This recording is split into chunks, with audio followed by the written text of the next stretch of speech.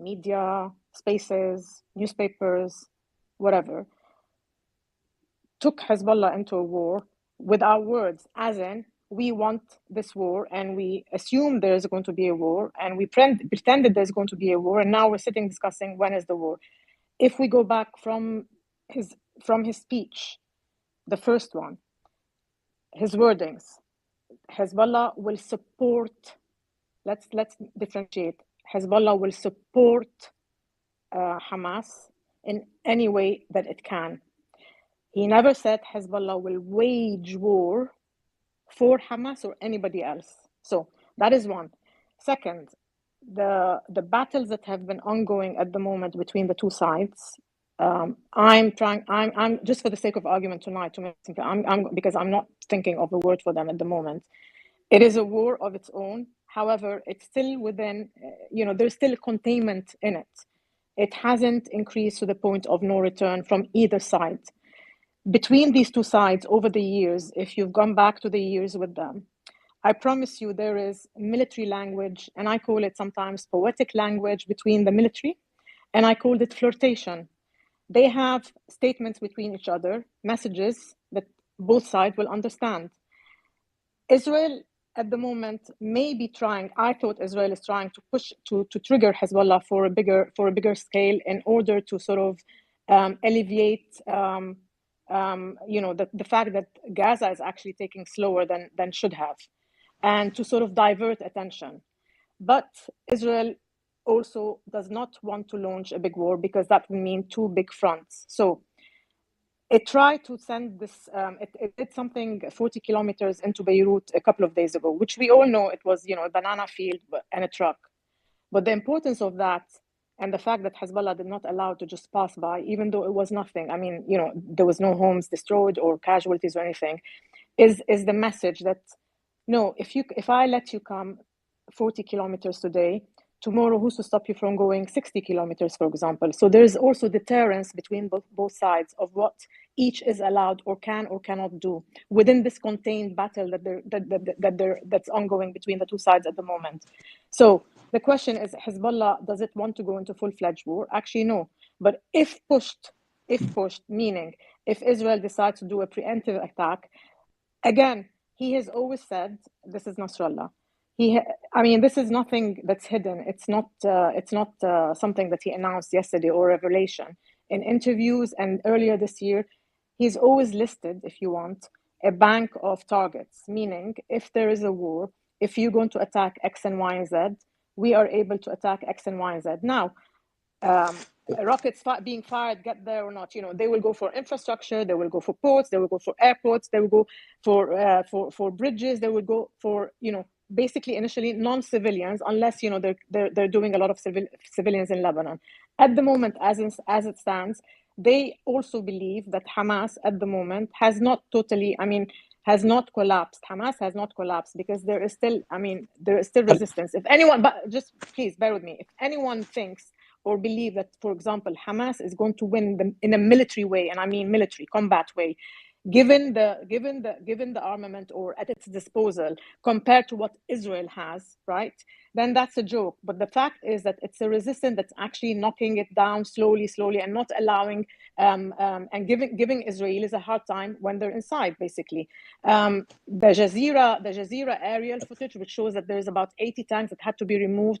Some we're not saying that they damaged all of them. They burned them out, but damaged them enough that they've removed 80. If you look at how many remain inside, 200 and something in that small enclave, that's literally nearly the size of Gaza, basically, that they've had to bring in 200 point something tanks into Gaza, and still Hala, but then how would fighting. If I can ask Hala a question. So by what metrics are you saying that the operations in Gaza are going slow? I think that most military analysts would agree that it's ahead of schedule. I mean, have you seen the map of Gaza? Number one. Number two is, so at what point, I'm still very curious, right? So again, Hadi never said, nobody, I don't think it was Hadi or you said that, well, they'll get involved if this line is crossed. So in your mind, what is the line that gets crossed? I mean, I just don't see Hezbollah doing anything. I see them sitting there, and again, I'm not a student of Nasrallah, but I view his speeches as very de-escalatory, right? I'm not saying it's a white flag, but to me, and I'm not a student of him, it seems like, look, I don't want to get involved. Hamas is on their own, Gaza's on their own. Don't involve us. And my third question is this: do you not think that Hezbollah is able to see, or do you think that they fear the fact that America would absolutely get involved in not boots on the ground, but with an aerial campaign against Hezbollah if anything actually started? Yeah, I don't know by what metrics you're saying that, oh, it's taking it slow and they're giving Israel a hard time. I think quite the opposite. I'd like to hear from some military people. I'm not well versed Yeah, in military. we'll go Hala, and then we'll get intelligence. Just before we go, I just want to comment on something. Last space you had, Mario, you brought up a document in which from in the space you shared it, which shows the military brigades that were deployed to Gaza or in the Gaza front. According to that document, we see that the majority of the Israeli forces are still facing Gaza. So what diversion is Hezbollah really showing? I'm reading reports, I'm seeing reports, I'm getting reports too from people in Gaza. They're telling me that But the majority could be 60%, but that means 40% is still up north, or 70%. That means 30% still up north. 30% still a hefty. Let me finish up. I'm getting reports that there's 100 Merkava tanks that's moving from the northern border of Israel down to Gaza again. What does that mean? That means that Israel doesn't take this serious. Hold on. They're moving towards Gaza because we have a different. No, they're moving towards the north. I've had reports. I'm getting reports that they're pulling down to Gaza. You're getting wrong reports. Okay, so we're going to see tomorrow. All right, guys, hold on. Both are we're going to see tomorrow. Zumas, hold on. Both aren't confirmed, but let's go to Hala, and then I want to get some military experts, intelligence, Craig, just on the progress, the Israeli progress in Gaza, and we'll probably talk about the hospitals a bit because there's. It's a script for a movie. What's happening there? It's a sad movie, but there's a lot happening around the hospitals and the sieges. Hala, I would love to get your thoughts on Zev's question in terms of why you said the progress is slower than people expected when it comes to Gaza. Well, if you take the size of Gaza, basically, and you take the power and the prowess that the Israeli army has, in theory, Gaza should be a piece of cake. It hasn't been a piece of cake. The rockets are still being fired into Israel. That means they haven't sort of curbed the Hamas ability to continue to rockets, even though the northern sector has been taken, even though the Israelis are literally right in the heart of it, and the fact that they are actually on every square meter they're moving, they are facing resistance. I mean, again. You need to look at I'm sure everybody is, but there are videos that are showing them fighting. They're not showing them cowering and hiding and running away. And there are the movement into Gaza has been slow. So far, we've yet to see a tunnel that has been produced or discovered. And I don't know that if we will. I mean, they keep on saying it's Shifa Hospital. Well, we'll wait and find out about Shifa Hospital. So yes, I think it's very slow. That sector, for them to have, it's taken them 2 weeks now since they've started moving in and to reach where they have. So for us, from a military point of view, when we look at it, I'm not a military expert either, but I'm looking at the wars that have been waged here, there, and the other, and in Lebanon between Israel and Hezbollah, and in Gaza previously, and Israel when it wants to go full-fledged. It's not even daring to send in foot soldiers. Can I? Hold on. Let's get some of that thoughts. And John, I know it's glitching. Hold on, Craig. John is glitching on your end, so you might need to force close your Twitter, John, and then reopen it, and then we can bring you up on stage. I keep trying to accept you, and it's glitching, so you might need to close Twitter completely. Craig, go ahead, then Charles. I'm going to go to Craig, and then you, Charles. Yeah. I'm just going to say very briefly. First of all, that is what Hala said is completely factually incorrect from every single metric you can possibly have, right? Phase 1 was the air campaign. Phase 2 was the operation to isolate and circle Gaza City, which is pretty much nearly complete at this point, right? So once you've now conducted your air campaign, you have isolated the city, then you start to squeeze it, right? From all sides, you either pause, you then look at where you're coming from, and then you find your axes of advance from there. You're going to take this slow, right? Quote unquote slow, because you have booby traps, you have IEDs, you have people that shoot around corners and then duck back into buildings, right? You're not going to like blitz through every single alley and street to do this, right? You're going house by house, you're going street by street John Spencer, he's an urban warfare expert. I think he would agree with me when you say that this is proceeding slow is completely factually incorrect. Absolutely agree. So, all Charles and right, then Craig, John. I'm gonna disagree about everything you just said. This is moving slow because it's designed to move slow. The true intent here is a seize then clear. You have that the IDF has says we're going to clear Gaza, which means they're going to go meter by meter and remove any military ordinance that's there. So what you have is you have two separate units, the main effort being the engineers that are clearing the ground. You have a maneuver battalion or brigade in front of them that is destroying Hamas fighters in front of them. So you seize land, and then the engineers clear the land you seize, and then you do it again and again and again. This is going I'd have to go slow, but it's designed to go slow. It's going perfectly for the IDF right now. Let's go to John and then intelligence. Go, John. Sorry, Thanks. After we'll go to John, intelligence, then you, Hala, then we'll go to Karim. Go ahead, John. Yeah, thanks. I actually agree. I mean, I think me, Charles, and Craig are all agreeing here from analysis on the perspective of what the written orders are to the IDF to seize certain objectives. That's the way it's done, right? So it's really hard. By seize, by definition, you have to clear enemy capability to actually control it. So I think that both yes and no. I think it's ironic that anybody, was Hala or anybody else, who were 2 weeks ago talking about how much the IDF were going to suffer at the 50,000 Hamas fighters that were going to just cause a bloodbath.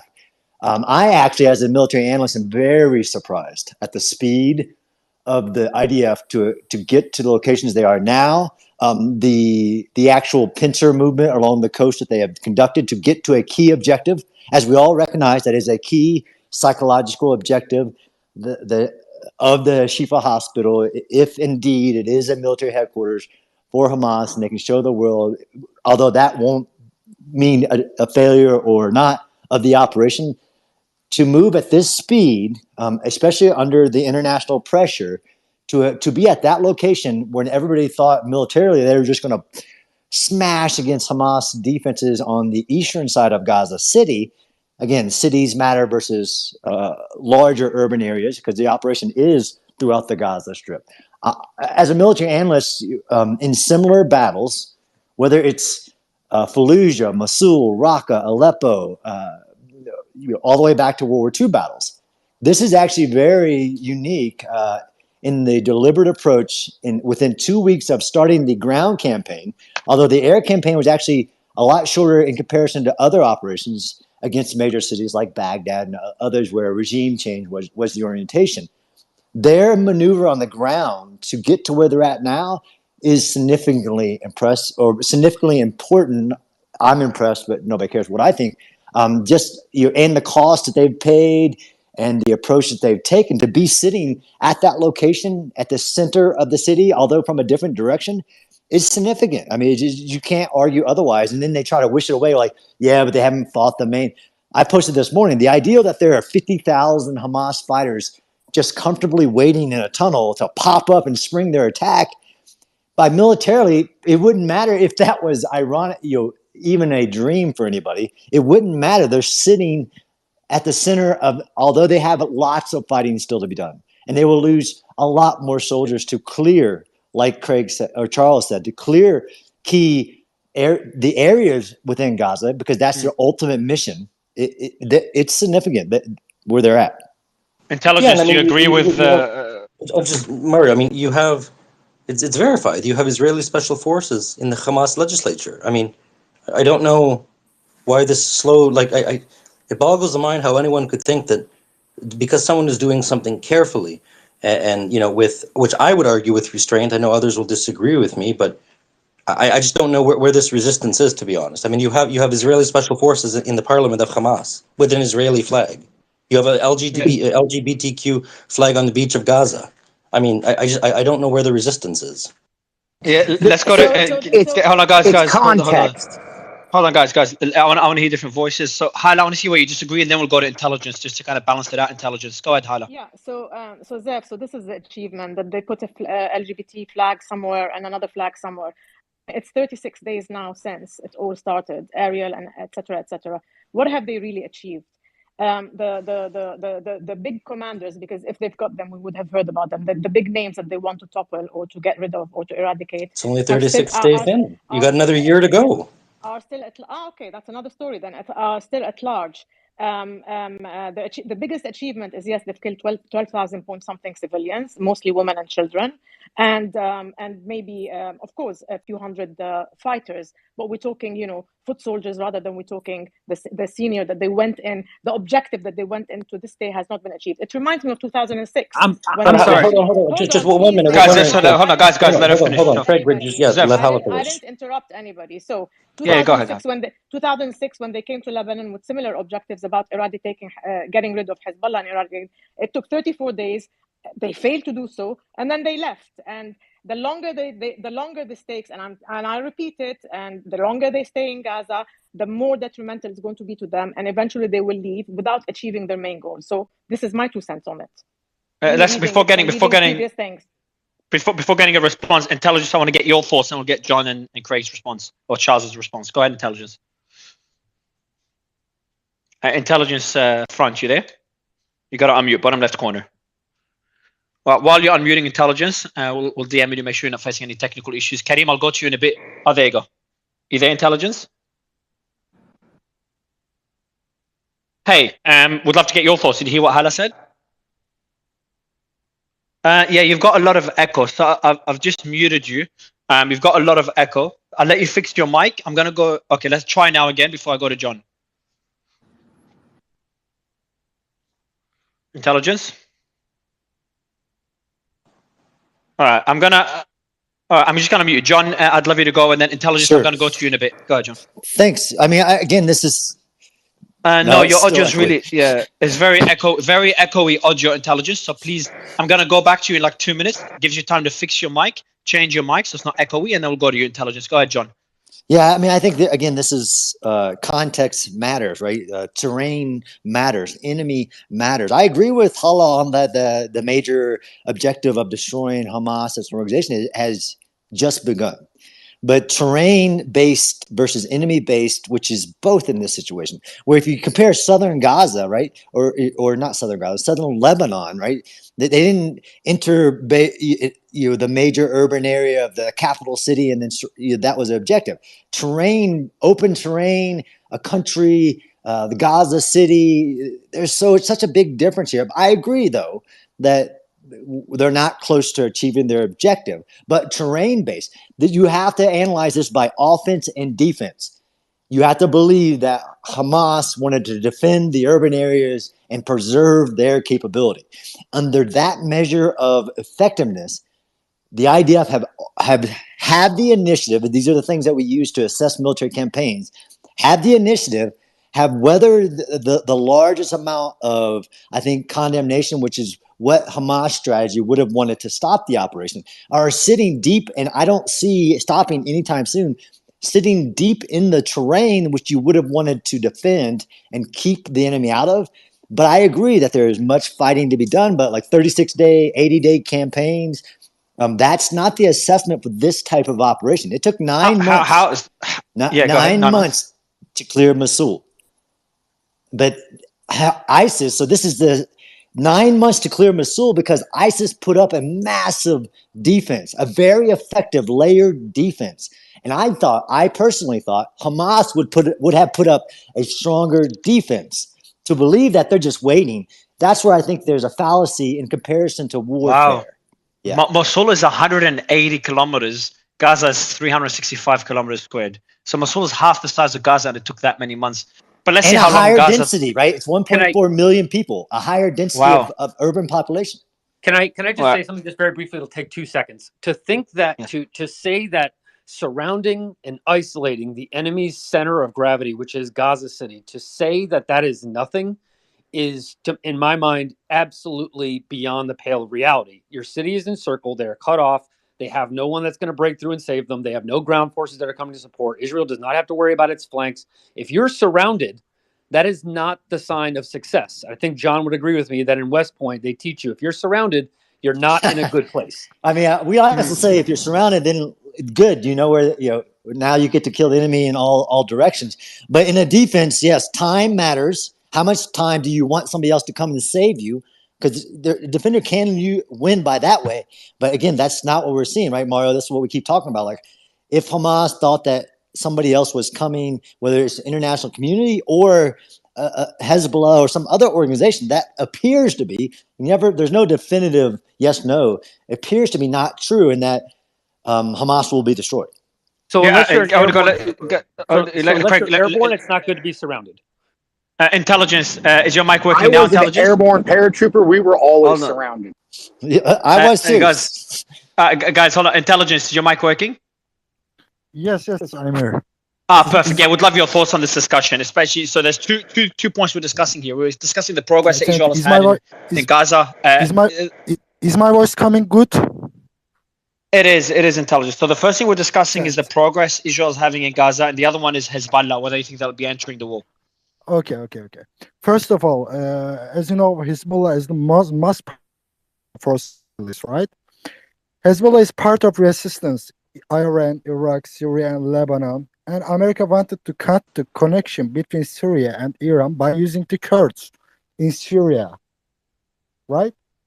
And anyway, let's get back on topic. Nasrallah is not stupid. He can see aircraft carriers next to him. But there's something more important to America than Israel taking Gaza. Security of bases in Iraq and Syria.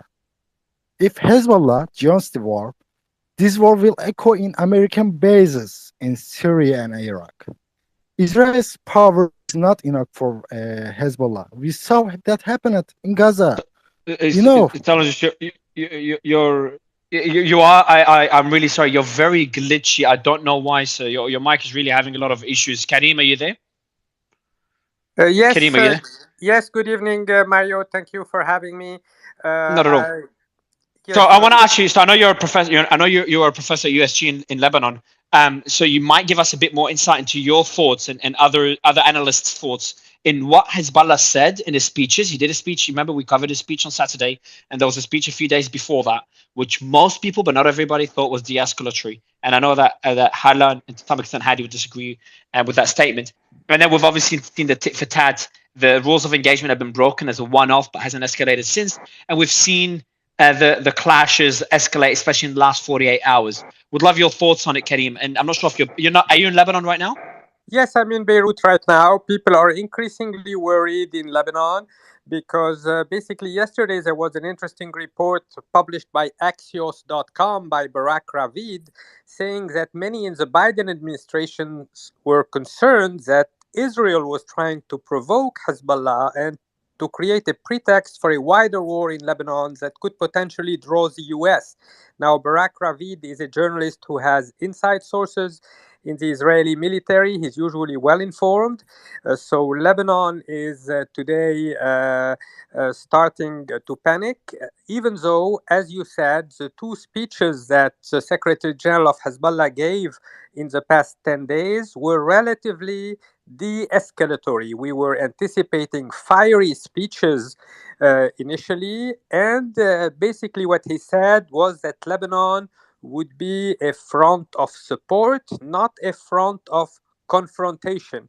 He later said in the second speech that Lebanon would be a front that would put pressure on Israel, but he stopped short on saying that he would join this war. He was basically saying that Lebanon would prefer to stay out of this conflict. However, indeed, he redefined the rules of engagement. He said that for every Lebanese civilians that would be killed by Israeli strikes, one Israeli civilian could potentially get attacked by Hezbollah. And yesterday, Hezbollah managed to strike at Israel, and apparently there were more than 15 or 20 Israeli civilians who died. So the situation is getting increasingly just on that, tense. Karim, on that report. So there's no the 20 civilians died on the Israeli side.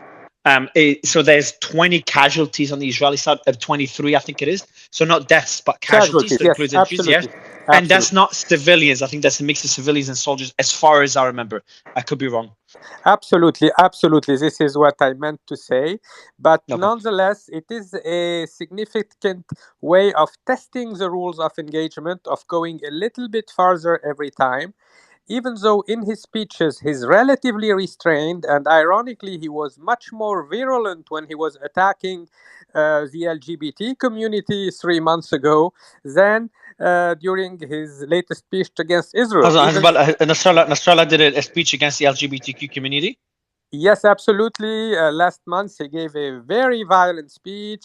There was a culture war in Lebanon. People wanted to ban Whoa. Let's Barbie. not say culture war in Lebanon, because 90% of Lebanese people do not approve of the LGBTQ community. Just put that out there. 90%. I'm not 90. sure. Yeah, I'm not sure those 90%. statistics are right. I There were think What's the there are at source? least What's the source of that between, statistic, I'm Naji? gonna get to this. Between there are 80 and 90% of Lebanese people are 15 or conservative. 20%. In my view, there are at least 15 or 20% of Let's Lebanese move who are on. relatively So I'll liberal. move on. I'll move on. Yeah, I'll move on from the LGBTQ discussion.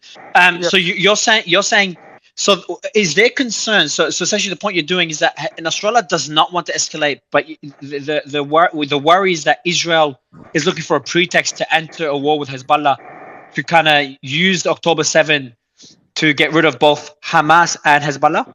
Yes, absolutely. These are what some Western sources are telling the media, that Israel needs to tell. There are several thousand Israeli civilians who are displaced near the frontier between Lebanon and Israel. So if Netanyahu wants them to go back to their homes, he needs to give them some sort of assurances that they will not be under constant threat. The UN resolution 1701 that is supposed to guarantee a relative peace between Israel and Lebanon has been violated by Israel and by Hezbollah from in the past several years. So today there is a risk that if the operation in Gaza is not successful, if Israel views that its strategic objectives are not being reached, there is a chance of Netanyahu trying to widen the confrontation and to basically hope that the United States would end up offering him the necessary support to attack Hezbollah. But this is, I think, a delusion. It will be definitely impossible for Israel to eradicate neither Hamas nor Hezbollah. These are movements that have strong constituencies, and they cannot simply use brute force to eradicate these movements. They will only cause dozens of thousands of civilian deaths, and they will produce movements that might be even more radical than Hamas and Hezbollah. This is what happened in 1982.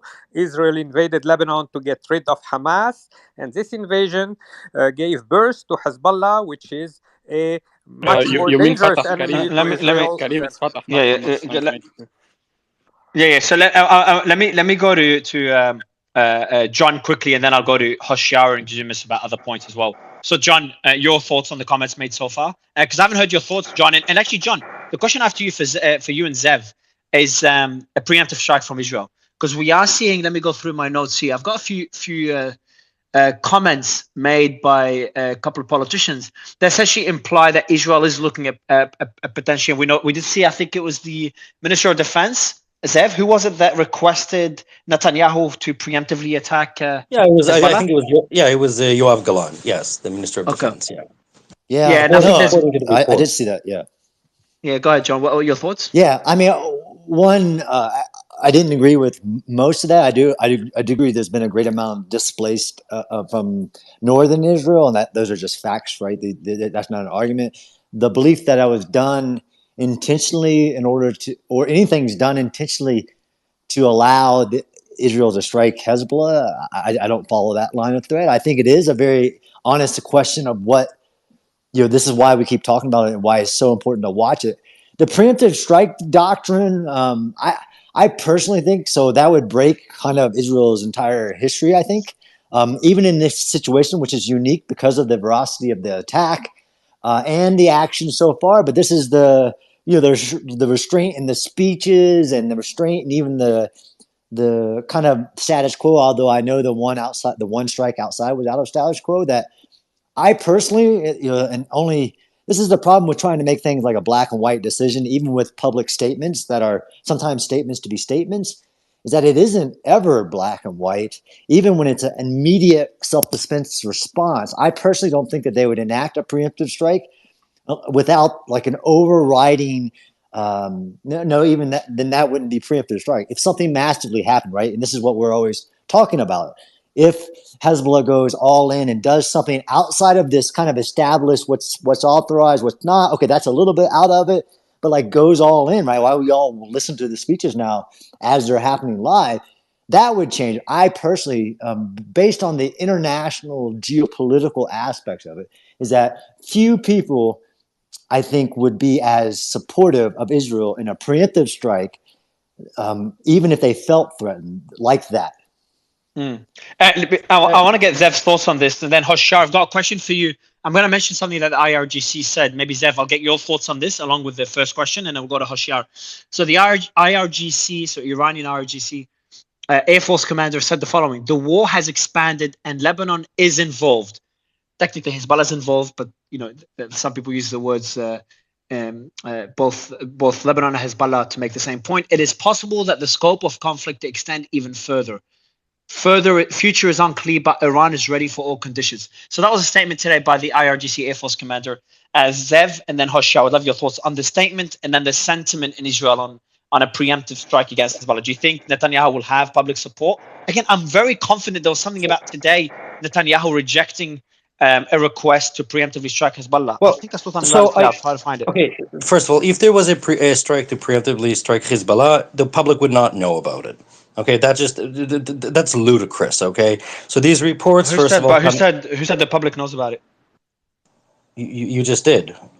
No, the public doesn't know publicly, but there's always going to be leaks, no? No. So look, that is not the way any proper professional military works. If there's going to be a preemptive strike, the military brass and the echelon are not going to leak it whatsoever to any reporter, because that would risk Israeli lives. It would risk United States lives. Do you hear the American military establishment saying, well, we're going to do a preemptive strike on Syria or this or that? No, of course not. It doesn't work that way, first of all.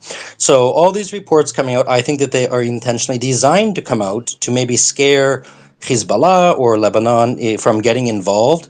Now, as to whether or not Israel wants a preemptive strike, the answer is I don't know. I think that there is in the north of Israel probably support for it.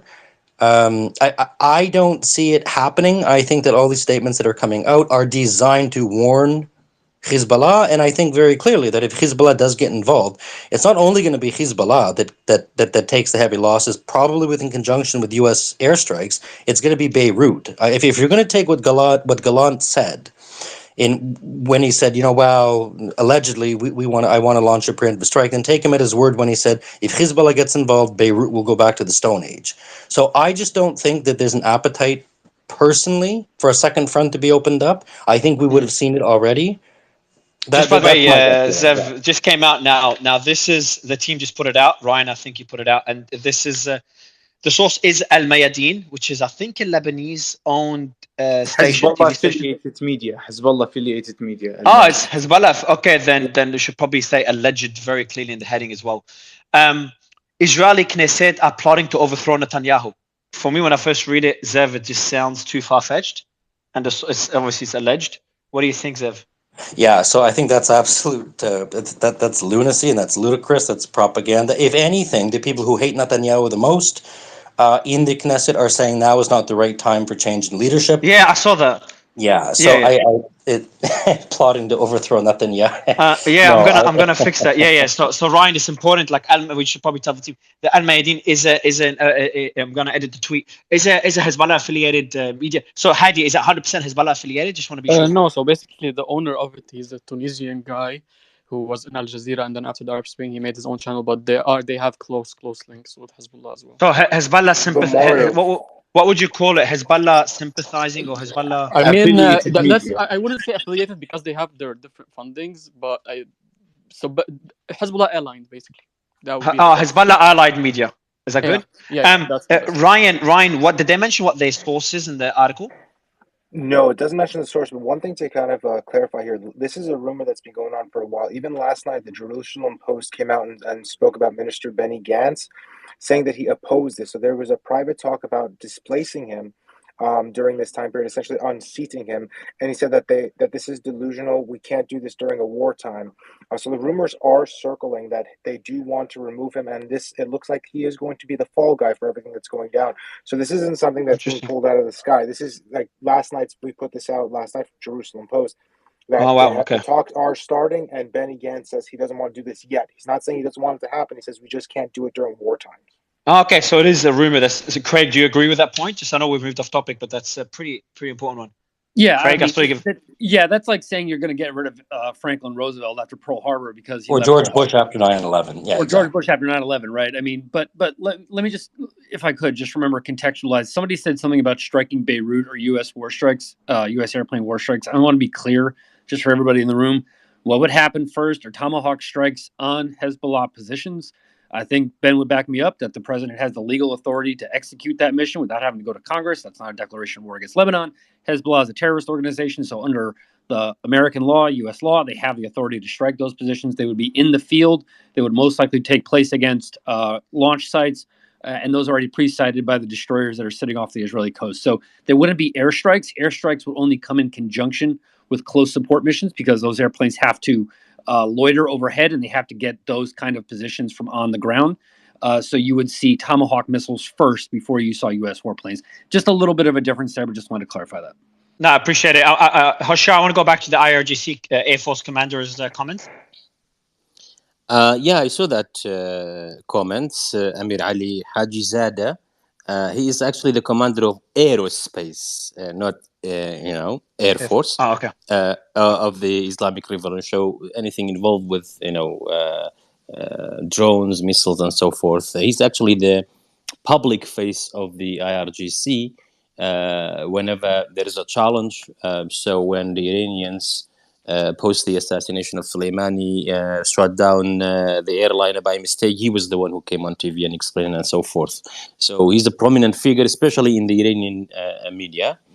I think a lot of details were discussed by different speakers, but I think what he said falls within the context of the strategy of each party. Of course, it's really difficult in such situations to be completely objective because we all have an emotional stake in it in a way or another. But I think there are a couple of things that you could say are facts right now. One, the attack was not something that was predicted; it was a surprise. Therefore, the strategy of every major actor has been evolving. So, for example, Israeli government initially said, we are going in, we are destroying everything, there will be no aid, nothing. So, but they shifted, they changed the strategy, focused on northern Gaza, allowed some aid, for example, and so forth. The Iranian, for example, political leaders were saying, if you move in, then we are also, coming in, other proxies are coming in. But when they saw Israel, changing its plan, they are actually claiming some success right now, the resistance, because they're saying we are responsible for pressuring Israel into changing its strategy, focusing on northern Gaza, for example, and so forth. And Hezbollah, I don't know, sometimes when these political leaders are saying something, we don't, believe them. We say, well, this is routine. And sometimes when they don't say it, we say, well, they are afraid. And Hassan Nasrallah was very clear in his first speech. He said, we've been in this war from the first day. But although history is important, we shouldn't become our principal guiding, to understand and analyze what is happening. In the past, events, if, for example, a couple of soldiers on the Israeli side, 5-10, were killed, you would see a clear escalation. Right now, you don't see that on the Hezbollah side as well. So I think the major focus is to escalate and de-escalate, to keep the ambiguity by Hezbollah. They are, of course, in it, but Hezbollah is not as weak as it used to be. If you are weak, you don't have anything to lose. For example, for Hamas, even if they were predicting the retaliation by Israel, they had no choice basically to act, or they would lose the chance. But for Hezbollah, they are not in a hurry. They are much stronger militarily compared to a past decade and so forth. So they're keeping that ambiguity in the strategy, and Iran, Hezbollah, Hamas, all of them are betting on one thing: a shift in the regional international politics. They are betting on time. So every day Hamas survives, even if it is in part of Gaza, that for them counts as a success, because you can't compare the two sides militarily, I mean, in terms of firepower and so forth. So again, I think the extent of escalation is still, I mean, the percentage is still over 50%. Because the more it gets difficult, the more you see those escalations. But I know for sure neither Iran nor the US, through the discussions we've had here with diplomats from both sides, none of them want a regional war. So I can say with a degree of certainty we are beyond that. But right now, everybody on the resistance part, Iranian part, is betting on time and a shift in US policy, because although the Israeli leaders are saying this will go on for a year, I don't think that's practical, in terms of I think it's very practical. I think it's very practical. I think the pressure will increase, although I know Zev, you say no pressure will affect how the Israeli government it's more than conducts that, this right? war. It's a little bit more than that, though, right? So what you're forgetting is the political calculations being made within the governing body of the U.S. right now. So you have a Democratic president who needs to get his agenda through a Republican-controlled House. You have probably the most pro-Israel speaker. But how much influence do they have over Zev, over Israel? So I'll read out. I thought, but I thought so. And look what there's here, another one coming out. So, U.S. State Department on regional war concerns. We fear the expansion of the conflict in the region, and we have several scenarios. Netanyahu's recent comments regarding the possibility of remaining in Gaza differ from our vision. That's the U.S. State Department. I'm going to be posting it out in a minute. Our vision for the future of Gaza is neither to occupy it nor to displace its residents, nor for Hamas to rule again. Israel must take many steps to limit the targeting of civilians in Gaza. But the first one, we fear expansion of the conflict in the region, and Netanyahu's recent comments. But if they dictate, then why does his comments even matter? So they're not dictating anything, first of all. Secondly, they say that literally with every single armed conflict that pops up at any part of the world. It's literally on not literally, but figuratively, right? It's a pre-typed out speech that they give and statement that they put out. So again, you ask how much influence do they have? Yes, of course, Biden has a lot of influence in Israel and with the policies. But the problem is the House of Representatives has a lot of influence over what Biden can and cannot do, both internationally and domestically, right? So the funding, for example, he cannot do anything without the approval of the House, right? The House is Republican. But the U.S. is about to face another shutdown if there is not a deal between the Democrats and the Republicans. Okay, there's not going to be a shutdown. There's not going to be a shutdown. The only shutdown that happened was under the Trump administration. Like, that's just not going to happen. That's political grandstanding, right? Clearly, there's going to be a deal. I mean, to say different is ludicrous. Okay, obviously, some funding program package will get through for both Israel and Ukraine. The new House Speaker is sympathetic to the Ukrainian cause. So I'll wrap up with this. You can't downplay the importance and the significance of having a Republican-controlled Congress by a pro-Israel speaker is to getting Biden's agenda. But wouldn't you say that Israel is somehow losing the public relations fight? That's why Netanyahu is conducting all these interviews recently. Initially, he was focused on Israel. Right, but Hoshar, of course he's losing the PR battle, but so what? I'm sorry, this is not. I don't think that it plays into his calculation whatsoever. Okay, his first duty is going to be what any leader of any country is going to be: the protection of the civilians and your constituents within your sovereign borders. So Biden can say whatever he wants. There's not much he can do. There really isn't, right? Because he has his own. Hold on 1 minute, Mario. He has his own domestic political considerations to invite. And yes, his constituents absolutely are pro-Palestinian for the most part. The Democrats, I get it, right? You're seeing the statements come out.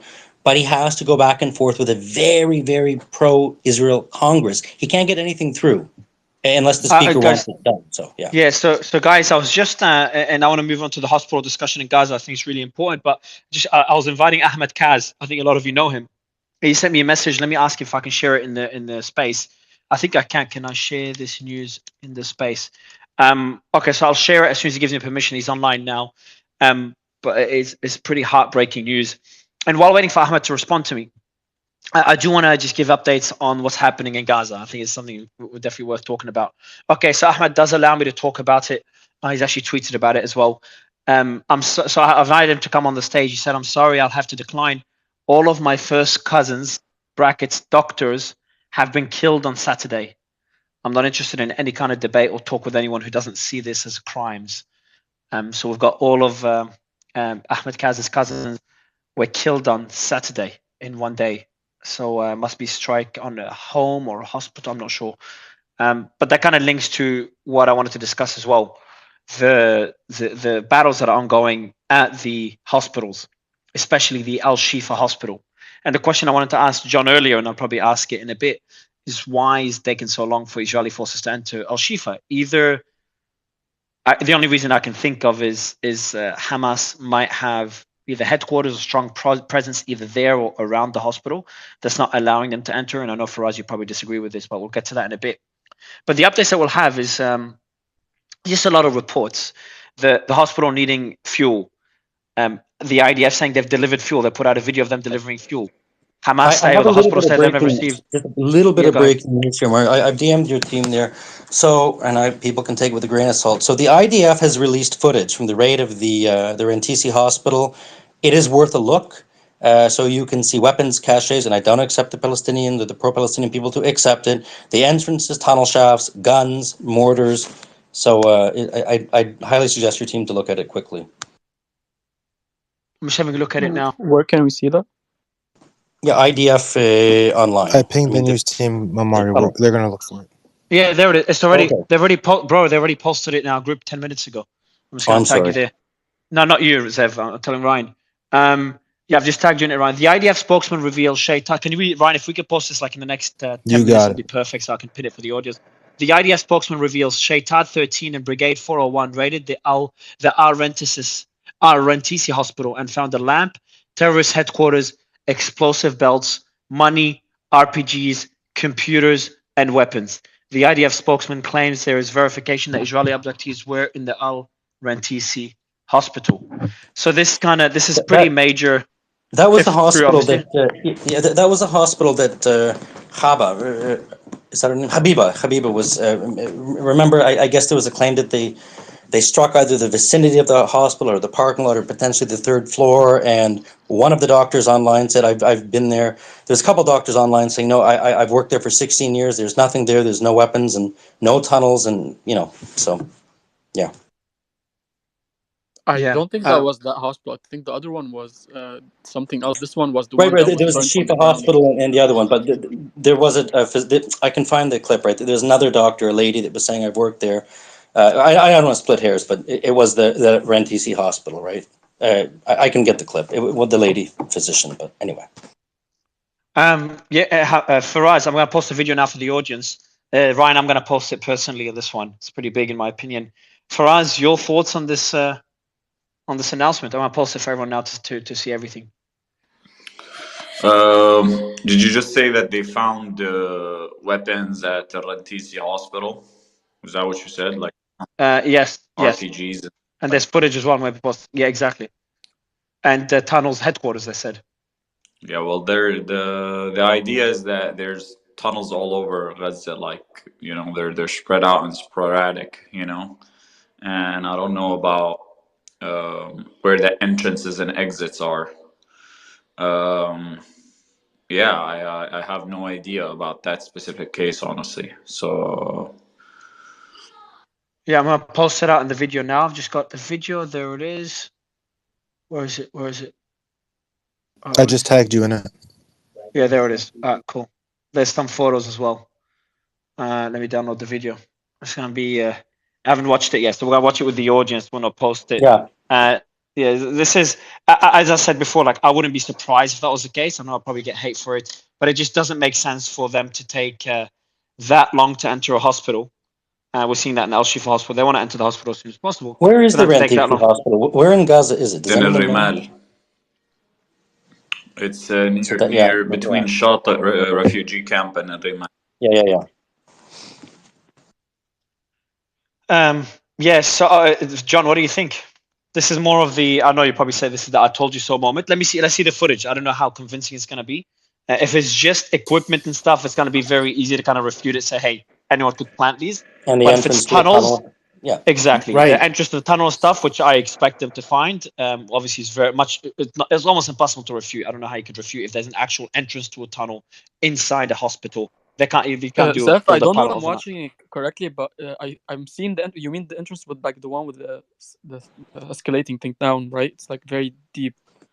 They open that. Which one am I looking at? Well, I'm looking what appears to be a tunnel shaft. I I think don't know. it's like it's an entrance to a tunnel, but that's when they're filming it. It looks like it's like on the side of. That's not in the hospital. On the hospital is only the guns. There was no tunnel inside. Yeah, but then if it's the unless I entry would missed be that. on the. That's the question. The entry would be on the side, but then the Yeah, tunnel would but then go it's under the not that close. hospital. You can see the hospital where they're filming the tunnel, and then you can see the hospital behind it. It's not like right next to it or inside it. It's completely different. I think just at first I would criticize anything even near a hospital, the vicinity of a hospital. But I know it's different if it's obviously it depends where the tunnel goes in the headquarters. We'll see. I haven't watched the video. I want to watch it with the audience, so I'm about to upload it now. But yeah, so what do you guys think? I was just gonna go through all the the updates so far, and there's other updates as well. IDF did release. What else did they release? They released other footage of apparently Hamas members fighting inside a hospital, but going shooting an RPG and going back into a hospital, which I'll pin in a bit and show everyone. We posted about this earlier today. Yeah, that's Al Quds, right? Yeah. I think it's Al Quds Hospital. Exactly, you've seen it. Yeah, I saw that. I mean, so on the, I think there is a difference to near a hospital to being in a hospital. The weapons can be refuted, but I too will look at the footage and make the assessment. On your question about Al Shifa, this is again the perception that the IDF are taking that are indiscriminate and taking no efforts, no precautions to save civilian lives. So could they storm it? Absolutely.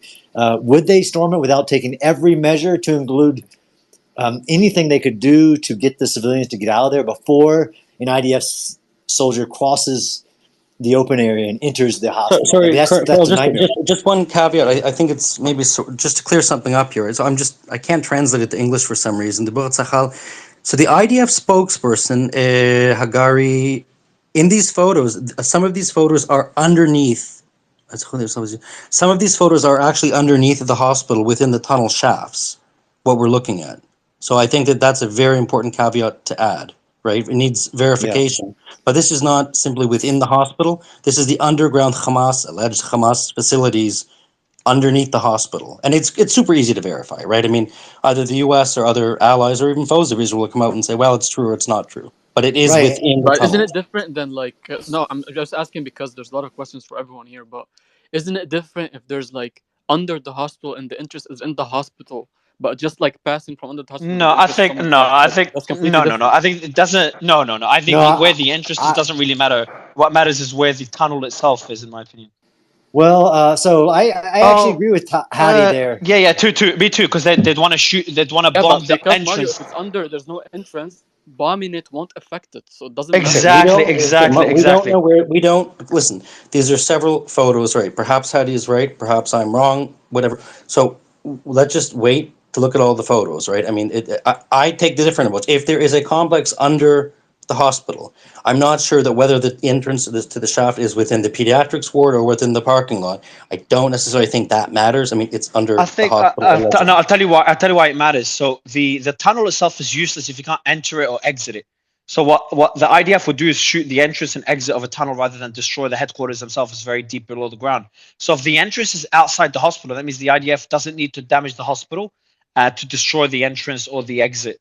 But if it's within the hospital, obviously they'll need to hit it inside the hospital. So that's where I would kind of disagree, and I think it does matter. I think it matters too. Legally, is the purpose of that tunnel underneath or being entered through the hospital for the purpose of lawfare, as in using the hospital's protected status to protect the tunnel in the military headquarters, even if the entrance is outside of it. But if you can show, again, invite all the journalists in once it's secure and everything, that the reason where it's at is to use the hospital's protection to prevent its destruction, then you get to that's the validation that's needed.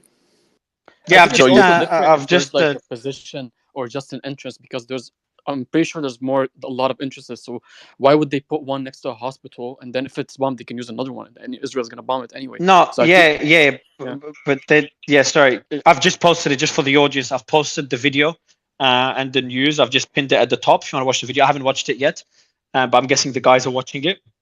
It's a 6-minute video, so if you want to go through it, fast forward. But otherwise, we'll listen to it and like tell you what it says. It's gonna be quick. But it's I'm just watching it now. There's an entrance to a tunnel which looks like it's not just doesn't look like it's outdoors. It is outdoors. They don't say exactly where it is, but it is outdoors. Zev, do you want to maybe watch the video and kind of give us a bit of Ryan? Also, can you watch the video, Ryan? Are you Sure. there? Ryan, do you want to watch the video and give Yeah, us like an overview of what sure it thing. says? So this way Sure thing. we don't have to all waste minutes of our time watching it. But yeah, I've just pinned it above for anyone that wants to see it. But yeah, But Mario, you understand that difference, right? Where the entrance is versus what's under the hospital on purpose is the more important part. Than perfect case scenario for Al Shifa is you go into the hospital, you enter whatever it is, and you go down into the tunnel complex. But the legal aspect is that the hospital is the reason that it's underneath the hospital is to be protected. yeah, you mean sorry, hold on. If the headquarters were below the hospital, the tunnels has to protect them, or you mean the entrance being in the hospital? No. So your perfect case scenario in order to validate the inference is that Hamas built, which I believe they did, and in most reporting, like the 3D graphics that the IDF created, built the tunnel system for it to be under the hospital so that it is protected from aerial bombardment. So guys, the tunnel is not. It's 200 meters away from the hospital at this 200 guy's yards, house. yeah. Yeah. The entrance, but where does the The tunnel entrance. go? I'm not up to that part yet, but I'm saying is that just the discussion of Okay. where it opens up. It's not anywhere near the hospital. Right. So, but the other caveat is this. So, one of the leaders, the allegation is one of the leaders of October 2nd, his house is adjacent to a school and across the way from the hospital. So, it's, maybe not within the physical confines of the compound, but it is beside it. So, I'm watching away here, though. But yeah. Yeah. So, I'm going so Ryan's going to come up with the key points. Ryan, I've just sent you a DM. So Ryan's going to come up with the key points for us and kind of summarize the key points in the video, like the entrance being 200 yards away from the hospital. This is pretty fascinating because it came out exactly when we wanted to cover it. Just before we go through it, and as Ryan and Zev and Hadi watch the video, and anyone else on the panel watch the video, give us their thoughts. To kind of give you an idea of why this is important, there's another video, and that one I can post right now. Pin right now. There's another video that shows, and John, you've seen that video, that essentially shows Hamas fighters. Where is it? Let me see where it is. So this Hamas fighters coming out, so shooting at Israeli forces with an RPG, then going back into Al-Quds hospital. I'm going to find that video now and post it. But what do you think of that video, John? Same thing. Absolutely. So if you can show that the combatant, the Hamas, is using the hospital's protection, it's actually, if it fights from within, right? If you're next to a school, next to a hospital, things like that, that's wrong. But legally, if you entered the hospital and then using it for refuge or firing from it, that's removing the entire hospital's protection and making it a valid target. So that's the big difference, right? So yes, that video shows coming out, RPG, firing, running back into the hospital from what I can tell. So that's a clear sign that they're using the hospital for protection and removing everybody's protection that's inside the hospital and the site itself from not being a valid target. They actually are making it a valid target and trying to restrict the IDF's use of force against them.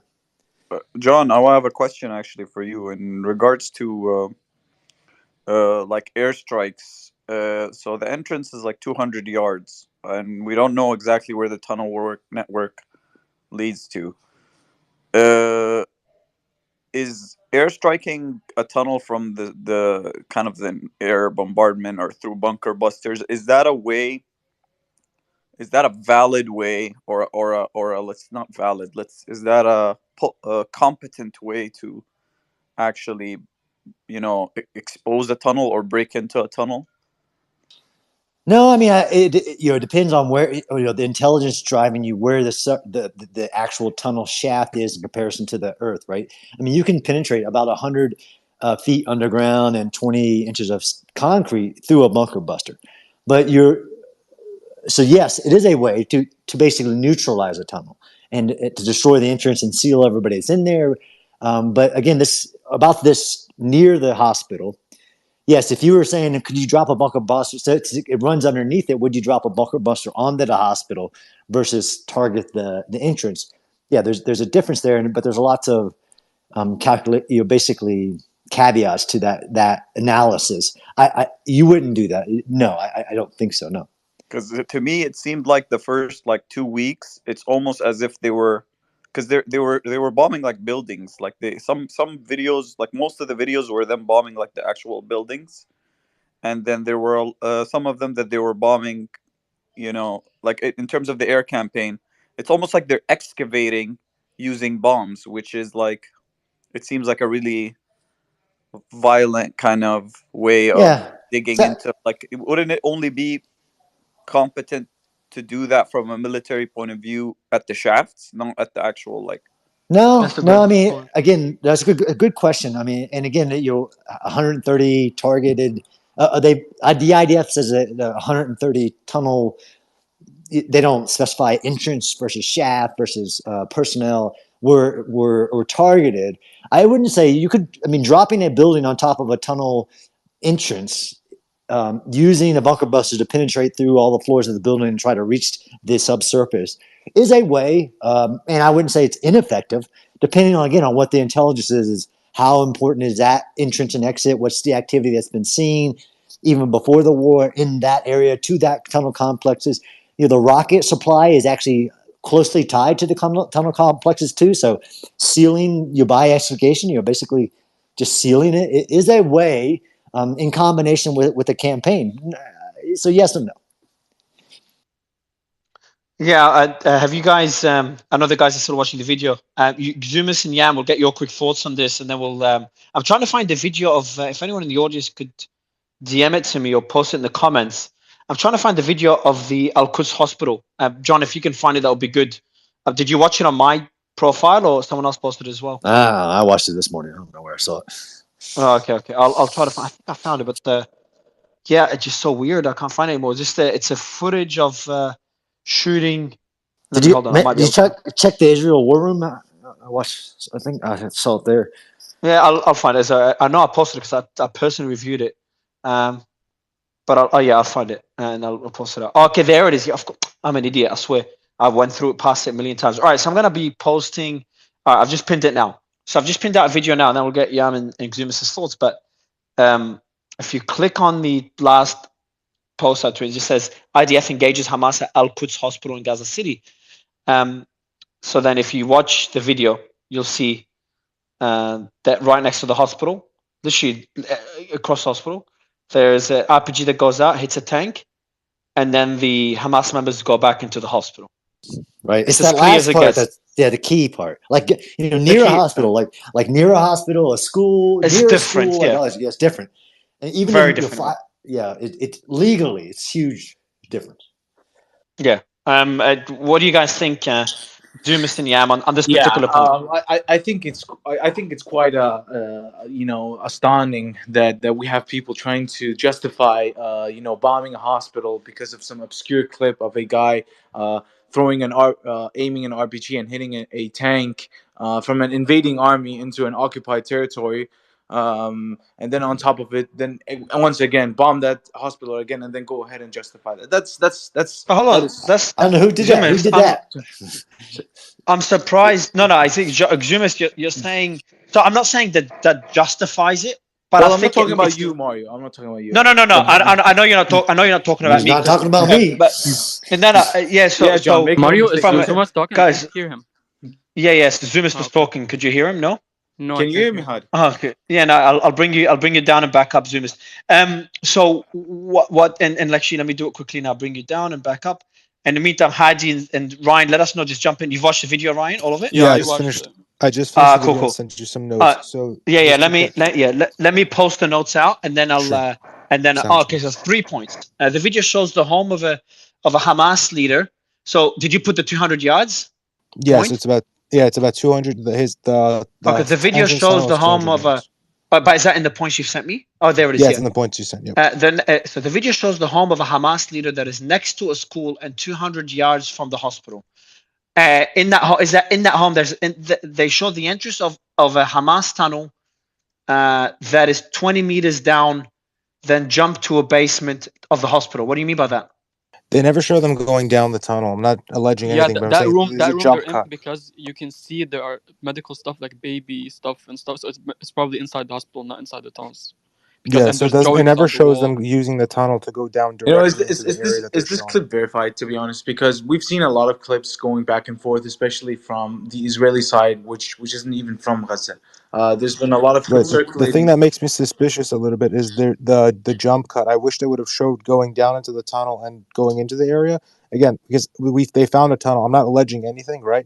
I'm just saying they showed a tunnel. They showed it with all the infrastructure of a tunnel. Tunnel confirmed, but they never showed that this is the tunnel that leads into the hospital. I think if they wanted to show full concrete proof, you needed. I mean, of course, there's safety and all that stuff, but you need to show going down the tunnel and then into the hospital, because what it does right now is it creates a ton of doubt where you're going from tunnel to jump cut to underneath what we're assuming to be the hospital that they're telling us, and showing us all this infrastructure that's created, possibility of holding hostages, weapons, etc., etc. So it's like I think that we still need some sort of verification that this tunnel actually leads that's into the important. hospital. That's very important. So the basement that they show where they skip to it, that basement has weapons.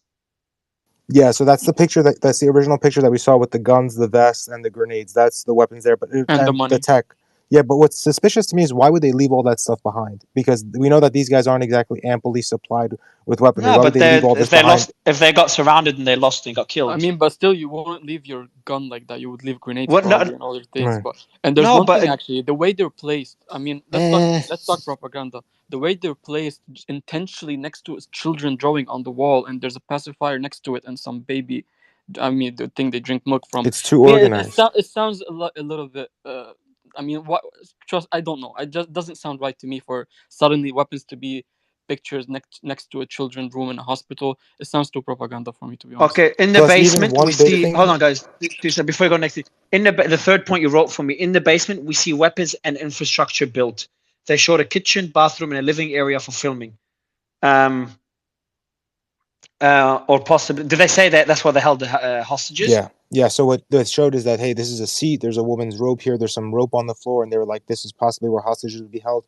He said this is a motorcycle that was involved in the seventh attack on the 7th. He showed bullet holes in it, but again, it was very clean. It was way too clean for my liking to be able to be like, okay, this is 100% what happened. Again, I'm not alleging anything, but it's just the symmetry of everything being placed so perfectly is way too clean. Maybe they moved stuff after the fact to film this clip, but it's just the series of events of, oh, hey, look, there's a woman's robe here. Oh, look, there's a baby bottle up top here. Oh, hey, look, there's rope here. It's just, I don't know. To me, it doesn't really 100% up. And why would you leave that much weaponry and that much tech behind when you're dealing with this kind of stuff? Like, why would you leave a full motorcycle that's possibly working behind? Why would you leave computers behind? Like Hadi said, why would you leave the gun behind? I understand other stuff, but like, how much stuff do these guys actually have that they can afford to leave this stuff, even if they were surrounded? They need to fight their way out.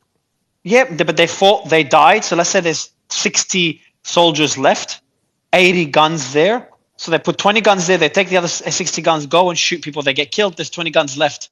So the weapons being left and them not take it doesn't make sense. But the other points are pretty interesting. Go ahead, Zev. Yeah, no, I agree with just one moment, pal. I agree with. Yeah, let's go. Let's go Zev, and then let's go Zev, Hala, and then John and Yam. So I agree with Ryan to a certain degree, right? It does look very clean, but that you can't draw an inference from that, right? So if you have the people who had the guns, right? Why are the guns in a pile on the ground? Well, maybe the people who were going to fire the guns were killed first, right? As for the motorcycle with the bullet holes, okay, somebody asked, why would you leave a motorcycle like that there? Well, where would they go? If they took the motorcycle out, they would probably be shot with it by a sniper, you know, if they're trying to flee. So that's just the way my mind looks. But total disclosure, I am not unbiased when it comes to this, so I would defer to somebody who is more objective, right? I'm a bit more unbiased than you in this particular point. Obviously, in general, I'm a lot more. But in this case, I am. And the reason I say this is, I wouldn't be surprised if we see weapons and at least tunnels below the hospital, because otherwise, I just wouldn't be surprised. But the video, you know, the points that Ryan pointed out. So there's 3 points. Ryan, let me know if I miss anything. Then we'll go to Hala. So the first one is the video shows the home of a Hamas leader that is next to a school and 200 yards from the hospital. They show the entrance of a Hamas tunnel that is 20 meters deep, then skip to show the basement of the hospital. They do not show someone go through the tunnel to prove it leads to the basement with weapons vests and grenades. In the basement, we see weapons and infrastructure built. They showed a kitchen, bathroom, and a living area for filming, alleging this is where some hostages were held. Is that a fair summary, Ryan, of the points you wanted to? Yeah, that's fair. The one other thing that I want to throw out there that's kind of causing me a little bit of confusion, aside from the UN panel that's there, we don't know exactly where this basement is. This could be the basement of this guy's home, right? As far as we know, and they're saying that it's the basement of the hospital. Again, I'm not trying to like throw anything. I'm trying to be as unbiased as possible because like I've told you, like my whole thing is to the truth.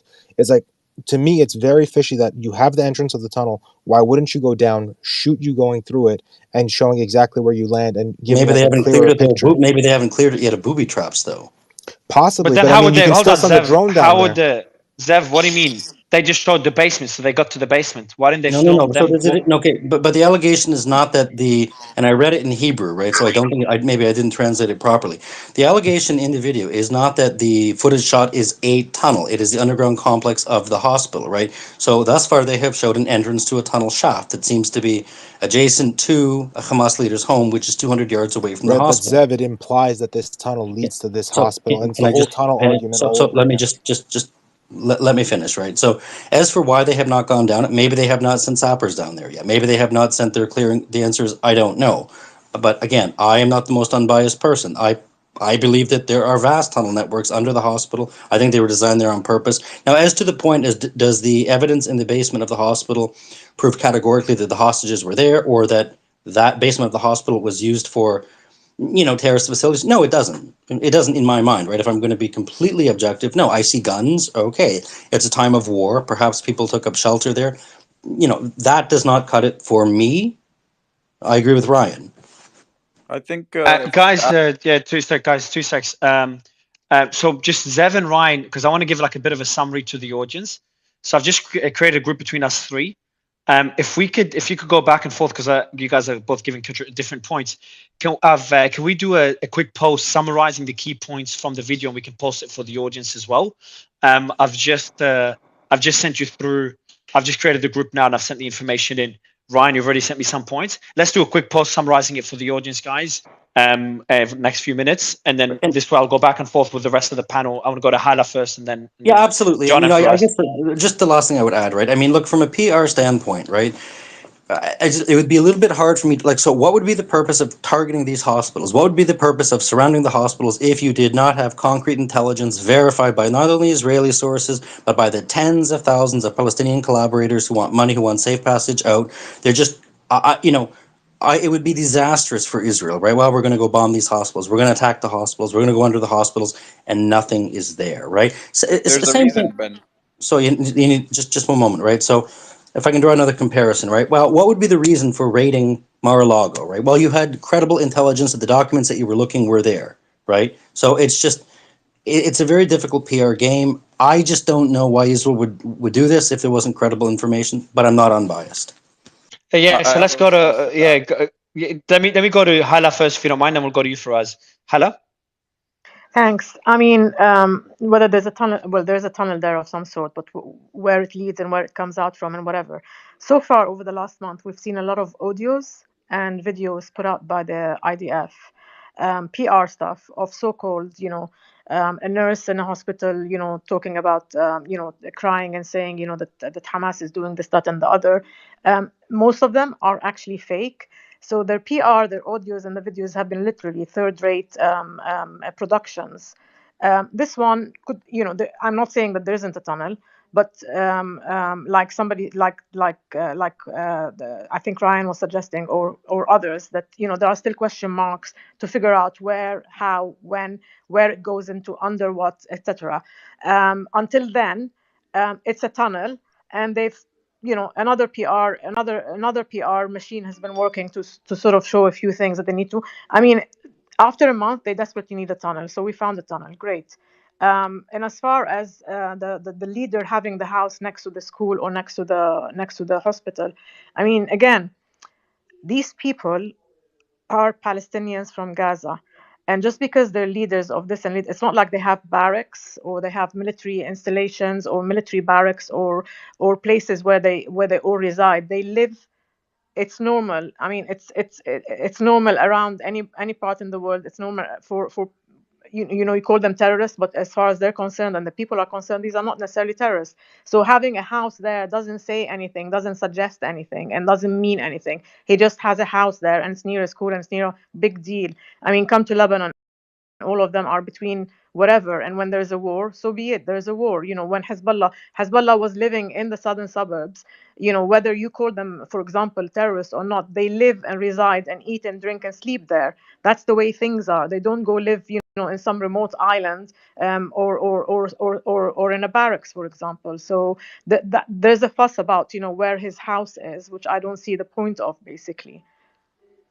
I agree. Like the only point, like, okay, if he knows his house is going to be a target, considering they're at war with Israel, then you wouldn't want to build it next to a hospital. But that's not 200 yards away from the hospital. I don't know how many meters that is, but that's not too big of a deal.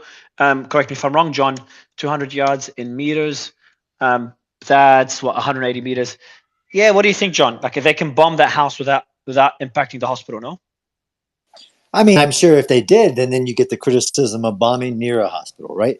I'm almost done with the video, so I agree with many of Ryan's points, and this is one of the lessons learned from past wars in a situation like this, like the U.S. military first Battle of Fallujah, 0 embedded journalists. Second Battle of Fallujah, 60 embedded journalists.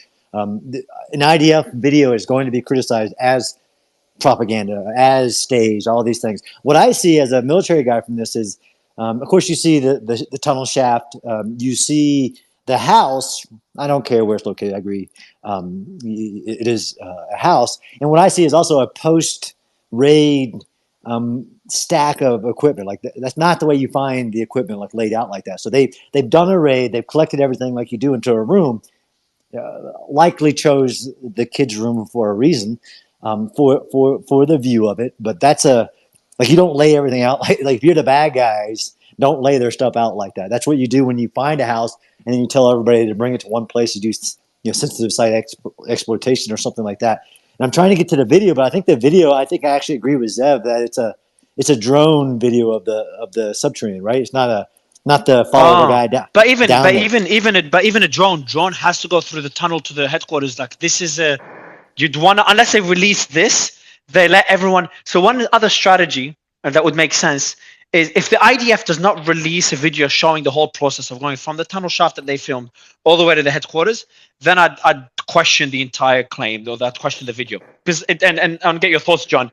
But then a smart strategy would be for them to release this. Everyone's like questioning it, like they question everything.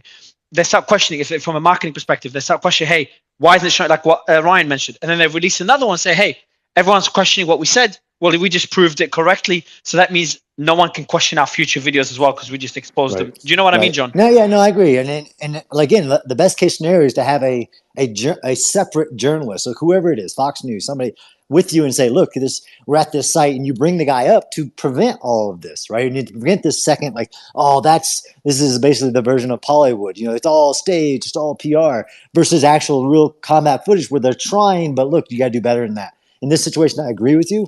In order, they have to be conclusive, but you have to remember, like 5 IDF soldiers died just not too long ago entering a subterranean space, and the booby trap exploding on them. So I think they're trying to move too fast. Where I would have agreed, make it conclusive, make it separate the guy's house near the hospital. Doesn't matter to me. To a subterranean space under a hospital, which would be significant in the strategic part of it, and make it conclusive 100%. And just quickly, one thing, 2 seconds, Tyler. Yeah, 2 seconds. Sorry. John, just very quickly, because I haven't seen the video. So they do show, because I'm obviously hosting here. The team did put out all the key points. I'm going to post it for the audience that doesn't want to watch the entire video. But John, does it show weapons inside the hospital or in the headquarters below the hospital? Where? Yes. Or both? In the basement, under the hospital. Basement, under the hospital. Okay. And I sent you all the video from the press release. Okay, so it's the one I posted, Nir, or is there more videos? No, the video from the press release, the full Daniel Hagari, who went himself with journalists. It's the same one we have, Mario. Okay, it's the same Yeah. one but Nir, we've been talking about that video the whole time. For example, that like the concerns that we have are that John and Ryan and others mentioned, and Zev, they're from the video we're talking about. So Yeah, and go on, nobody's you're asking correct. me, but they've We done. will bring many journalists. This is the point. We have enough Perfect. hospitals to do it, and I agree with John. Don't worry, we have enough to show over there. Right, Yes. but I agree. Mario, the IDF have put out some videos and saying, okay, look at this nearer school. Like, all right, come on, like that's not as relevant in urban combat as in the hospital. We will Is take samples of the DNA of the blood. We will check if hostages were there, and if not, we will also say that. We will investigate. This is just the start. Yeah, so I hope so. I agree on the I agree with that. I think that's a very good point, right? So Yeah. Yeah, but I want to point out, but Zev, I do want to point out something. No, and, I was going to say it's only 26 minutes since this was all released, right? So I'm going to also wait with bated breath to see what else they release. It's only been 26 minutes. Yeah, and what I said, Zev, as I said earlier, is that I'd become skeptical if there's no second video that shows the entire process of walking in. It doesn't have to be independent. It could just be the IDF releasing a video from entering the tunnel all the way to the headquarters to show that there's the same headquarters in that tunnel. But so that shouldn't be hard. Now, if they don't show that and later they blow it up and we can't see it again, obviously anyone that doesn't ask questions is not being logical. And one thing I want to talk about a bit later, Zev, is there's that report, and I posted about it. I think it's the IDF that posted it, and Daily Mail reported on it. Did you see the translation issue, Zev? It was female about the rape, and it turns out to be referred to male soldiers. Do you see that? No, I didn't. Where? Okay, I'll pin it. I posted it a few hours ago, but I'll post it again and I'll pin it again in a bit and talk about it. But just good to kind of be critical of any piece of information you get from any media, really, including mainstream media. But let's go to the rest of the panel. Let's go to Craig and then Faraz and then Yam and Xumas. And there's also Craig. Mario. There's Xumas. We have Yeah, Xumas so because I couldn't didn't hear want him to as well. comment on the video. Yeah, sorry. Go ahead, Craig. I didn't want to comment on the video, so to speak, but I just wanted to comment on the idea of the bunker busters and using airstrikes to target those. I just kind of step back. Remember, those are done on a cost-benefit analysis, right? You would obviously count the number of people that are coming in and out of a building. If it's illogical that you have 300 people coming in and out of that place and they're not the same people, then you might drop a bomb on it, right? But again, the use of this ordinance in terms of dropping it on a 3-story or 4-story building, right? It's hard to, and again, without getting like operational security, I'm sure John knows a lot more than all of us in terms of Israel's capability, but that's not exactly the munition you would use to close a tunnel if it's just a couple of people. It has to be a heavy used area, and you can use that as an inference for what's an important node and what is not an important node, right? So not everything is equal here, right? You drop a bomb doesn't mean it has to be like one little thing, one little tunnel, and they're dropping a bomb for every one little tunnel entrance, right?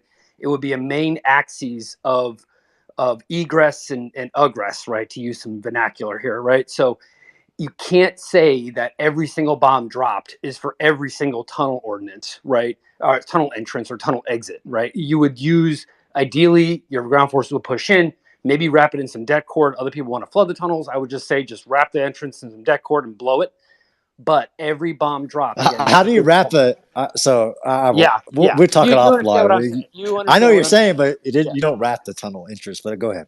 Yes. So you would obviously blow the tunnel, right? So you blow the tunnel entrance or blow the tunnel exit, right? So I'm not trying to be picky here, but not every single bomb drop. A 40-pound cratering charge would do the trick.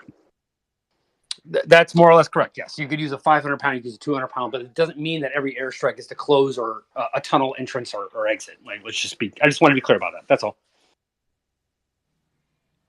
So just to comment on just two things. Like the first kind of objective view is that in terms of Israel's PR campaign, they needed a video like this because there was a lot of pushback on the initial videos of the kind of 3D renderings of like where the tunnel networks are and all that type of stuff.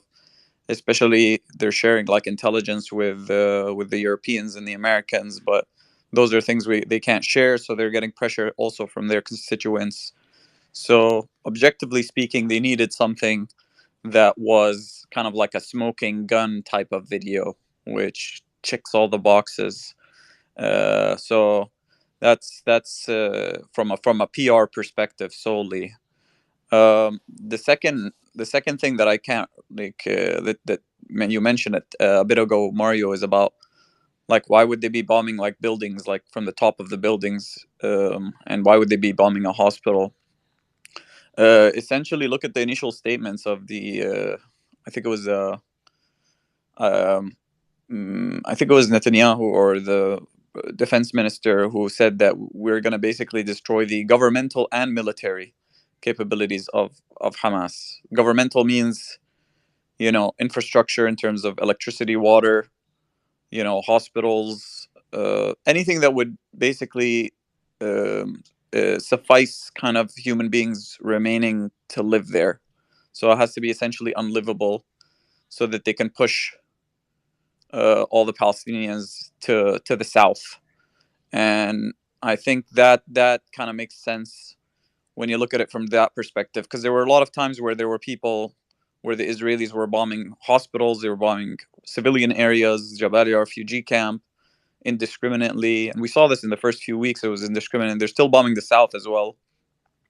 So if your strategy is to make it unlivable so that you can push everyone out, essentially when you create a humanitarian crisis as well, and this was on Harrods, it becomes also another political leverage tool where easing the humanitarian crisis by allowing humanitarian aid to come in is essentially kind of like a concession by the Israelis to the Americans and the Europeans when they tell them to ease the type of pressure. So again, this is not just coming from me. This is coming from the Israeli leadership statements and Israeli media as well. So yeah, I let me. Don't like that because you can't. Can I respond to that? Yeah, Mario? John, I'll let you respond. Just I'm going through as well. I'm about to post it for the audience, but I'm going through the analysis that Zev and Ryan put out. Just I've got a couple of things that you guys mentioned, Zev, Ryan. So one of them is why was so the 3 points I'm going to remove is why not show confirmation that the basement is actually. So question, you say why not show the confirmation that the basement is actually under the hospital? You mean the video of them going from the tunnel to the headquarters, correct, Ryan? No, I actually mean confirmation that this where they're showing is actually underneath the hospital, not underneath But how would the guy's they? house. How would they show such confirmation? How would they show a film walking out into the hospital from down up? Just keep filming. Oh, okay. Keep filming a live stream. Walk from the hospital. Exactly, go down, exactly. Walk to you the have shaft, infinite go footage, down so just any way to remove any semblance of a doubt. Because to me, it's like you show me the guy's house, and then there's in the beginning shots. So it's like it's like more of a trust me, bro type thing. All right. So exactly. then another one I don't think it's worth like why was everything placed in such a clean format? I don't think this one is like the same way you'll make the argument that Hamas wouldn't place in such a clean format. Well, if the IDF want to make it look authentic, then they wouldn't place it in a clean format either. Like it's just anyone that wants to create fake footage, if that could, let's say it's a possibility, they wouldn't place it in a clean format either, in my opinion. But that's a post. Just as a military guy, I'm telling you, that's the way when we raid a house, you set things out. It's not plating. You put everything together like that. That's not staged.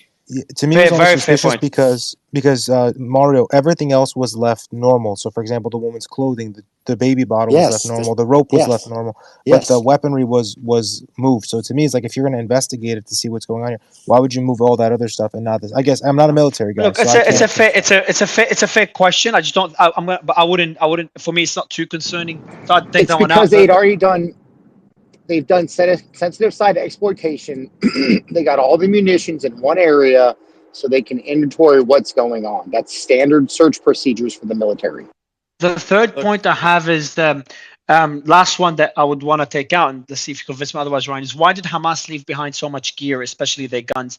But like for me, I don't understand why that would make sense because again, if there's 20 guns, 10 soldiers left, or let's say 200 guns, 100 soldiers left, will they all have a gun? Well, there's 100 guns that will be left. Right. If they have If there's 50,000 of them, there's plenty of sites like this where there's lots of equipment that you Sure. gather together, and it looks like a lot. I mean, Sure, but I There's was also also a suicide vest. If you look at the footage, there's a suicide vest, probably right. But a few again, the months reason, my in the reasoning is that this is, like you guys mentioned, this is war times. This isn't like chillax times, right?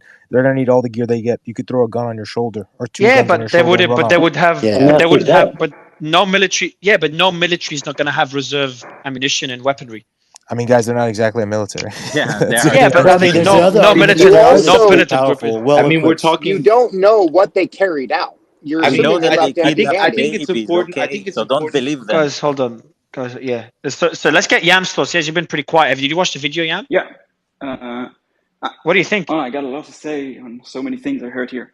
First, I would like to start with, okay, I heard the argument that there is the goal is somehow to destroy infrastructure. I can tell you that it's not true. You don't have to believe me. The goal is not to just destroy whatever infrastructure there is. Before I started, I just want to emphasize that conducting such a large military campaign and going into facilities, hospitals that are extremely sensitive humanitarianly, without any evidence and just coming up with this whole conspiracy of faking videos and planting guns, it just makes no sense. Put everything else aside, put the goals aside. It just makes no sense to do any of this. The hospital. What doesn't make? Sorry, Yam. What doesn't make sense, Yam? You just The come doubts They that we would out have. fake. He's saying our doubts don't make The sense. PR you ideals, can fake say, video. you can say But that look, the goals. You can say whatever you want on Yeah, the go ahead. goals. When we can discuss, I can tell you the Israeli point about the goals of the war and how much we don't want to do any of this. And okay, with this we can discuss, but just coming out with doubts about the videos, I get the point about having one footage from the beginning to the tunnels, and I'll try to get it to whoever is there. Can I, Yam, can I go back and forth with you? Sure, Because I think you made a good point, and I used to agree with you, and I want to get anyone, the rest of the panel's thoughts after Yam. So I used to be like you, like let's say a few years ago, I used to be like, any advanced military that is not looking for, not seeking desperate measures to make a point, they wouldn't lie because they lose their credibility, and they shouldn't lie, and lies wouldn't be able to get through because leaks happen. That was my initial, you could call it naive, my initial assumption. Mm-hmm. But then the more I go through experiences, like I'm going to give you one now before this video, then I start doubting everything. And I'm not talking about Israeli military, I talk every single military, obviously, most obvious examples of weapons of mass destruction. So let me give you an example. Just today, Yam, and maybe you can counter that. Mm-hmm. So I've just been the tweet, me and the team posted, the team wrote it and I reviewed it, amended, and we posted. So I kind of okayed it. And you can see it at the top. It says, Israel reveals Hamas paperwork with translations such as take your pants off, which suggests terrorists plan to systematically rape women. So you can see the pinned post above, and I posted it. Mm-hmm. And it was the source is the Daily Mail, and they were referencing a post by I'm guessing the IDF Twitter, and it might have been deleted. The team said it's an Israeli tweet, so I think it's either IDF or maybe Israeli media. Mm-hmm. And you can see the document there that was provided. And then when I looked into it, or the team looked into it, I realized I was being attacked heavily in the comments. That this is propaganda. I'm like, why is it being attacked? Just, we quote the source, we mention what the source says, everyone could believe it or not believe it. Mm-hmm. But then when you look into it, I'm actually going to go through, find the whole thing. It's really important. This is what I was referring to earlier. And this is a good example to make my point. When you look into it and you read the whole context, if you read Arabic, so I had one of our Arabic speakers translate it, and it turns out it meant something completely different. So the quote they took out of it, take your pants off.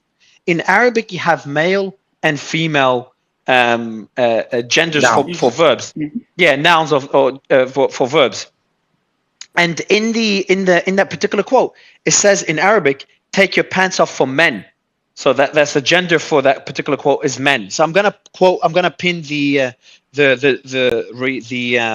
debunked the post that we did. So number one, it was actually targeted for men or women. Then they're like, okay, cool. So what, Hamas wants to rape men? Why would they take? So this is just to be clear. To make sure they have no guys, I'm going to explain. Yeah. So just to be clear, this document was a translate. So there was like certain words on how to say them in Hebrew, so they can actually talk to the victims on October 7th. Okay. And then when you start translating the rest of the document, the rest. Yeah, you saw the tweet. Then you start looking at the rest of the translated terms. Drop your weapon was one of them. Where is your weapon? Was all of them were that. Drop your weapon. Where is your weapon? Where are your colleagues? How do I use this weapon? Where is the GPS chip? And one of them is take your pants off for men, which is most IDF soldiers were men. Take your pants, not all, but most. Take your pants off. So essentially what it means is either take your pants off because we want to wear them and pretend that we to kind of disguise ourselves as IDF soldiers. And I think they did that. Didn't Hamas wear IDF clothing? Absolutely. They did, yeah. I posted about it. Yes. Yeah. So that's the reason. And number two could be just like, hey, to make sure they don't have weapons on them if we want to take them hostages. This is an example of something either taken out of context, and the IDF has posted many things that they've deleted afterwards. The same way we're very skeptical. I'm more skeptical of anything that comes out on the Hamas side because they're in a pretty desperate situation where they've got a better incentive to lie to And gain they're international terrorists. Exactly. Terrorism is kind of just a political term. Terrorism is whoever commits more violence. It's based on an act. Babies. Let's go.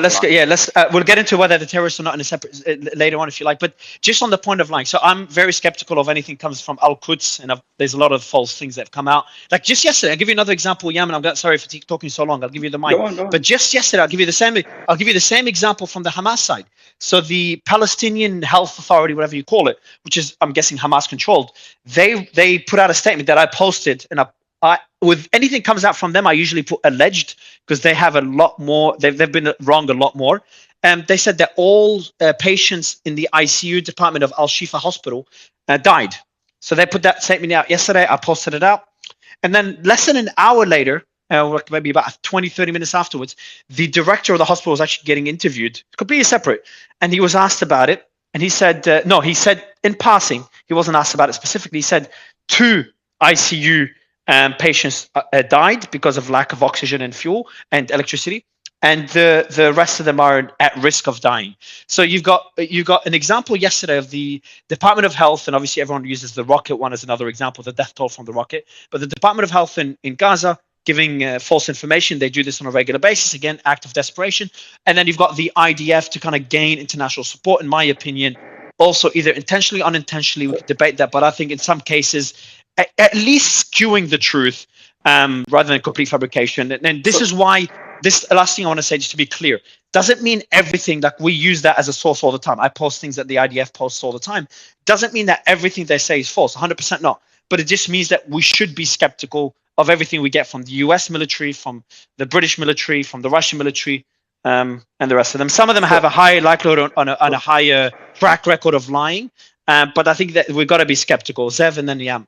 Yeah, just very briefly. So, look, this will seem like an odd comparison, but I want to draw a parallel here. Okay, so within the criminal justice system, when you indict somebody, which basically Israel has done, they have indicted Hamas, they have indicted and made the accusation that the hospitals are used as terrorist facilities. Okay, so if in the criminal justice system, when you indict somebody, specifically a high-profile person, the totality of the evidence you possess is not transmitted to the public because the public is not the intended audience, right? It is to the jury. So in this case, yes, there are some videos that are being put out, but the jury is not the general public. It's not. That's not the primary target audience. The primary target audience is the military echelon within allies of Israel, the United States, Canada, France, Britain, Germany, and so forth and so forth. So again, we're an hour or so out from these videos being released. So I'm going to just wait to see, what else is released clearly. But they're not speaking to the general public. I think that Israel, just one moment, I think that Israel has made the conclusion already that the public around the world, they've already picked their side, right? You can see by the protests. That's not the audience. They're not going to win over the hearts and minds of the people who are protesting in the streets. But it's what the military leaders, the analysts within the respective governments of each other state and country, what they say, which determines, their actions. So that's the caveat that I wanted to add. Can I respond to BZ real quick? Yeah, sure. And then we'll go to Yam, just for the audience as well. And Habiba's here as well. Perfect timing. I've just pinned the analysis that we did at the top. So anyone that wants to see, actually, I've just posted it. Let me pin it at the top. So I appreciate Zev and Ryan's support in getting that drafted. Let me just put it. So that's an analysis of kind of the key points. It's a very good and some of the analysis. unanswered. Ryan made very, some very of good the points. Yeah. Yeah, some of the unanswered questions there, and then I put my opinion at the end. I'm gonna probably get grilled for it as always. But let's go to Ryan and then Yam. Yeah, you put your opinion there, but you tagged us as if we wrote it. That's fine. No, I put the I'm credit. Joking, I'm joking. Yeah, I probably should be clear. I'm joking. My opinion BZ, is but go ahead, man. BZ, the only thing that I would say is if they didn't care about the public opinion, they wouldn't put this video out publicly like this, right? It was shot publicly in a way for everyone to see it. It was posted publicly in a way for everyone to see it. So I would have to say that they are looking to get public opinion because look, they're like, hey, look, we've been telling you guys everything. Here's some proof. Here's some sort of proof that we can show. Hold on. Think, BZ, hold one on, second. Zev. I do think that this has, from day one, and I've said this, that this is a sentiment war online and in the streets, right? And I think that both sides have been fighting this sentiment war, and videos like this that the IDF put out are to try to win that sentiment war, which they are, like you said, are losing that sentiment war. So that's why they put out this high quality video, highly edited like this. If they didn't care, they would shoot a raw video, send it to their own people within the military, send it to the US, like all the footage that is there and hasn't been seen behind closed doors, and then maybe they would do a Gal Gadot screening with it maybe later down the line. But again, I think that their sentiment matters significantly for the IDF. That's why they make these videos. I agree. So, guys, hold on. There's sorry, Zev. The reason I interrupted, Ahmed, are you there? And Yam will go to you back to you in a bit. Ahmed, are you there? Yeah, I'm here. Mario. Hey, man. Sorry for I've mentioned the news to the audience. I'm sorry for your loss, man. Just for the audience, maybe Ahmed, you can tell anyone that hasn't heard it because I mentioned it like a couple of hours ago. About what happened on Saturday. Again, man, I'm really sorry, bro. Thank you. My first cousins, they have a maternity hospital in Gaza City, and it's also their house. 3 of my cousins and their families, they're doctors. They're all obstetricians, gynecologists. They've been surrounded by the tanks. They shot the hospital. The tanks shot the hospital, all the floors of the hospital and their houses, 4 floors. None of them were injured because they were at the back of the house. So for a whole day, they were calling the ICRC, like, the Palestinian Red Crescent, the Red Cross, and they all told them we can't get in. The Israelis are refusing cooperation. So that was for a whole day, and then at midnight, my cousins and a lot of, it's not just my cousins, that was a maternity hospital, and there were a lot of patients, a lot of pregnant women, a lot of children, newborn children that were sent from Shifa Hospital to the hospital because the Shifa Hospital doesn't have the capacity to deal with newborns and pregnant women. They sent them to all private hospitals, which was my family hospital. And there was like around 100 people there. So they ran to the building that was just behind the hospital, which is my family home, the old family home that was built in 1950. So they ran into the old house, everyone, 100 people. And then at midnight, an airstrike hit the building that was behind. And 2 of my cousins, the doctors, they were killed. And their families, they're all killed. Around 20 members of the family. Some survived, and some are still beneath the rubble. We don't know. No one is able to get to them until this moment. That was 2 days ago. So they were saying that we called one of them. He survived, and then he evacuated the next day. He managed to run out holding a white flag. And they were saying there were still people screaming down there, and we couldn't get to them. No ambulances, nothing could get into the place. So that's the story that was happened. And I was calling, like, here on Twitter, everyone, like on that day, like, please help anyone who's able to contact anyone just to get them out of the house. And that was in vain. They were eventually all killed. So you mentioned about was anyone able to get till now to the people under the rubble or not yet? No one is able. We still don't know anyone. We don't know the numbers. We don't know how many people are dead. We don't know. But we know that my family, my cousins and their family, they're dead because my cousins have seen their bodies, but we're not able to bury them. We don't know anything about anyone else. So yeah, that's the case, and no one's able to reach the place because there are still tanks in the area. Anyone that can help Ahmed? I don't know, it's probably gonna go in vain, just considering not many people. Oh, there is internet connection back. So anyone in Gaza or anyone No, we do get people from the Israeli military here as well. Anyone that can help Ahmed at least locate his family members who are all doctors, please DM him. You can see his icon on stage, the waterfall on the river, just to at least help him locate it. Maybe they're alive under the rubble. People could survive days under the rubble, and hopefully they are. And Ahmed, where's the location exactly where the bombing happened? In Gaza City, Nasser. It's called Nasser neighborhood. It's called Mahdi Maternity Hospital. And how's the hospital? Is it still operating now? No, it's the hospital has been bombed with tanks. Completely destroyed, you mean? Yes, completely destroyed. Like not the whole building, but every floor in the hospital was destroyed by the tanks. They shot every floor. Let me Google the hospital now. It says Al Mahdi. Just Mahdi Maternity Hospital. I'm not sure if you'll find it in English. It's a small hospital. It's a family-run hospital. It's our hospital. It was established by my deceased uncle.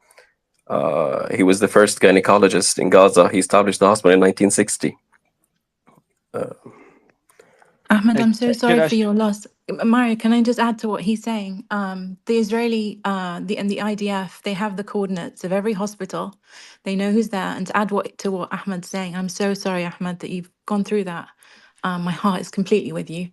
I was also in contact with the ICRC, the guys who've been working there for 20 years in the region. And just to corroborate what's being said, it is actually that the Israeli side aren't cooperating. Now, the attacks against hospitals are deliberate. The medics have said that there are no militants. The doctors today, you'll find it in BBC News, said there are no militants in Shifa Hospital. And so that's so not the true. locations. Yeah. So, sorry, Habib, I don't want to get into that Quds debate either, yet. right? Yeah, there's So nothing the on Quds locations either. they know of. They know exactly that they're bombing these places. They have the GPS coordinates Habib, because the ICRC have released them. So Yeah, they know okay. that they're deliberately Yeah. bombing these The clinics and IDF hospitals. called Yeah. all the hospital managers, and basically some of them actually collaborated with the IDF. So saying all the hospitals or things like this is not true, and it's not right. They're And I'm not. sorry for the loss. As an Israeli person, I think it's a tragedy, and I think that we would not celebrate to see any person hurt, injured, dead. That's not who we are, and this is why I'm here as an Israeli person. And there's nothing I can do, obviously, also for people who were massacred on our side. Innocent civilians shouldn't be a part. Our war is against Hamas. Hamas is the problem here. So let's focus on that. And if we can evacuate hospitals, if we can let these people, these innocent people go, we will use any technique that we can. Some of the hospital directors called us and says, if you ensure the safety of our patients, we will evacuate. And I think This this is is the not true. solution. This is not true because the hospitals themselves have said that the IDF have been firing tanks into their hospitals. They've got snipers that have killed nurses and doctors in the hospitals. They are unsafe. They didn't even want the IDF to approach, so they asked for ICRC cover. But today and Again, you say yesterday, they all the attacked the Yeah, area. hospitals. I'm again, all speaking. hospitals are Quds. I'm speaking. Are You keep Quds. saying all I'm the speaking. Have hospitals. you? Quds. No, Have Habib, you? Sorry. okay, just one at a time. Let Habib Let finish. me. No, guys. Before people could do so, Ahmed, are you there? Yeah, I'm still here, but Mario, I'm not Yeah. here to debate anyone. I know. I don't have the know. energy to just stay about all of it. I know. I just wanted to share that, and I was speaking to Hadi earlier. You guys were speaking about the the video that the IDF have posted about the tunnel, the alleged tunnel. I've seen the video and I know the area very, very well. My house is like 5 minutes away from there. So the video is just too stupid for me. Like this is a military of a country, like a state. Like how can you make such a stupid video? So they showed first there was like this small cottage or whatever that is destroyed. They never showed the entrance that was there, and then suddenly the video cuts, and then you show like they're sitting next to a place where there is like an entrance to a tunnel or whatever, and there is like an electric cabinet, and they're all clear, and they're all like they're not destroyed. It's very clear that these are two separate locations. And then they're showing you the basement of the Rantisi Hospital, which I have been to. I know the Rantisi Hospital. It's a children's hospital. I've been there multiple times. I've been to the basement. A lot of the evacuees were inside the like the basement. That's why you'll find some diapers for children. That's what was shown in the video. And it's very stupid. Like, I'm not sure how can you really believe such a thing. It just doesn't make sense. They have never shown a tunnel, an entrance to a tunnel. Go inside the tunnel. Show us the tunnel. They said like there was an armed steel door. Show us the door. That was like, like anti-explosive door, whatever. Show us the place. Like it doesn't exist. That's why they don't show it to you. That's just I wanted to comment on that. And thank you So all. just Ahmed, just two questions on your family, because that's what main reason I brought you up, not to debate. Look, two questions, and then I will go back to the debate. And Habib, I want to ask you about the Al Quds footage, for example, and a few other points. But Ahmed, before that, so just to confirm, your first cousins. Sorry, the reason I'm asking you is I want to post about it. But your first cousins were killed in a tank strike on the Mehdi Maternity Hospital. Airstrike. Yeah. Okay. And the Mehdi Maternity Hospital is your family's hospital? Yeah. My family is a family of gynecologists. My father is a gynecologist. My uncle is a gynecologist. His 4 sons are gynecologists. So we've been there, like, we've been working in this field for many, many years. Okay. It's obstetrics and gynecology and maternity hospital, just to be precise. So, and then all your first cousins were there, and there's again, I don't want to seem, I know it's a tough question, but I'm putting a post out there. So there's a possibility, what I'm going to say is there's a possibility that some of your family members could be under the rubble right now in the hospital. So if anyone could help to reach out. I don't think there's any point because one member of the family, we called him and he was there. He's the only one who survived. He has some burns in his face and leg. That's also one of not my first cousin, but from the family, because a lot of my family members were evacuating inside the hospital because a lot of people were there and they had no place to go.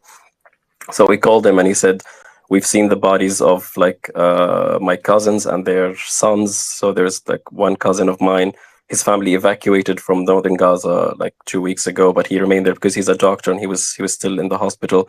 The other cousin, he's also a doctor, but his family remained there, and he had 7 children. One of them is a dentist, one of them is a medical student, and the other ones are 16, 20, and even 13-year-old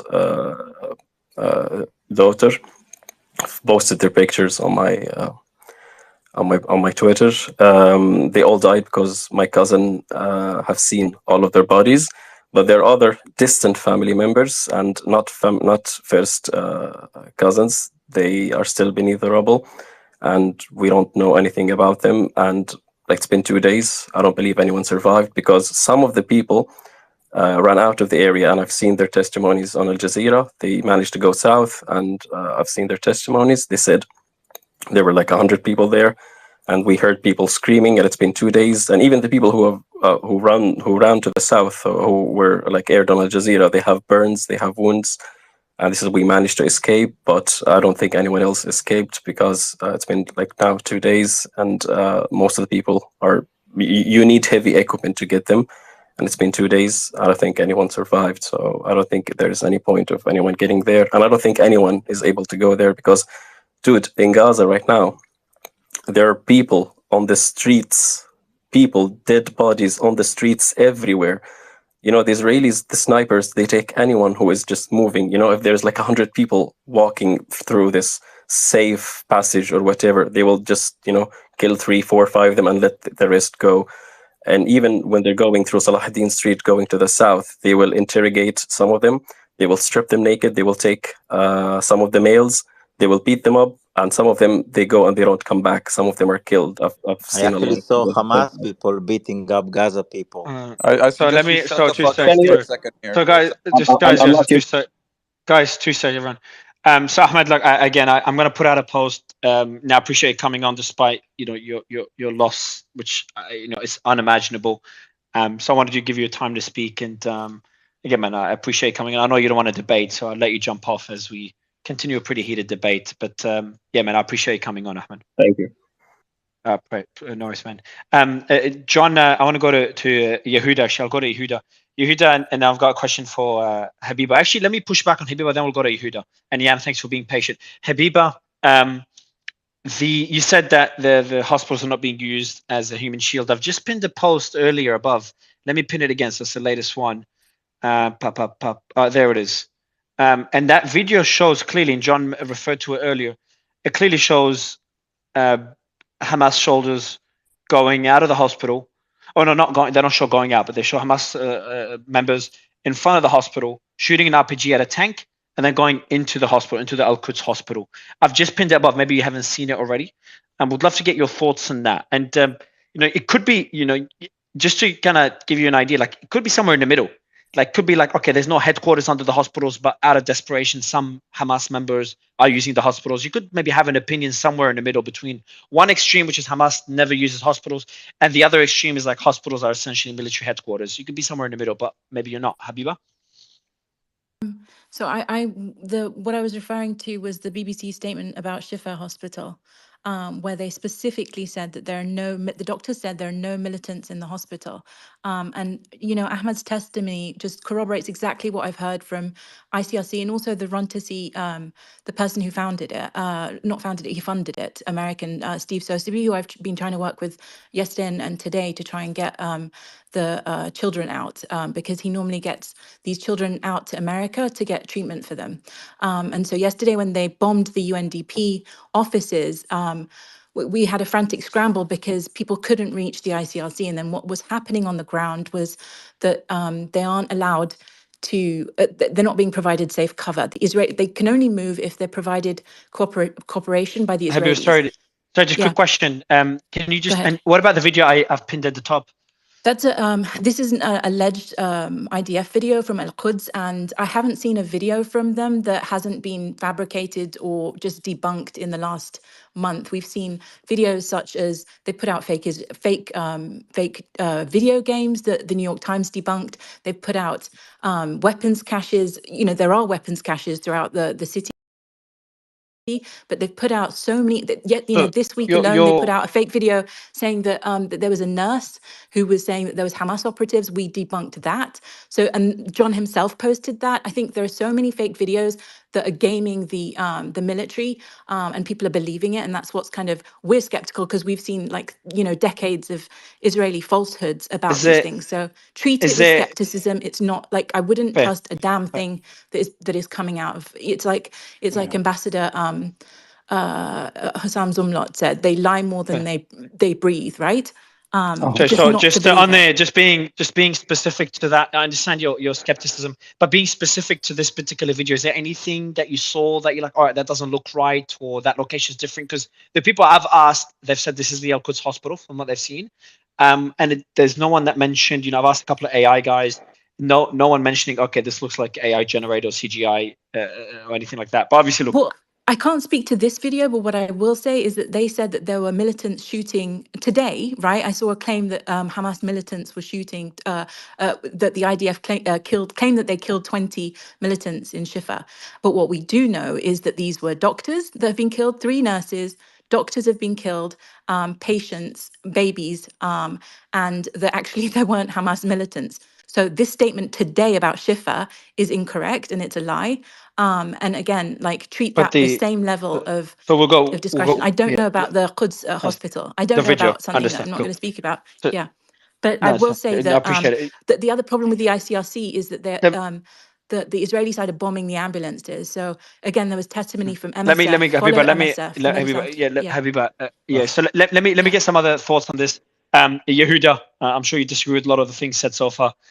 Would love your thoughts. I've put out the Al Quds video at the top for anyone that wants to see it. I've also put out the video that was released. We were talking about it earlier before Ahmed joined. The video of the IDF that they posted showing the alleged headquarters, or I haven't seen it, but the basement under the under the hospital. I can't remember the name of the hospital, but it's pinned at the top. And we've done a bit of an analysis with some unanswered questions as well, included pinned above that we were discussing earlier.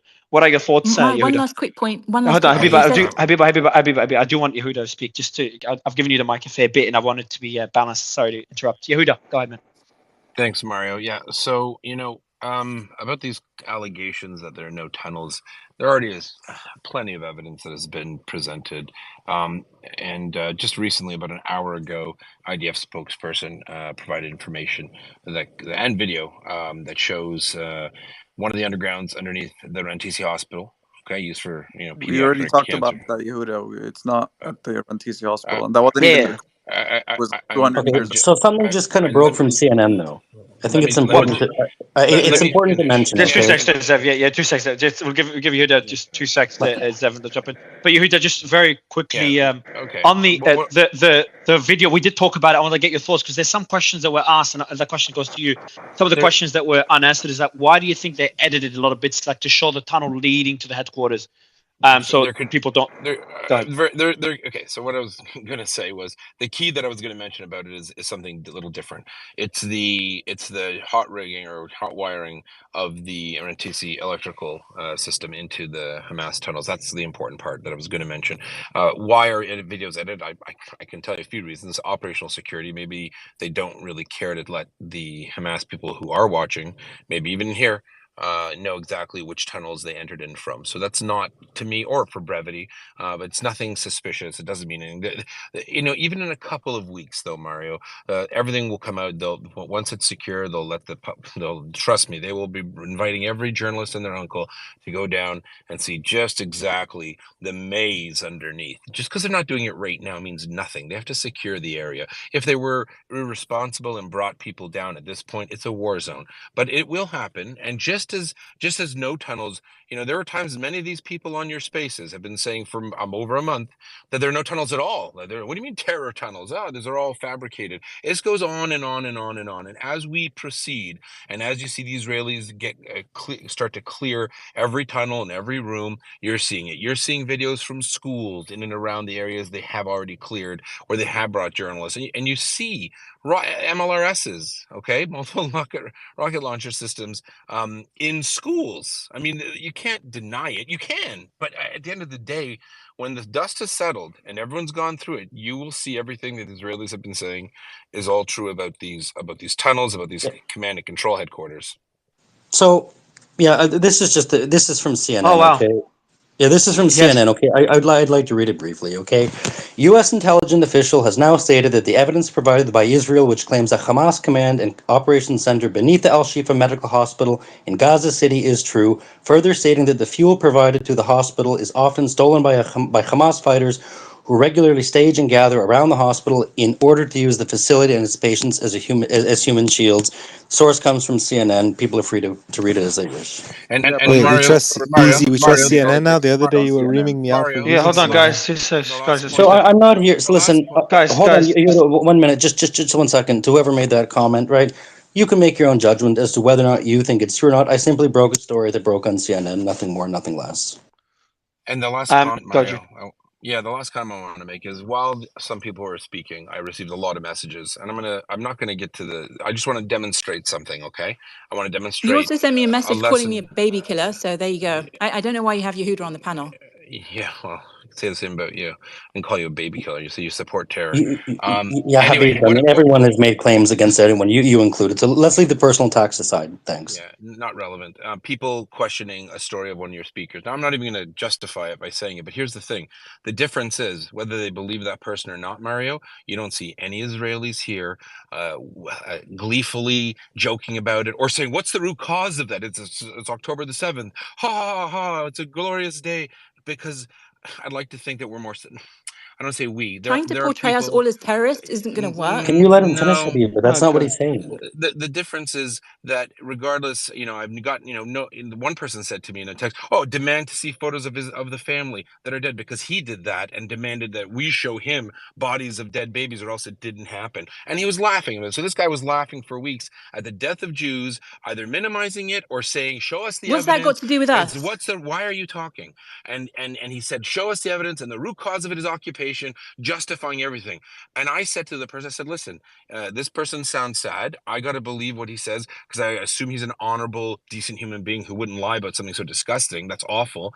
And I said, we just, you move on. You recognize the person's pain and you discuss, or you don't discuss at all. The difference is 95% of the people sometimes that come up here and talk about Israel, Palestine, and who hate Israel, they gleefully, joyfully talk about the deaths of Jews, and then they demand equivocation, and they demand you condemn both sides. You know what? We don't do that because that's a disgusting thing to do. And I hope the listeners who are on the fence here see the difference. You don't see BZ, you don't see Nir, you don't see myself going, ha ha ha, well, your family, they shouldn't have been there. Ha ha ha, well, that's what you get for hanging out with terrorists, because that's disgusting and we don't behave like that. I'm not So saying Yehuda is everyone on, smearing us I'm not all. saying, Yehuda is smearing us all, I'm right? not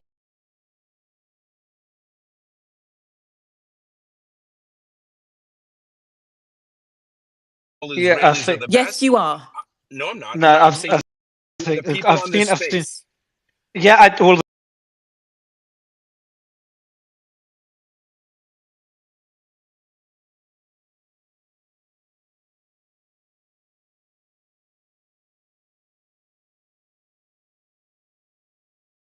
Have there's compassion, right? yeah, exactly. I'm going to summarize it and post it in a few minutes. But Hamas has command node under Al Shifa Hospital, according to U.S. official. So we'll just be it's a very short article, and we'll post So it in I'm the just next gonna. few minutes.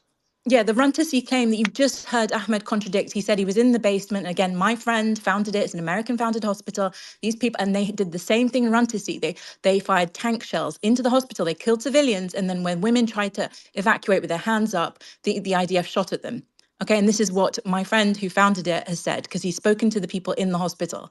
So whatever you think of these people, they talk about compassion, but they're justifying war crimes. And that's what it comes Viva, down to. Viva, I would Who out of all relax. of us is There's a lot of justifying a war things to crime say here? here. Right? And that's when Nobody's you know against whether or not you. people, Nobody's excuse against me, I'm you. speaking.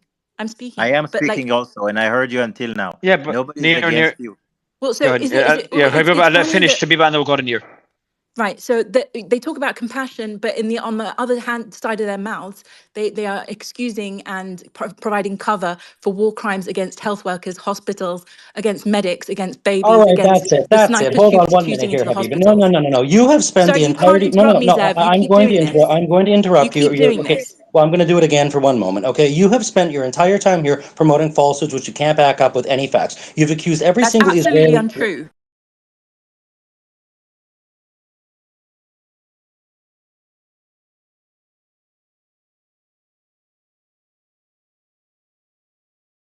Listen, she's painting. She's saying that we're painting.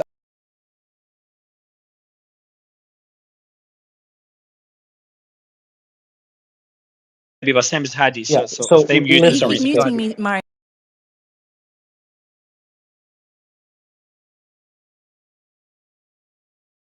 I have not muted you. I muted you once, so No, I'm it's going to okay. respond to you. Well, the CNN. Look, I'm not going to summarize the Not CNN. CNN. No, not the CNN. What Yeah, happened with okay, so Habiba? listen. Because that's Yeah, not right. talking. So she has spent the last 5 minutes saying that we are all painting all Palestinians as terrorists, which is not true, okay? I have not done that whatsoever. As to other people, they can speak to their own words, okay? But in the same sentence, she's saying, That's not what she said, Ben. She was Fierce, let me saying finish. that, No, but Fierce. Yeah, well, first I'll let you Fierce, I'll let you Fierce, push back okay? right after Okay. to get your stuff as Right. well. But in the same sentence, she's saying, you, they. She's painting all us with the same brush, too, okay? Literally, she says that we are supporting war crimes. Who? Who has supported a war crime here? Me? Okay, so I think yeah, I think there's been painting on It's both. lunacy. Yeah, I think there's been paints with a broad brush on both sides. Faraz, jump in, and Habib, if you want to come back and just clarify if we got it wrong, and then we'll continue the debate. Go ahead, yeah, Faraz. the claim was that I think she was saying people who are trying to first say that, like, in October 7th there was a heinous terrorist attack and it was killing civilians, but with the same mouth, like the other side of the mouth, you're also justifying the war crimes that we're seeing. And I think I don't know who still believes there are no war crimes existing in Gaza I right now. do. There's I over do. There's over 4,000 dead children, Ben. What the hell do you describe? How's that? Listen, so a war crime can be adjudicated. I'm going to answer Yeah. you, right? No, And no, I'm no. not. No, There's So no for way us, you could finish off. justify. For us, There's no way you could. There's over 12,000 people who've been killed. There's over 4,000 children killed. There's no way you can tell me this is precision strikes on Hamas and it's not just literal like indiscriminate bombing. And we just heard like how many testimonies do you need to hear for people and to it's start and my believing heart what the hell's breaks. going on, Right, guys? right. How could you hold still on, believe hold on, like Zev. Let them finish, please. Go Zev, ahead for us. how could you still believe that this atrocious war, okay, and okay, you don't want to talk about the root causes, fine, let's not talk about the root causes, let's just ignore that, let's forget it, let's start the date from October 7th. The Israeli response has been obscene and disgusting. 12,000 people killed in 33 days, over 4,000 children under 18, hundreds of babies. Yeah, how the hell do you justify that? You can't just say Hamas and then that's it. That's not I enough would for like to people to answer, just if I may. justify this. Yeah, And this is the problem: is that you think that after October 7th, how angry were Israelis at October 7th? Do you think all of these people, these soldiers that came, and the military echelon and the political class that are running Israel right now in terms of the coalition, didn't come with a rageful vengeance? Yeah, that's what I think is something that, see, this is, as a Palestinian, I've seen on the receiving end what Israeli rage looks like. I've seen it on the receiving end and how it's disgusting. So just justifying it by saying it's anything to do with self-defense, it's not. It's not precision. It's not self-defense, guys. All right, it's fucking indiscriminate, and there's war crimes happening. And if people start letting in these, like anyone from the UN bodies or the ICC or any of these people investigate, it'll be proven objectively, and there's no way to deny it at this point. We just got a story Okay, from so Ahmed. There was no Hamas. I want to go to just a story from CNN. And again, I'm not sure if Habiba accepted back. I don't know if she's back up. I'll let her respond. Yeah, Habiba, I'll let you quickly respond. Then I'll go to CNN story. I've just posted it with a map. Thanks, Ryan, for helping out. And I've just posted it. I'm just going to pin it at the top. Habiba, it would let you respond to this, and maybe you could just clarify that you're not painting with a. I'm guessing you're not painting with a broad brush. So But on both sides, yeah. go So ahead. it's just, I think you've heard Zev, and please don't interrupt me, Zev. You've just said that you don't think there are war crimes until it's adjudicated, but we all know that denial of aid, starvation, these are war crimes. It doesn't need to be adjudicated. Everyone can see it. You've got the former head of Human Rights Watch in the Middle East here, Sarah, who can also back us up on this. Either you can see a plain war crime live in front of you or you can't. And so either you're justifying the withholding of fuel, the degradation of humanitarian system, or you're not.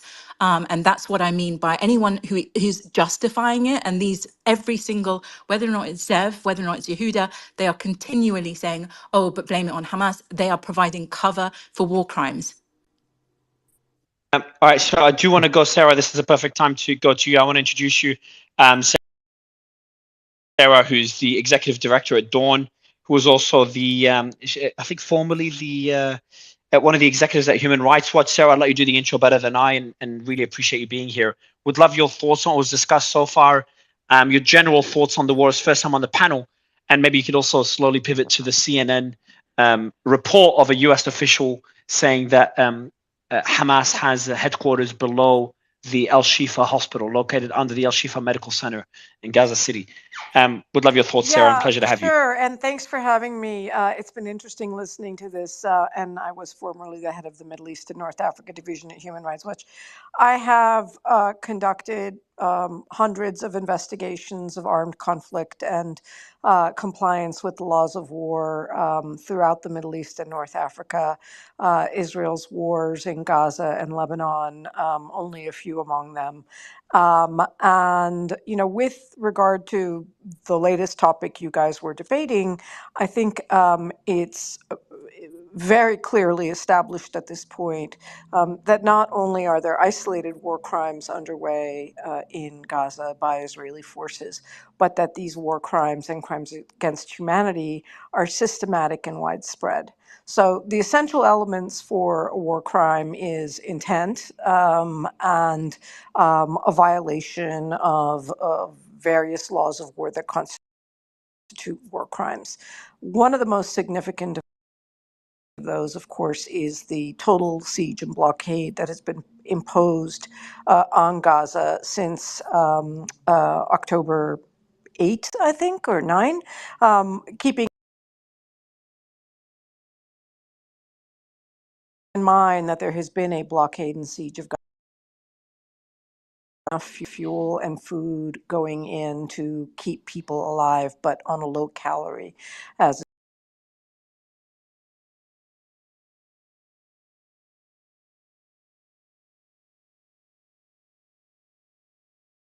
war crime. There's no sort of, there's not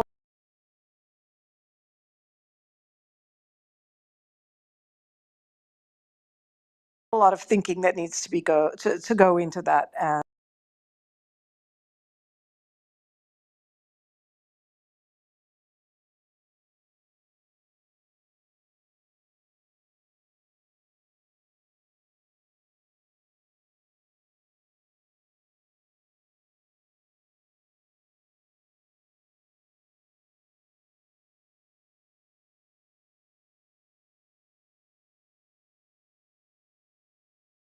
not distinguish between civilian and military objects to refrain. Where it has a military object,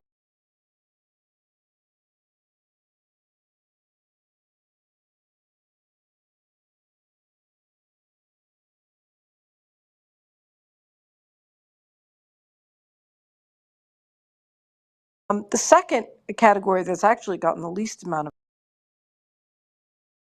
attention is the deliberate attacks on civilians.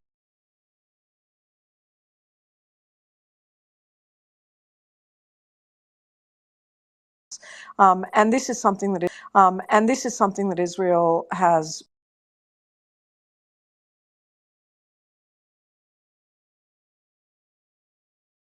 we use our own classification in our head.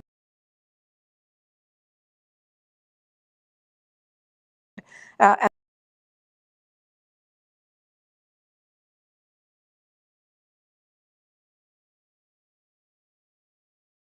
so this is in breach of international law. It's some other code that Israel has made up its own head, but that's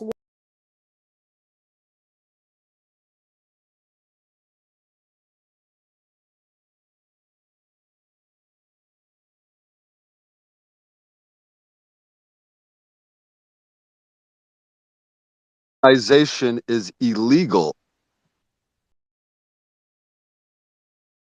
So we're going to go.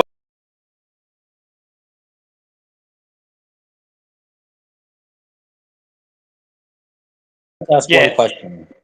Yeah, go ahead. Maybe have a good time. You can jump in with a quick question for Sarah. Yeah, it's just a very good question. So you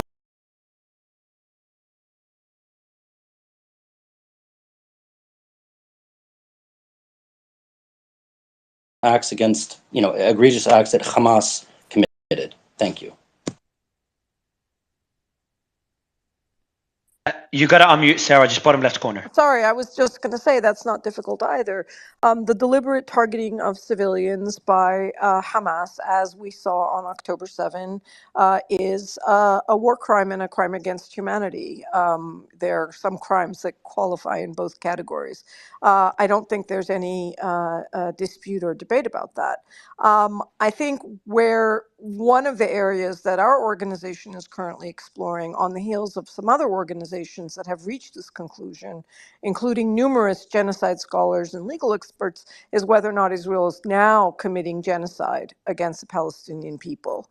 I think it's very clear that there's an intent to commit genocide if you go by nothing more than the statements of Israeli government officials.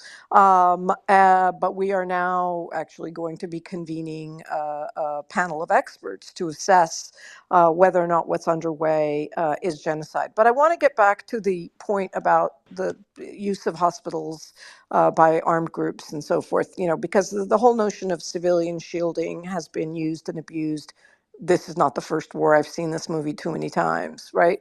So urban warfare is not illegal. parties to a conflict may be in cities. And so military objects and installations and bases and weapons may be located in civilian areas. That may or may not violate the laws of war. The laws of war require a party to a conflict, whether it's Israelis with their bases and soldiers all over Israel, including in civilian areas, or Hamas or Hezbollah, who have their weapons and equipment and personnel who are, combatants by day and civilians by night in civilian areas. And the only rule is you have to avoid endangering civilians.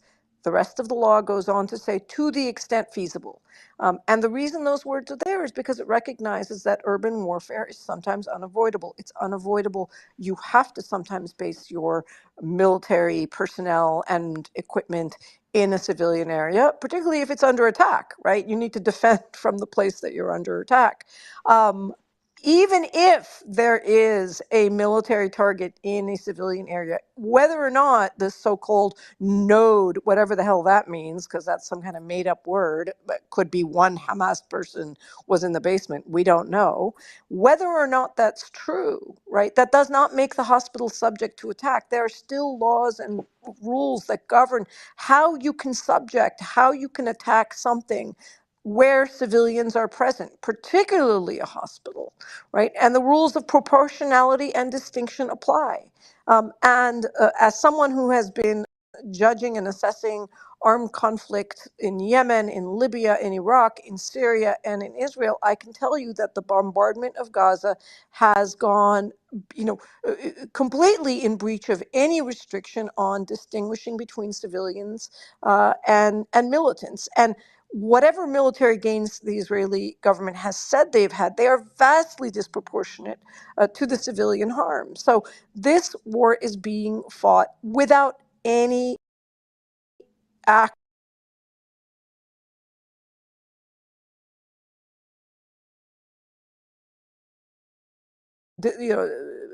obeyance of international humanitarian law. And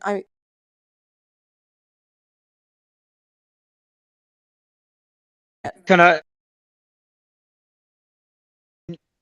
a hospital be a target? So if we look at the let's go with the report by CNN. Let's say this report is accurate. It's coming from a U.S. official that there is headquarters, Hamas headquarters, under the Al Shifa hospital. So the target, and then what does proportionality, in your opinion, allow if there's headquarters below the hospital? Let's go with that allegation again, assuming if it's true, because obviously we can debate that for very long. But if it's true, what is within Israel's legal right? I mean, a hospital is one of the most sacred objects under the laws of war. And as a general rule, they are specifically protected from attack. And what international law says, and I'm going to quote from the ICRC, is that the protection to which hospitals are titled will not cease unless they are being used by a party to the conflict to commit an act harmful to the enemy. So it's not just that there's a military force present there, it's that it's being actively used to harm the enemy. Because again, there's extra protections accorded to Can a you define hospital. active? Can you define active, please? Okay. Well, Yeah. it's not Kidnapping active. babies, for It's an example, shooting Okay, them. hold on, just we got to go one at No, a guys. time. I've had my right. hand up. No, Yeah, you no, gotta just so I wait a have minute. others. Yeah, go ahead, Sarah. Well, there's no actual definition for what constitutes a quote unquote an act harmful to the enemy, Thank right? you. But Thank you.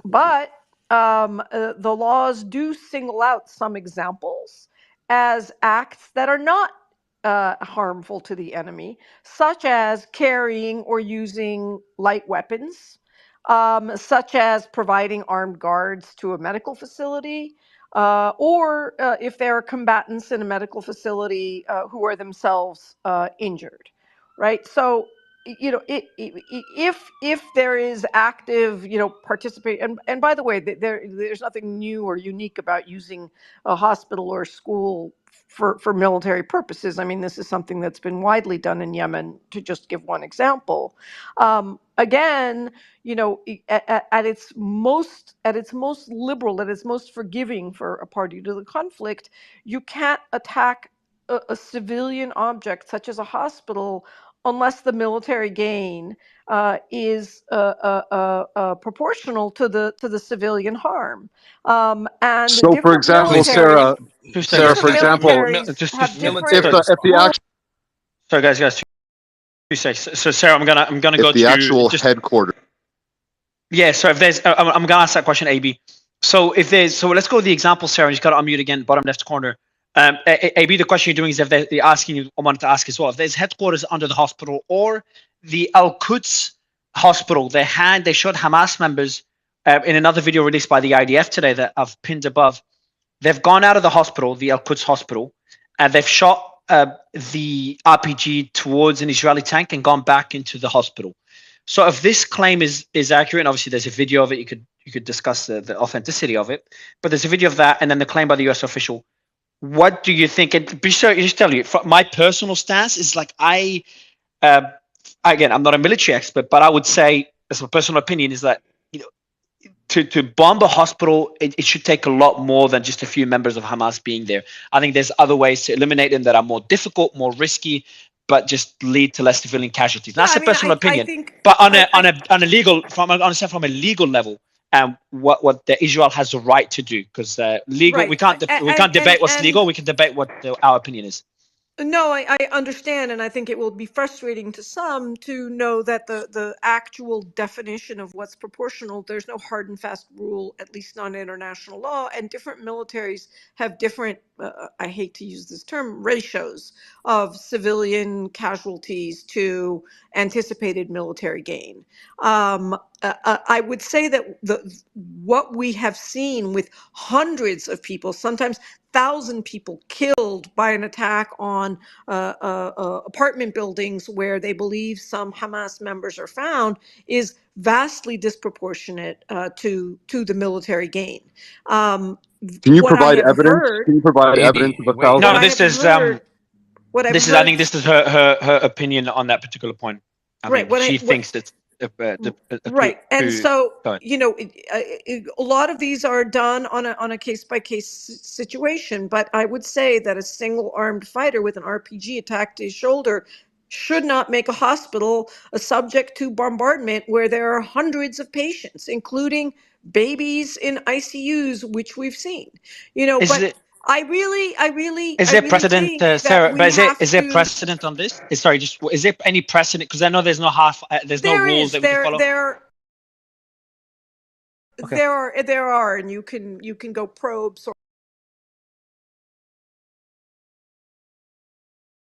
on proportionality, but proportionality is not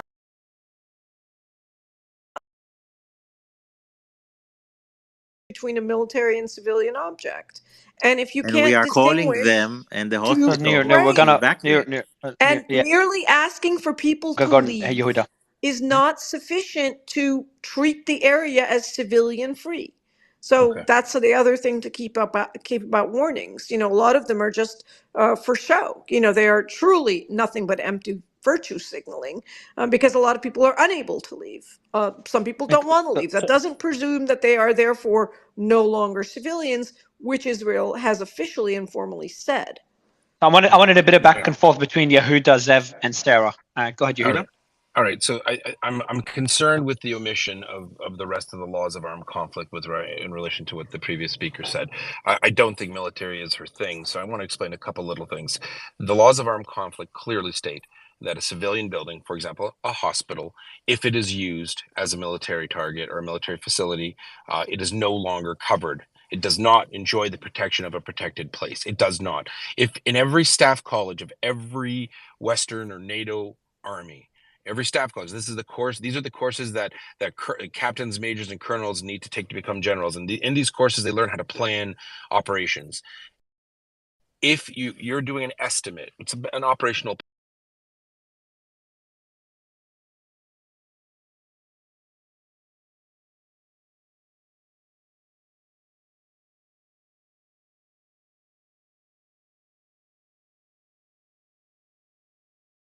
the legal protections to that hospital. Now, the point of proportionality, you mentioned it a few times, but didn't really go into it. Proportionality does not mean number of civilian casualties. That's not proportional. What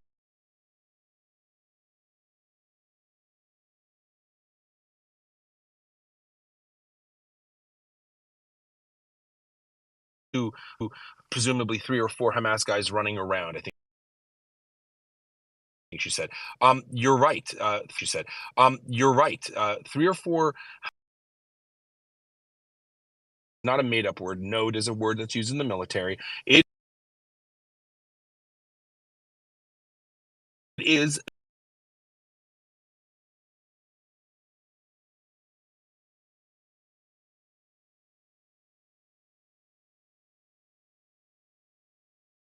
against Israel. Destroying that would,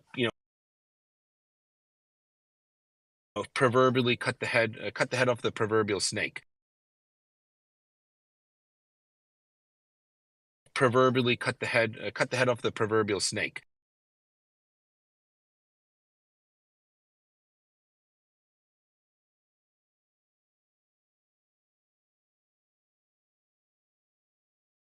Sevens. They're going to target what makes sense to them.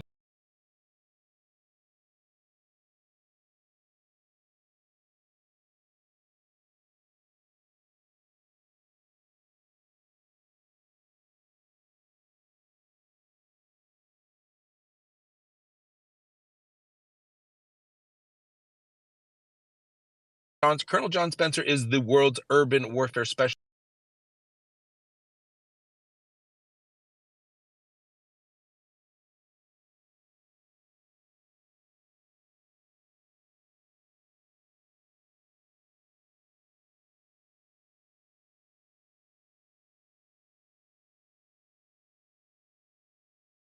You should hear 80% of the people on this space, they think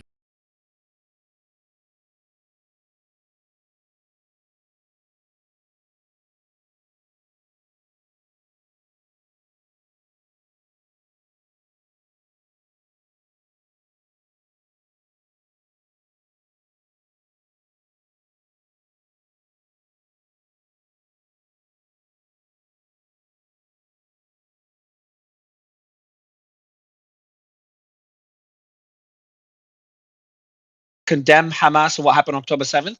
And that was the speaker based in Gaza, a journalist that came on twice. Sorry. Was the speaker based in Gaza. I'll qualify my statement. No, Syrian girl, yeah, near maybe, I don't know. I think Syrian girl, she did condemn.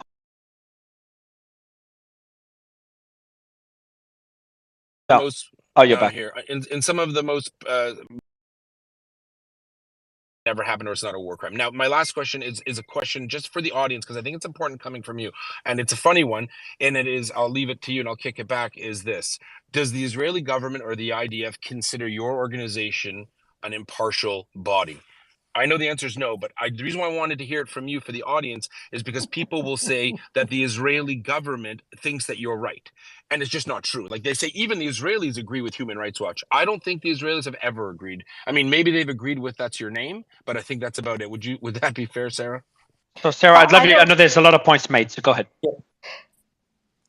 Sorry, I can't speak to what the Israeli government does or doesn't believe, number one. Number two, I am not at Human Rights Watch currently. Number three, organization in the world that has condemned Israeli human rights abuses, Israeli crimes against humanity, Israeli apartheid, Israeli war crimes, that the Israeli government has accepted in any way, shape, or form. Israel refuses to cooperate with UN investigators, with UN special rapporteurs, with the International Criminal Court. It has said it will not cooperate. So basically, anyone who criticizes Israel's human rights record from the perspective of the Israeli government is not credible and biased and so forth. And now, of course, they're going after Israeli human rights organizations as well, bringing prosecutions against them, including the Israeli group Breaking the Silence, which the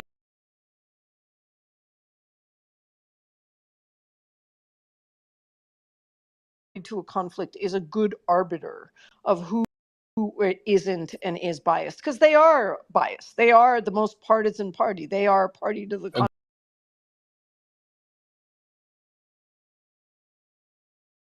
Last place I'm going to look for information and independent information. What I do know is that Israel has tried to make it very, very, very hard Gaza of fuel. One of the reasons, I should say. That's why it's not allowed any international journalists to go in. And that's why even before then, getting into Gaza was and is nearly impossible to do.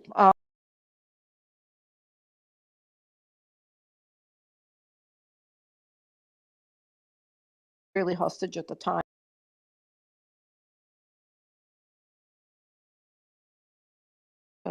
10 years later now.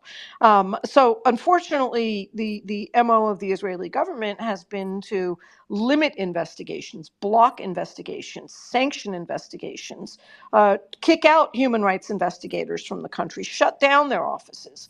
And it's pretty discombobulating to see.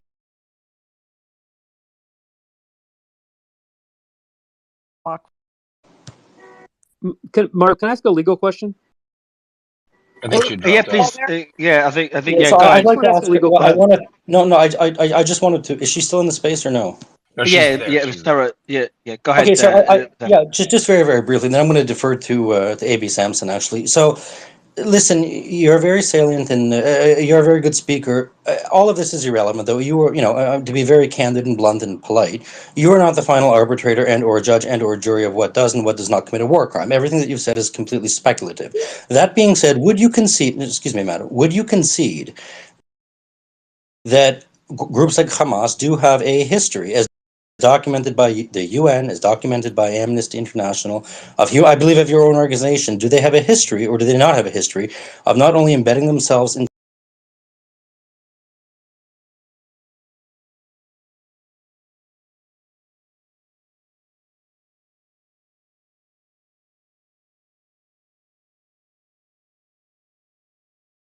it's been condemned?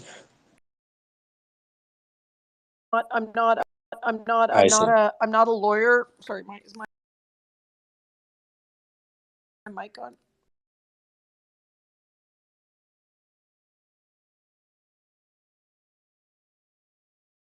If you're acting or seeing yourself as a partisan or as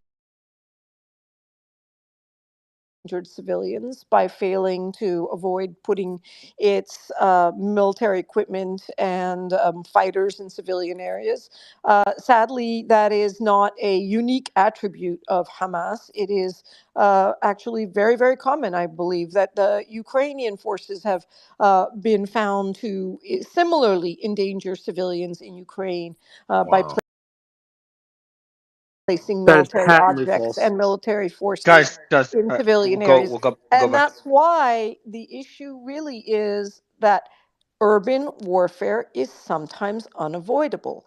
And the prohibition on locating military equipment and personnel in civilian areas has an important qualifier, to the extent feasible, because in urban warfare, it's not always feasible to avoid that. And just because a military person or object is present somewhere doesn't make that a free fireplace. Doesn't mean, therefore, the other party can bombard it as it wants, wantonly and indiscriminately, which is what we have been seeing in Gaza. I So just want to ask a you legal should keep question. in Yeah, yeah. mind, I In a just want to bit, ask a Craig. legal question. that You will in a Israel bit, Craig. has military objects and installations in Israel in civilian areas. You see armed Israeli soldiers with their weapons all over Israeli civilian areas. That does not mean that Israeli civilian areas are legitimate targets of attack. Period. End of story. So They're Sarah, not. let It me ask does. you. Yeah, But it doesn't. we'll go. We are just Go ahead, real you. quick. An Israeli military base near a town is a valid, legitimate military target because it's a base and it's No, a but I think good. this is so. The question, She's the question though is proportionality. So that kind of goes to Yehuda's point, Sarah, and then we'll go to you, Craig, and then we'll go to AB. Sarah, we know that Hamas is. I believe at least they're using people as human shield. That we saw the video of them at the Al Quds hospital. But then I also agree with you that proportionality comes into place. Like, okay, there's a few members of Hamas. Does that mean you can strike a hospital? And that's where the debate kicks in. So how do you draw the line? Where do you draw the line of responsibility? Is it Hamas's responsibility? Is it Israel's responsibility? Is it both of their responsibility? That's where it gets very complicated. And that's why all the debates on the stage. Yeah, all parties to a conflict have responsibilities that are independent of each other. And just because one side is breaching its responsibilities doesn't give license for the other one to breach its responsibilities. I mean, it's a rule that you learn when you're 5 years old, right? 2 wrongs don't make a right. So just because Israel, or rather, let's say Hamas, has put its military objects in the and civilian objects. But by what Here's the metrics are bottom you line. saying? Let me But just by finish this what? thought. Let me You just keep finish. using Hang on. you keep using Let the me term just finish. No, Let me madam, just you finish keep one using the term thought. indiscriminately, Who's though. not That was your interrupting her? speculation. Hold on, Let me yeah. just So finish guys, one go ahead, thought. Sarah, and I'll go to Okay. Zev and Craig. Yeah. Okay. Look, The the reality is that I can't see a lawful way for Israel to fight a war in Gaza, the most densely populated place in the planet. 62nd most There densely is populated place.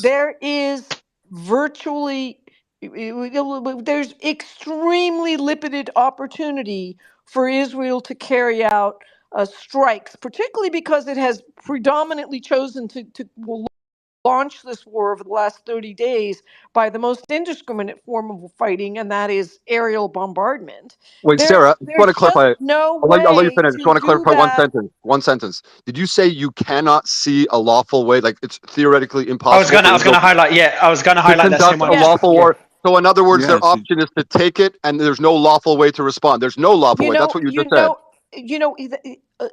This is what Because it's less if densely populated than don't Tel take Aviv. Go ahead. listen,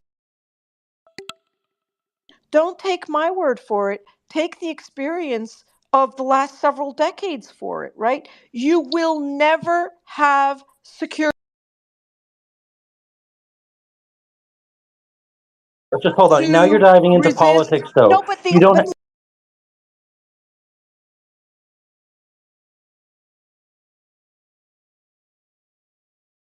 Of being able to conduct a war with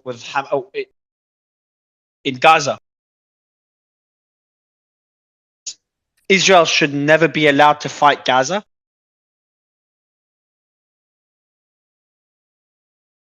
Israel by telling them, hey, you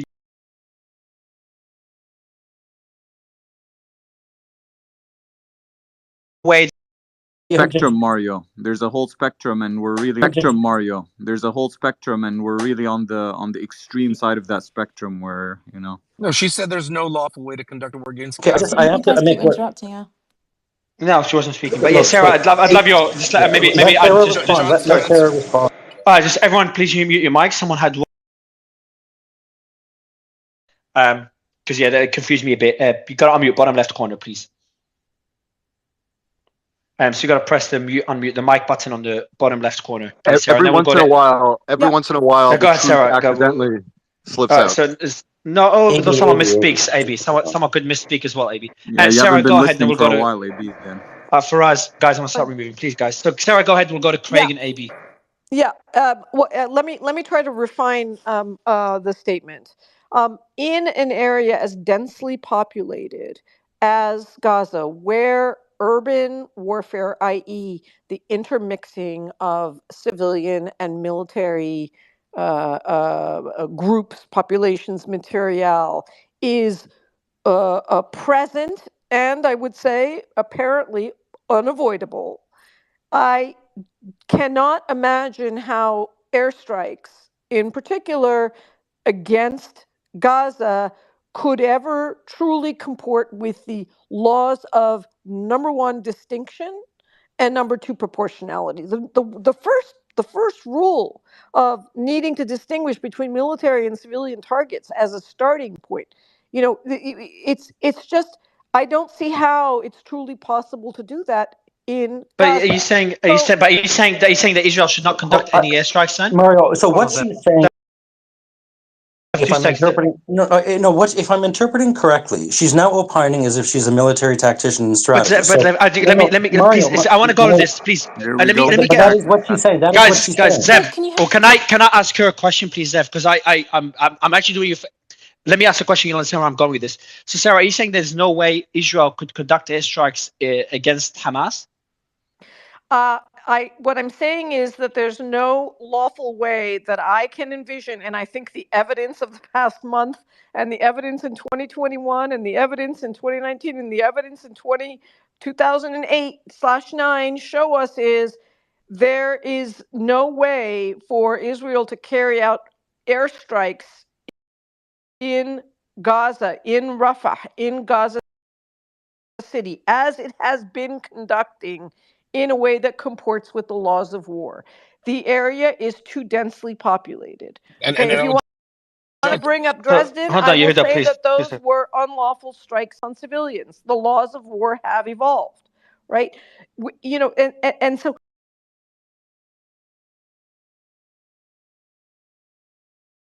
all know that there needs to be some kind of a negotiated solution, a diplomatic solution, whether it's today or tomorrow, right? I think even Elon Musk said either you're going to have a diplomatic solution or you're going to have a genocide. So just on right? Sarah, just on the Zev, will go to you. But the point I wanted to make, Zev, and so the point I was trying to make is, first, I agree with your last statement. I think diplomatic solutions are always generally a better option. Obviously, Hamas could be a different case, especially after October 7th, makes it close to impossible. But that's a different debate, though.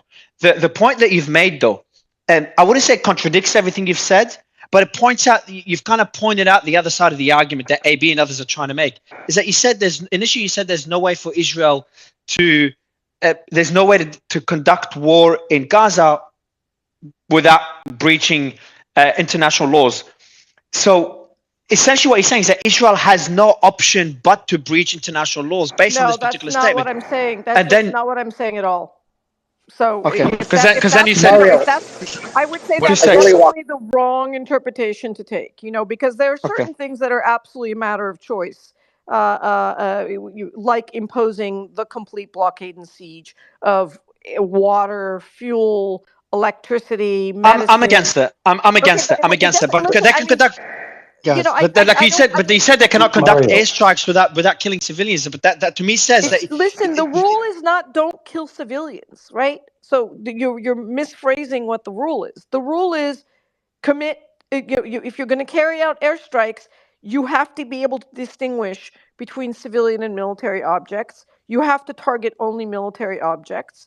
And where they are so mixed, the gain has to be proportional to the military advantage, or rather, the military gain has to be advantage. I do want to go to So Sarah, I will go. Let me just finish on that proportionality. Finish, and then we'll go to the others. Yeah, go ahead. Let me just finish on the proportionality. Please, most human rights organizations, international law organizations, they don't even get to the question of proportionality. They don't even need to get to the question of proportionality, because the evidence of indiscriminate strikes, where there was sort of not even any evidence of military present or in the vicinity or any clear military gain, or the evidence of deliberate strikes on civilians, which I have sort of hundreds of pages of documentation on, is so overwhelming that we don't even need to get to the hardest, most subjective element of international law, which is proportionality, where each country has its own secret formula of proportionality. I can tell you that the proportionality ratio that Israel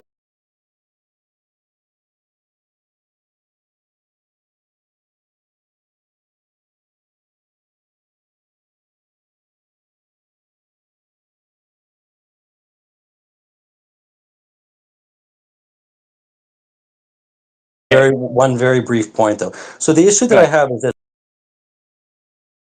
I don't even, I might not agree with her analysis. She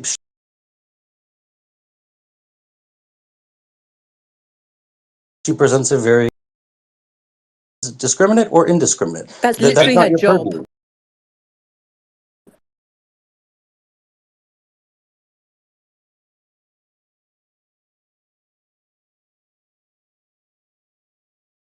human rights expert. She ran Human Rights Watch in the Middle East. She's That not. is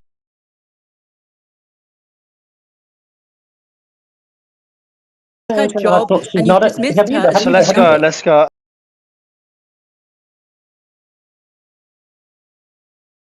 Yehuda, I will go to you right after Zev, and Habiba, please, if you could hold off just so we can get to Craig. Poor guy's been waiting forever, and then we can get to Colonel Spencer and AB. So, Yeah.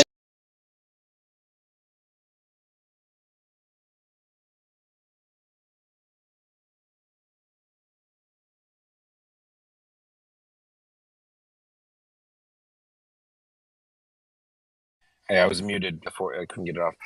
Yeah, is an expert in this. If the speaker before, I'm sorry, Sarah, if this was World War an airstrike that's discriminate, that's just not true. I mean, you could there's artillery systems that will fire on a meter square, even less, to be honest with you, but that's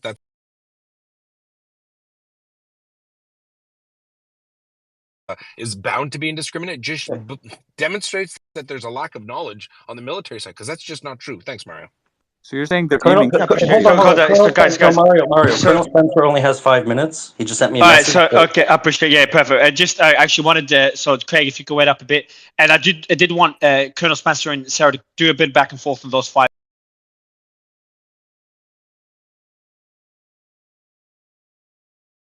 minutes before we go to AB and Craig.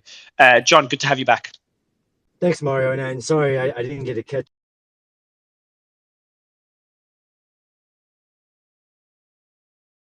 Seen International, just so many organizations who are very very well respected in their interests, right? But I only heard a couple of bits, and the one part I strongly disagree with, just not in the interpretation of international humanitarian law and protocol and prohibitions and all of this, but in the ideal that it is impossible or by nature illegal to conduct a military operation in a densely populated area, even if you haven't withdrawn the population out of it. It's just, I mean, I put this one line, and it was very important to me to put in my recent analysis of the current operation, is that if that was true, then every operation that's ever happened in any densely populated area, which there have been plenty that have happened in way more dense areas, such as Mosul, Raqqa, Aleppo, Baghdad, Fallujah, although Fallujah's not more dense. But there are human rights activists who say every one of those operations illegal, despite the fact that that does not the way the world works. And I am a part of many organizations who are trying to ban the use of explosive wide area effects weapons in densely populated areas, because of this line of reasoning that there is a belief that comparing World War II, like Dresden, Tokyo, the acts of collective punishment or the trying to bomb to influence the population, and that the analysis needed to identify what targets were engaged with military ordinance that were not military necessity or valid legal military targets. It becomes a very vast. Mario has listened to enough of this to understand that much of what was just said is very emotional, heartfelt, but not accurate. Or every Western country who's conducted an operation in a city up till today is illegal.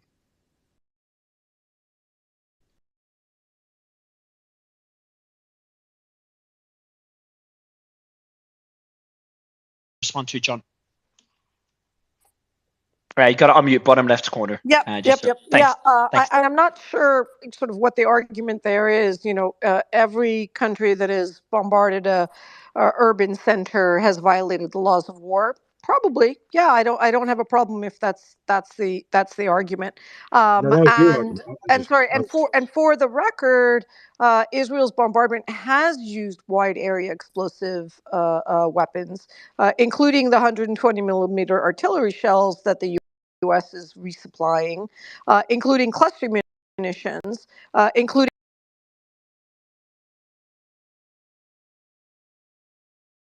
all of these are weapons that they have deployed.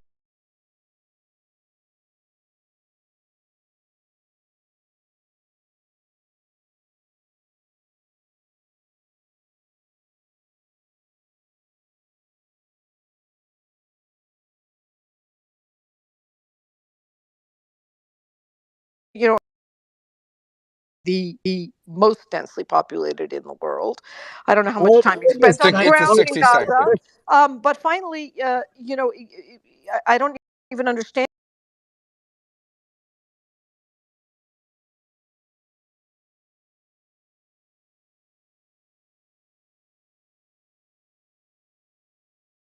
a densely populated place relative to Gaza.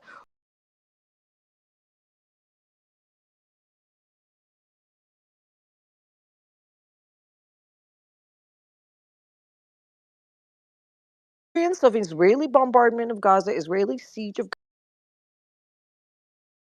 Gaza, I think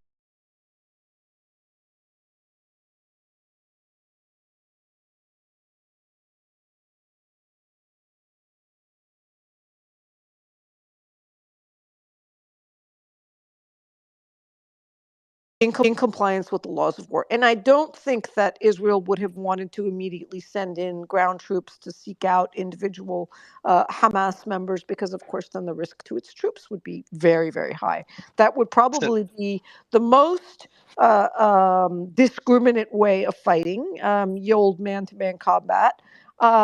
But that's clearly not the way that Israel has chosen. And again, you don't need to look at the. It's always amazing to me. People want to, you know, there's 10,000 airstrikes, and people want to focus on the one that's maybe the most difficult case to argue because it presents the biggest challenge to international law, and that is whether or not a strike is proportional. Right? That's the most subjective.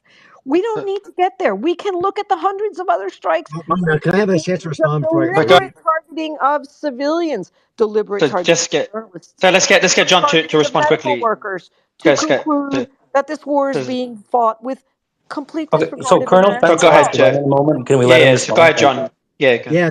So Sarah, very well spoken, but is inaccurate in that the type of munition determines whether the strike is discriminate or not. This is the fallacy of the explosive wide area effects weapons that can be targeted to a single meter or within 10 meters. There have been no cluster munitions that I know of that have been used in Gaza. White phosphorus is not illegal in war, to include in denser urban areas. And again, the fact that you say they're all indiscriminate, again, if this was the case, like you just said, although I don't need to do whatabouts, I can do in Israel. It isn't Human Rights Watch or anybody else who determines whether a strike was discriminate or proportional. It is the role of ICC, who has not, even if they're not a signatory, said they say the words might be. But just by using the number of strikes and say, well, clearly that's indiscriminate. It is not the way war works. I wish I could have more. Mario, I'd love to come back. No, I appreciate it. Would you? Yeah, definitely just jump in if you're back, and we do have Piotr and AB and Craig and others. Craig, I know you've been waiting for a long time. Go ahead, man. Yeah, so I'm not good at military tactics. I'm not good at this, but I am really, really good at reading contracts, right? And so when we talk about the legal enforcement of these things, I just want to pin something down, okay? Number one, when you're dealing with contracts, you have to deal with sources, and you have to deal with like the legal threshold with which you would believe something is indiscriminate, right? In order to say something is indiscriminate, you have to have a legal threshold with which you have to cross before you can label it indiscriminate. That legal threshold has not been met. In fact, nobody has even seen evidence of indiscriminate bombing anywhere, right? That's a legal claim to say something is indiscriminate. If I fire indiscriminately into a crowd and you're brought into a courtroom, you have to legally prove it was done indiscriminately and you didn't specifically target people of different groups. But the question in regards to source, in regards to evidence, is this. Several weeks ago, right? This is important, okay? So I just want to be given just a little bit of room here. Several weeks ago, we were told overnight that 500 people died in a hospital attack on an Israeli bomb. I'm not claiming that you said that was Israel. I'm saying that claim was made. That was done by people inside Gaza that said within minutes of that happening, 500 people were dead. The hospital's been leveled. You know, Israel is bombing indiscriminately, right? That's the source evidence. I want everybody to understand that the source evidence of that claim is the same source evidence that is putting out the claim of indiscriminate bombing in women and children being put out there. That's the same source. So if you're involved in a contract with somebody or you're involved in a legal language of somebody, you cannot give any validation to somebody that is saying this means that, but then you turn around and you realize, well, So Craig, can I ask you a question? Craig, just a quick question on that. So you remember how those numbers came out from the rocket that fell on? I think it was the Al Shifa Hospital, wasn't it? I can speak Yeah. to this as well, by the way. Yeah, in a bit. In a bit. So Craig, so those numbers came out. Then who came out with the corrected numbers? Because they must have come out of Gaza, I guess. Who came out with the right numbers? So there were several claims. I think the French have a team on the ground, like an international observatory. They have groups that are with the United Nations on the ground. They said that between 11 and 50 had died. The original claim of 500 was put out by the same people. Again, the same people. I'm like John Spencer. I'm picking up my daughter right now. The same people that. No, I think the number is no. But who came out? Who exactly put out that initial claim of 500 people? Wasn't that Mario, yeah, exactly. I can speak to this. Mario. Wait, The on Washington that Post. wait, Sorry, Michael. Habiba, Yes, please. go ahead. Habiba, please. Mario, just what a I'm second. saying, The 501, it was said by Al Jazeera, 500 casualties, but they Yes. didn't say that it's different. Right. They mixed casualties and killings, and that's what the Washington Post reported. Excuse me. With all due respect here, okay, the claim was, remember, contracts are important, words are important, and words have meaning, okay? The claim that was put out, the same people that are claiming and spreading information to where everybody else is collecting it, right? The source of the evidence is coming from the same people that said that Israel intentionally and indiscriminately, or if you want to label discriminately, bombed a hospital that was later proven within 6 hours when the sun came up that it was false. So when we get evidence, when we get sourcing from people that are putting out things that, it's indiscriminate, these are the same people who said that the hospital was deliberately attacked by an Israeli warplane with a JDAM and it was 500 pounds. So again, I understand all the legal arguments. I'm not a tactician. I'm not a soldier. I'm not this, but I'm good at reading contracts and I'm good at reading source evidence. And I'm telling you right now. So just Craig, you're talking about so just to get, you mentioned the numbers Mario, closer your to your mic is really your bad, mic is Mario. terrible, man. Okay, hold on. The U.S. intelligence community, the U.S. intelligence community also can you hear me? provided an unclassified assessment of fewer than 100 casualties for that. That's my No, point. they didn't. They said 100 to 300. Habiba, excuse me. With all due respect, No, they said it was on the lower end. reality. Excuse me. Can you hear me? This is a factual claim. Yeah, this yeah, is we a can hear you. Yes, factual Mario, claim we can hear you. Your that mic I am is making. fixed. Is the mic good? Yes, it's fine, Mario. Okay, Yes. perfect. So I'll put my I'm headset back making on. a No, factual Craig, hold on. claim. Craig. So your number you said is 10 to 15. I think Michael, the number is, you mentioned a similar number. No, I said 11 to 50. 11. I said 11 was the follow-on from the French. Yeah, so I've just got, so this is where, so you mentioned those numbers, Craig. Now, if you look at the numbers here that were put out, the Gaza Health Ministry mentioned, by the way, I've debunked something the Gaza Health Ministry said yesterday. So I'm very skeptical of anything they put out. They did put Mario, out. they didn't. That wasn't a debunking. That's because comms went down. Sorry? You're talking about yesterday? Did you not read the WHO yesterday, right? Comms went down at that period. It wasn't that one side was denying the other. It was the fact that when the MOH reported that, comms went down at the hold time. on, So the Gaza, 2 seconds, Habiba. The Yeah. Health Ministry mentioned that there were all patients on ICU died. Where'd they get that information Okay, from? but that's what I'm saying. At that time, there was a comms breakdown. Okay, So what I'd like to say is, go ahead. wait. The UN, right? Sorry, the US has always taken the Ministry of Health figures as reliable. The Washington Post did a great explanation on this. Habiba, stop for a second. Yeah. I've asked about a specific example. Don't divert away from something else. So I No, first I'm I not. agree. I'm telling you let me exactly finish. what happened yesterday. Habiba. I agree with you, and I was actually going to make that point. I think the UN said that they have no reason to doubt the numbers coming from both sides, the Israeli side and the Palestinian Health Ministry. I made that statement a while ago, so I agree with you. And I'm going to finish my point. But just back to what happened yesterday, just specifically, why did the Gaza Health Ministry say all patients on the ICU died? Which is a very extreme to make. Remember when I posted yesterday in the group, I said, wait until Shifa confirms because the Then comms went down. Okay, wait. Comms went down. So then they don't know. Why did they say that many died? No, look, people are. It's really, really difficult because the lines were down. They were being bombed at that moment, and people couldn't reach them. So there was miscommunication. But generally, they are factual. Who said Miscommunication or intentional miscommunication? 2 seconds. Sorry, Just Zoe. like the I whole don't. 40 Guys, Whatever. everyone babies, please, miscommunication, right? I'm not sure who's speaking now. I'm just about to guys, because I'm setting up my headset, so I can't hear who's speaking. So Habiba, just quickly, when you say miscommunication because comms went down, when comms go down, there's no communication, not miscommunication.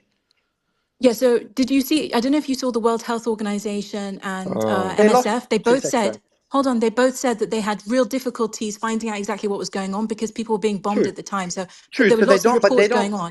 They don't Yeah. make. Just so you know as well, within the same 30-minute period, the Gaza Health Ministry said something, and then the director of the hospital said something else. Within a 30-minute, Right. and he was on TV talking. So I don't know how there's And no then you'll communication. notice that all of the Palestinian sides corrected based on what the Of course, Shifa they corrected hospital. because the director just said something completely different to the health ministry. Exactly. So it's not that these sources If aren't there's no reliable.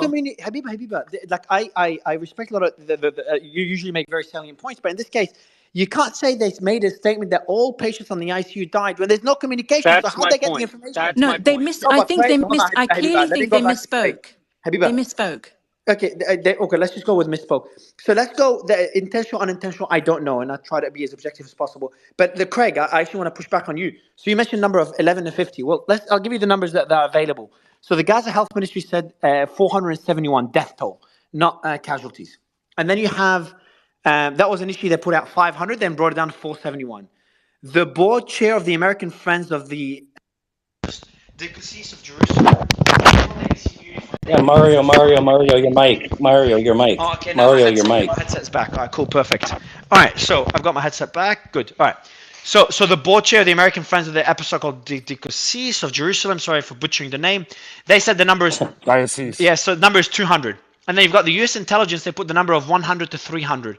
And then the director of the hospital said death toll of 250 and then 350 injured. So it goes back to 500 and so 600 casualties. And by the way, the director. Absolutely. So just Craig, let me I'll finish the point. So just a quick clarification on the U.S. report. The report officially said on the low end of 100 to 300 total casualties, which includes killed and wounded. So I've got the report in front of me. Hold on, Craig. Let me just. I've got the report in front of me here. It says 100 to 300 dead as a death toll, and that's the U.S. I've got the report from the New York Times in front of me. So the central point is that the New York Times proved. But I think we're going. So Craig, I'll let you. Yeah, Craig, I'll let you finish your point. So just what your argument, because your argument is so I'm pushing back on that particular point. But your argument is like the allegations of war crimes are based on information coming out from a source that cannot be relied upon. Is that the point you're making? No, you can actually verify the unreliability of it, because again, the initial claim was, and Sarah has made several times, that indiscriminate bombing is being made. The initial claim that came out, forget about the casualty numbers. The initial claim that came out is that Israel either indiscriminately or discriminately bombed a hospital because they wanted to kill Palestinians, right? That was the claim that was made. Forget about the casualty numbers. That was a claim that was made that Israel's indiscriminately bombing or trying to kill as many people at a hospital as possible. That claim was verified to be untrue, and yet they stick to it like it's everything else. So you have to remember, once one side is proved to be unreliable in the intentional or unintentional killing of civilians, then everything that gets thrown out has to be looked at through a vein of, well, are they lying again? Because that was a rocket, not a bomb, right? So then that applies. But then the argument. Craig, So can I yeah. come So back let me on do this? it. Hold on. Faraz, you're making a point that I was going to make. So Faraz, go ahead, make it. So that exact point applies way more to the Israelis than it applies to Hamas, because your exact point is there's been a lot of basically fake claims that were not true coming out from the Israeli side, much more than from the Hamas government or from the health authority. That's a subjective, not an objective. Oh, So let's maybe mention Faraz. Mention specific. Wait, I'll be So specific Faraz, with you, so Mario. Habiba, please. Okay, so let me go to Faraz. Any specific examples? Because Habiba has some specific ones. Oh my God! Where do I start? How far do just we want to take give this us back? 3 quick ones, just quickly. 40 beheaded babies. So that was, but that was not an official. That was not an even. So I don't want to get into that debate. But that's not. It wasn't officially made. I think it was made by. I think Netanyahu. Journalists mentioned it, and Netanyahu, I think, used it as a. No, Netanyahu literally said. Netanyahu was the one who talked about babies being beheaded, or 40 babies being beheaded. They talked about rape, which is again unsubstantiated completely. So we go. So just yeah. So so there's nothing from the ministry. So this is a president lying or prime minister lying. Mario, if you want to go with that. Mario, you made a thread about how many times did they delete the IDF every time they exactly. So these are better exactly. These are better examples. Habiba, you said you have specifics as well. And then we'll go back to Craig. Yes, so even if we take the point, Mike, that you gave about the bombing, right? that particular bombing, Israeli intelligence presented evidence that it was a rocket. The New York Times and this is the most recent and up-to-date and verifiable information, has said that the intelligence that the IDF gave to the US was based on a Tamir missile, and the video wasn't even related to the event. But so then, they gave, but so, they so, gave so, unrelated Mario, evidence hold on. That's Zev, speculative. let her, That's speculative. Zev, That's Zev, speculative. You're Zev, speaking over me again, Zev. You gotta let her finish, and then you can tell her No, what. but Sorry, I let her have finish. no, You're no, Mario. speaking over me again. Hold No, on, Mario. guys, 2 seconds. You're speaking Zev, over me again. Zev, if you disagree, don't you have to let her finish? So makes your point, then you disagree. No, because she said Zev, you something keep which is speaking over intentional. me. No, I'm going to for a moment. No, Mario, because 2 seconds. again, yet again, every time she brings up this New York Times article, which she's done in the past, she offers it as concrete proof. It is simply a Yeah, but speculative Zev, speculation. I understand, but why not make that point when she's done?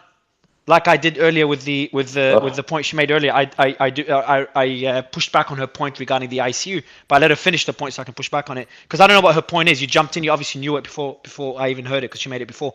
So Habib, what's your point? So the New York Times article, and I'll let you finish but Zev's point is accurate. So at the same time, they didn't point fingers either way. They said they still don't know who it is. No, Mario. They proved that the Israeli intelligence gave timestamps that were unrelated to the attack, so they gave flawed intelligence to get rid of their culpability for it, and that is a fact, right? But they also didn't. They also didn't say there's no proof that it was an Israeli airstrike either. So can I That's respond now, true, Mario? but Yeah, go ahead, what Zev. we also know So is go, that the so, picture so, that No, let me so respond. guys, So yeah, again, quickly, yes, Zev, and I want to go very to briefly. other he keeps speakers. So muting Habiba, me. I don't. I I didn't muted you, mute you. Habiba. I did muted not. you I did because not mute you. I've I given don't you, mute Habiba. You get annoyed when you're muted, but you do speak more than anyone else. So I appreciate Okay. just a heads So up. I I'll be appreciate your very input. brief. Go I'll be ahead, very Zev. brief.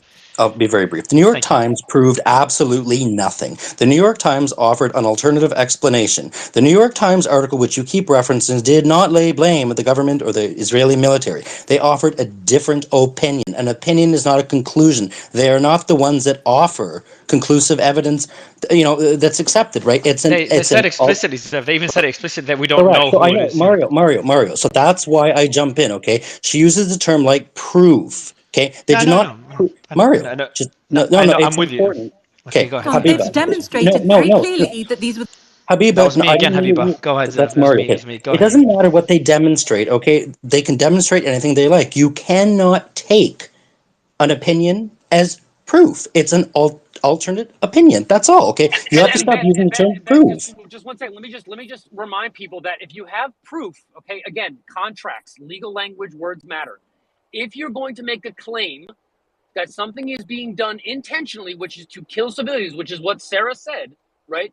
That they're doing that, then you have to have equal amounts of proof that it is being done intentionally. And if you don't, you can't make that assertion and expect to be made. So let's go, Craig. Let me go to AB, and then we move on. Really quick, You got really Michael. quick, Yeah, so we got Michael, really quick to AB, and that then point. Mike. Yeah, Really Michael, quick to AB, that and point, Mike. and this whole cynical use of the New York Times over the past several weeks is ridiculous, right? So cite the New York Times when it says something that you like, then pan it when it says something you don't like, right? So then you're speaking to the inherent lack of reliability with a lot of the claims. And like other people have pointed out, there have been maybe 4 or 5 different investigations into the hospital done by various, outlets. There you had Al Jazeera do one, you had I think the Bellingcat guys do one.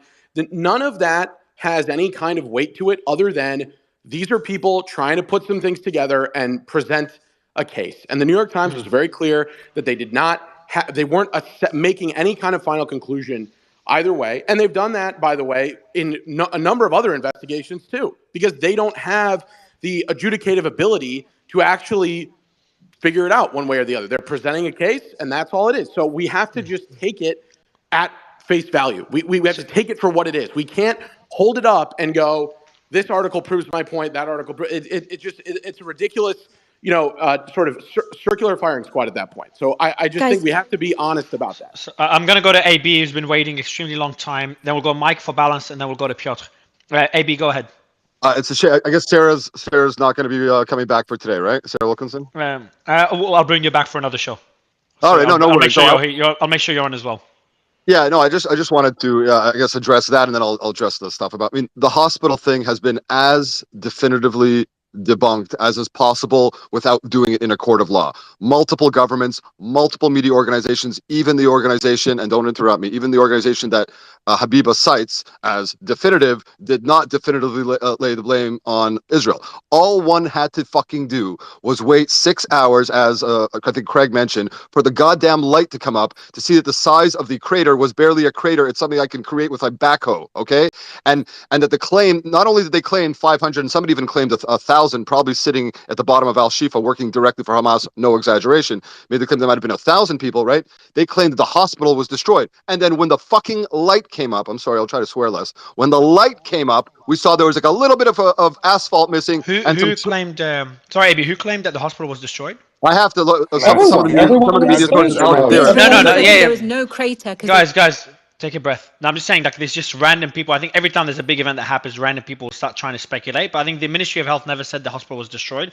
But they said it was. I believe either they or it was an Al Jazeera journalist who claimed it was struck directly. So it wasn't. Now we know with 100% certainty because we have drone coverage over the site that it was the parking lot. It was a small, basically a divot. Israel does not use any bombs, basically that can make something that goddamn small. Hamas does. Okay, so we know it's as definitively proven as it can be. People can say whatever they want, but CNN ran something that proved it. The American government says they have their own intelligence to prove it. The Israeli government has their own intelligence. The French government, the UK government, the Canadian government, definitively. It's as definitive as you can get without being in a court of law. Putting that aside. The New York, but just on the New York Times, they did say that they have no proof. From what they've seen, they have no proof. They did say that it could be either the Israeli or the Palestinian side, and they did rebuke the Israeli intelligence, the allegation that it was that particular rocket that Israel showed from the Islamic whatever group, not Hamas, the other group, Islamic Jihad. The Islamic Jihad group. So yeah, exactly. So they said that their rocket was not the one that caused it based on their investigation. But I know this. Basically, you go ahead, Abi.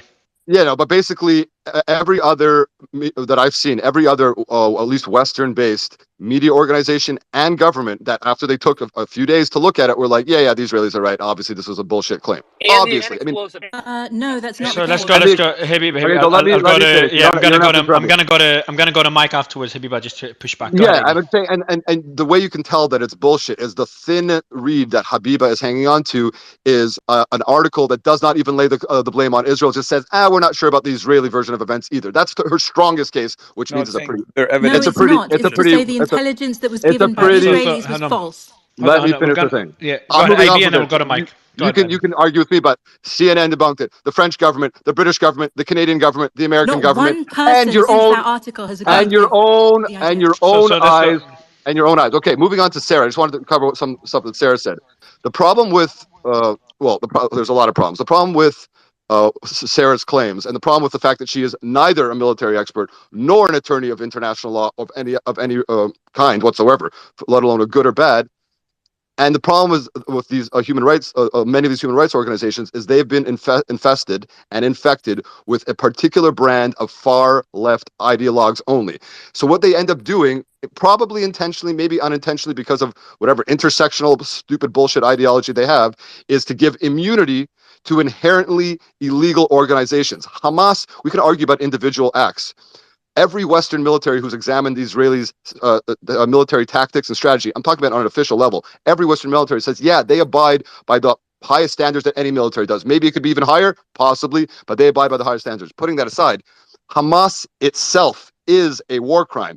Their very existence is a war crime. Their very most basic aim is genocide of another population, explicitly stated genocide of another population. They've explicitly claimed in the aftermath of this thing that they're going to try to do it 4 or 5 times, and we saw the results. Anyone who is not, again, a liar, a professional liar, or a moron knows what they did was completely indiscriminate. Okay, their very existence, meaning even if they attacked Israeli soldiers, right? Only if 100% of their targets had been Israeli soldiers, which we know is not true, right? But even if that had been the case, because their very aim is the genocide of an existing member state of the United Nations and an existing subpopulation, the Jewish population, that itself would be a war crime. Every time they're firing a rocket, which means every day for the last 36 days, every single fucking rocket is a war crime. The vast majority, some of them, most of them are double war crimes. They fire from civilian areas at civilian areas. So they're committing 2 war crimes. They cover no aspects of legal warfare. They do not differentiate themselves as military for the most part. They do not try to separate themselves from civilians, and they're obviously not discriminate. Every aspect of them is a war crime to the point of the organization itself is a war crime. It is ludicrous for people like Sarah, by judging by her standards, and she kind of tacitly admitted it, that body count does not equal legality at all. If that was the case, then the U.S. and the Allies were worse than Nazi Germany, because the U.S. killed way more fucking German civilians than Germany killed things, or America and the Allies and the including the Arab allies who fought and destroyed ISIS as a governing authority in Syria and Iraq. They were more inherently war criminals than ISIS, because they killed more people than ISIS was able to kill. That is bullshit. In any war, any winning side is going to kill more people than the other side, and and she said again, there's no number that makes it inherently a war crime or not. If you have Adolf Hitler in this hypothetical situation, the leader, or let's say the leader of a military, in a building of civilians, and the only way to get at him is to destroy that building and take down Adolf Hitler, that one death would make it proportional, militarily proportional and legal, right? Anybody who studies these things actually knows it, but people throw proportionality and indiscriminate. Let me give you one more figure before, and I'll yield the floor. They were talking about indiscriminate warfare. Israel has bombed something like 15,000 targets, okay? According to their own admission, and I don't think the people of Gaza would disagree that Israel's not bombed thousands and thousands. They bombed 15,000 targets. Even if we take the Hamas, the explicitly genocidal illegal organization, Hamas's figures at complete face value and say they're 100% accurate, which we know they're not. We know that, right? So, but even if, let me stipulate that they're accurate. And even if we were to exclude the fact that we know that 20% of their own rockets fall in their own territory, so 0%, and exclude those people. And even if we were to exclude the people that we know they've killed, Israel's killed thousands of Hamas fighters, thousands, plural, okay? Get Even if to we the said, no, point, they're, man. even if we did that, Israel has killed based on 50,000 targets, they've killed one person for every 3.5 strikes. Okay, if that's not discriminate, I don't know what is. 50,000 targets and 12 or 15,000 whatever casualties, and that's just if we exclude Hamas killing their own people by mistake, killing their own people on purpose, and the jihadists dying. Even if we took the worst interpretation and said 100% of people are civilians, it would still not be indiscriminate bombing. I yield the floor. Thank you, AB. Wow, I want to go to Mike and then Habiba. Yeah, I want to go to Mike and Habiba on this one, just to kind of push back before I go to Piotr. Hey, Mike. Yeah, come on, can you guys hear like me? 20 minutes now. Can you guys hear me? Yeah, go ahead, Mike. Perfect. He basically destroyed the floor, not healed it. No, just kidding. I actually, I want to go back to previous points, and then I want to comment quickly on what he said, AB said. Mike, you gotta improve your mic, though. It's pretty bad. Can you hear me now? And still not great. Can you take off Bluetooth if you're on Bluetooth? Yeah, 1 second. Thanks, man. I appreciate it.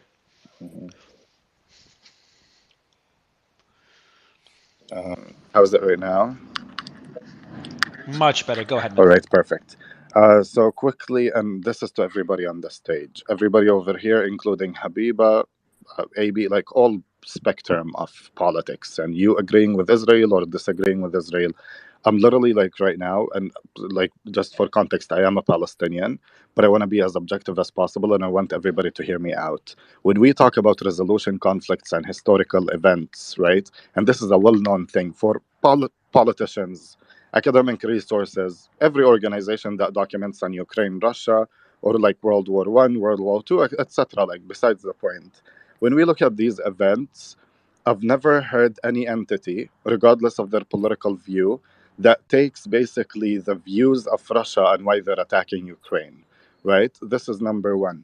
Number two, it will be extremely disingenuous to basically come to conclusions as we're speaking when the war is still unfolding and organizations, including the ICJ, is not able to go to Gaza to document what's happening. Me, as a Palestinian, I'm telling you, if I hear Hamas saying we don't have any militias in the Shifa hospital or any other hospitals, as a Palestinian, I would love to believe them, right? But am I 100% certain of their claims? I can't tell you, and that's me being very objective. So basically, to come over here or any other way, in any other platform, and to basically take IDF or US claims of what's happening in Palestine today and say, well, because the New York Times or basically the US government or French government or Israel is saying and showing us evidence of what's happening, therefore it's justifiable of war crimes, collateral damage, and atrocities, etc.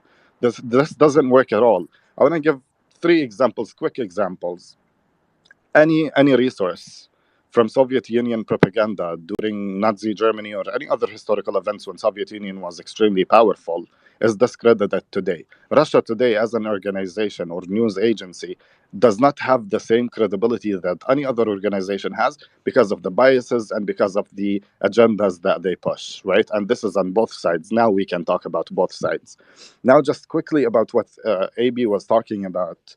Oh, the other two examples. I'm not sure if you guys know who Jamal Khashoggi is. He was a journalist from Saudi Arabia, basically living abroad. He was killed in Turkey in the Saudi ministry.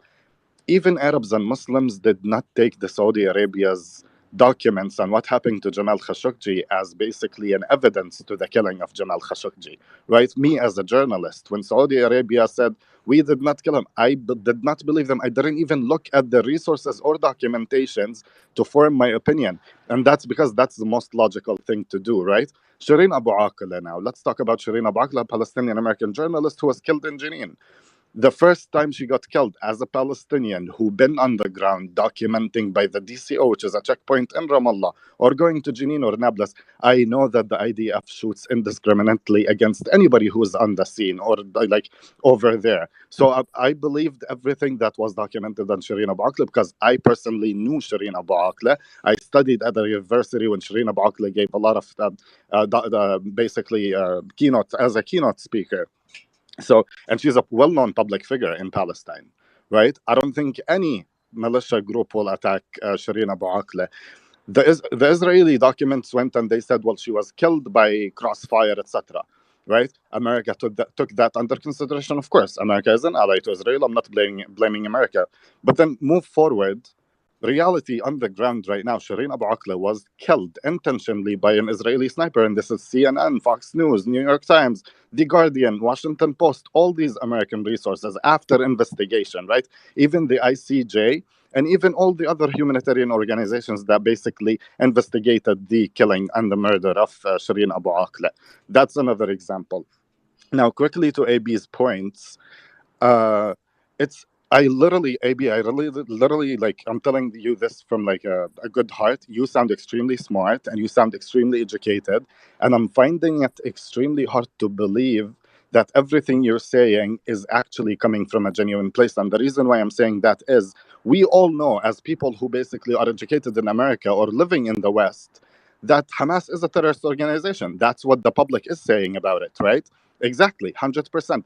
So to put Hamas on the same ground and level when it comes to international law and when it comes to basically investigating the quote-unquote crimes of Hamas is extremely disingenuous. We talk about the charter of Hamas, we talk about the actions of Hamas, but we fail to mention that Hamas is a militia group, right? Hamas has been in an open-air prison for 15 years in a densely populated area.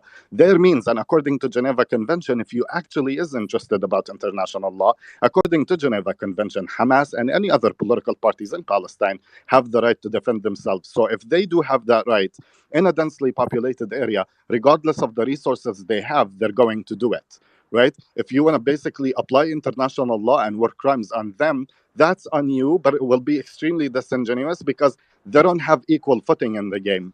Now let's trace back to the IDF, right? Wait, Hold on, no, I'm not. international law. I Just did not one interrupt you, sentence, bro. and No, no, I'll no. let you finish. I Yeah, promise I'll let you guys, finish. AB, I Mike, promise I'll let you I finish. it's good, did I not. good to have promise. a I back and promise. I did forth. not. Mike, Just very quick. no, he'll be quick. I'll make sure it's quick, Mike, just to I kind of swear, keep and it I back and promise it's forth. quick too. I'll let you finish your Go ahead, entire Mike. point, and I appreciate your tone is very calm. I appreciate it. Maybe probably more calm than mine was, but your all organizations and all fighting is governed, all of it by every organization is governed by international law. What you're trying to, what it seems to me like you're trying to do is say we all know Hamas are terrorist pieces of shit and that we should judge them by that standard. No, international No. law does not judge them. Say If you we let have them me by law. finish, I don't think We're you would not have. doing the Yeah. soft. Just one last sentence. If you One let me last sentence. finish, I don't think you would have interrupted me. And please, Quickly, AB, but yeah, yeah, Yeah, and true, but please, we're quick, not. keep it quick, AB, please. yeah. Okay, I promise. No, I I promise. think he's done. We don't I do got your all point. organizations, all fighting, all war fighting, all of Okay, it got it. by But that every wasn't my organization point, though. is AB, governed by international AB, law. let me finish so you So understand my All right, point. so go go ahead. ahead. Yeah, Let go me ahead, finish, Mike. and please. And Mike, also, if you can touch on, since he interrupted you, I'll add one more question as you continue. If you can also touch on AB's point about the number of strikes, I think it was like 15,000. Yeah, AB was yeah, it and he 15,000 gave strikes? Germany as an 50, example. 50,000 targets, 50,000, Sure, sure. Okay, let me please. Okay, And go ahead, guys, Mike. I'm so sorry. I Yeah, don't go ahead. like interruptions because English is my All second good, man. All good. language, Go and ahead. genuinely find it hard to like reconnect my thoughts. But quickly, all good. Man. yeah, thank you. So I wasn't saying that international law should not apply on Hamas. All I'm saying is if you want to be a logical international law attorney person or a person who's interested in studying resolutions and conflicts, any lawyer on earth, when they look at an event, they take the premises to come to a conclusion, right? If you build your premises on flawless or flawed arguments, it will not give you the actual conclusion that you're having. And by that, I'm talking about Bingo. Hamas. Yeah, and by that, I mean that Hamas is lacking a lot of premises that will lead you to a conclusion. And by premises, I'm talking about international recognition, them following basically the blueprint book of resistance or basically fighting as a military group because one, they lack base, they lack leadership, they lack funding, they lack allyship, they lack etc. Right? So I'm genuinely talking to you. I like, regardless if you want to consider Hamas a terrorist organization or not. Genuinely speaking, if you want to study the tactics of Hamas and basically apply international law on it, it will not be fair to basically the conclusion that you're giving to the public or even international lawyers and experts in that manner. Now, hold on quickly. So, Wait, what do you think of the? because they're weaker? Are you what do you, saying? AB, If I understand, just one question. I promise one question. Are you saying, in other words, am I understanding you correctly? Because they are weaker, which they are, then the Israelis. No. Therefore, it's not fair to No. It's judge them or It's not something. about being weak or not. I'm not sure if I'm being clear. I'm talking about, let's give it like hypothetically speaking, like you're talking about two buildings. Israel is, for example, the Trans America building in San Francisco, and then Hamas is a building that is lacking infrastructure. If you want to talk about both of them architecturally speaking, you cannot apply the same architectural laws and like architectural aesthetics on both buildings when one building is lacking infrastructure and the other one is basically fully aesthetic. Mike, what do you think of the rockets? So you are saying because they're weaker, can I we please finish? should. Let's not push on Yeah, semantics Mike. because I have a point. Mike. Yeah. Just I do want to. I want you to finish your point if you can, and kind of touching on the rocket one, so we can go to Habiba and Piotr. Other speakers waiting.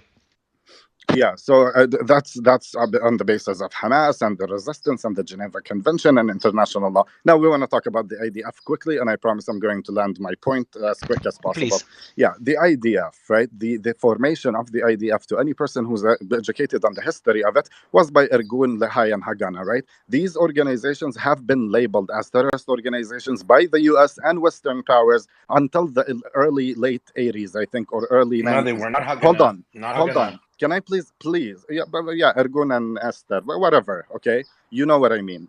Now, when you cut my fucking thoughts, I hate interruption. Anyways, sorry about that. Anyways, Mike. The charter of the IDF until today, you guys, until today, 72 laws that justify the killings and the murders of Palestinian civilians. That's in the charter. You can go look it up. 72 laws, according to Adala Organization, Amnesty International, and Ha'ar and Bet Salem Organization in Israel itself, are basically talking about the atrocities and the terrorist actions that the IDF commits towards the Palestinians. But we ignore them when we talk about the IDF. Let me give you another also piece of information. The first terrorist act that has been committed in Jerusalem was done by this organization in the King David Hotel bombing, right? So if you want to talk about terrorism and the charters and inherently terror acts and war crimes, we can start by the IDF, from killing journalists, from targeting paramedics, for bombing hospitals. Not only in Gaza. Mike, 1 second, I'm gonna jump in. I promise. I'm landing. No, I've had you land many planes. I've had you land planes before. I know how long it takes to land. Literally 30 But Mike, seconds. and if you can, in that 30 seconds, if you can really focus on the point, because I found that to be one of the more interesting points that AB made. The amount of targets, 50,000 targets, 11,000 casualties. So if you divide 11,200 by 50,000 is, let's see, is 0.2. So every 5 targets, 1 death, which it just sounds weird to me. But these are the numbers. Sure. So before I answer the question to the previous points, Hamas existed in 1986. Israel has been committing terror acts whenever Hamas never existed. The West Bank has zero presence of Hamas. Maybe you have people submitting to the ideology, they're not acting. Also, terrorist actions by the IDF on the West Bank are still happening. Lebanon never had any Hamas people, right? Before the creation of Hamas, Sabra and Shatilla, and we have documents that Ariel Sharon was connected to Sabra and Shatilla. Now, to answer the question, 50,000 targets, because I want you to understand that when Israel documents about targets in Gaza, they bomb a boat for a fisherman that is empty. That's one target. That's a count, right? Gaza is a city that has been under siege in an open air prison for 15 years. Any target, farms, like you know how what they're doing in southern Lebanon right now, these are targets to the IDF. They're empty farms. Hold on 1 second, and also like to answer the numbers question.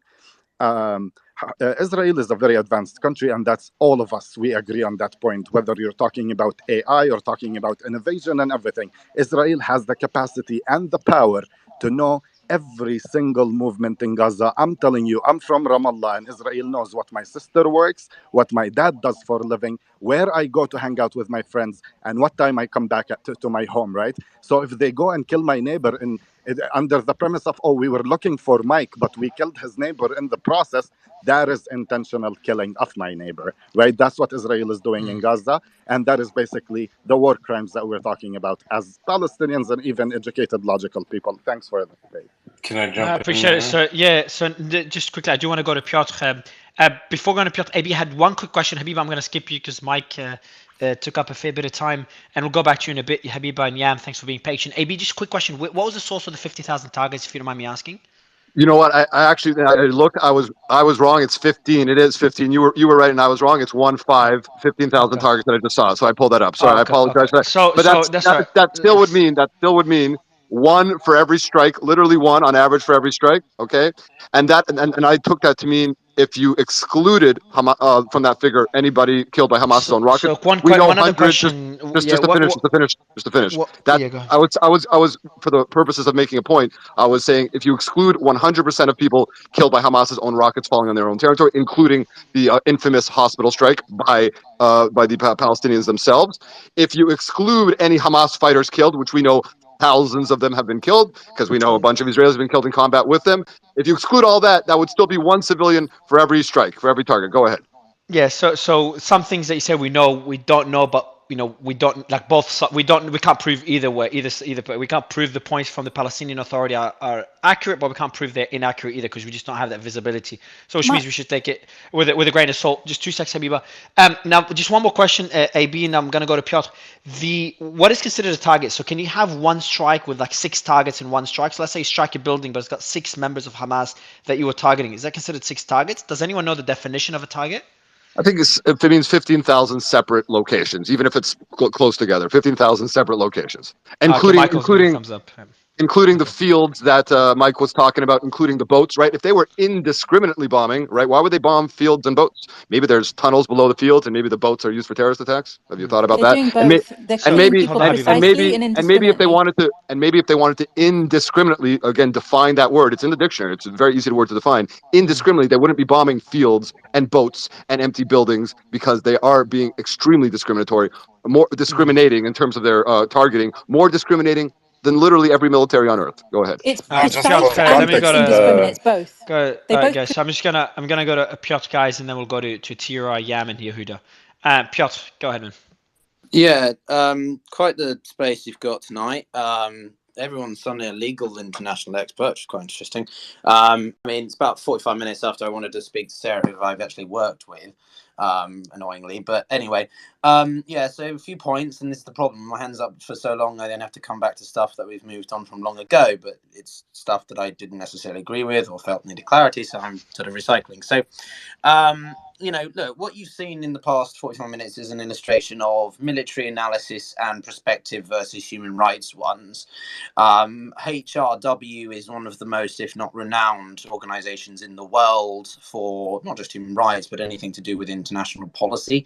Having worked with them for a good couple of years whilst at Crisis Group, including on the 11-day war in 2021, these guys know what they're talking about. They are very, very experienced people. You may not like Sarah's perspective, but she's extremely intelligent and skilled. And I don't really think summarizing it as purely just left-leaning biases is sufficient. That being said, Human Rights Watch is very progressive, incredibly progressive, and they do push a certain narrative when it comes to things like Israel, Hamas, Gaza, and so on. And we've seen this in the reports that they've used to, well, not just criticize Israel, but literally use the word apartheid, which is a pretty strong word if you are from Israel. So I'm trying to be balanced when I provide this analysis, by the way.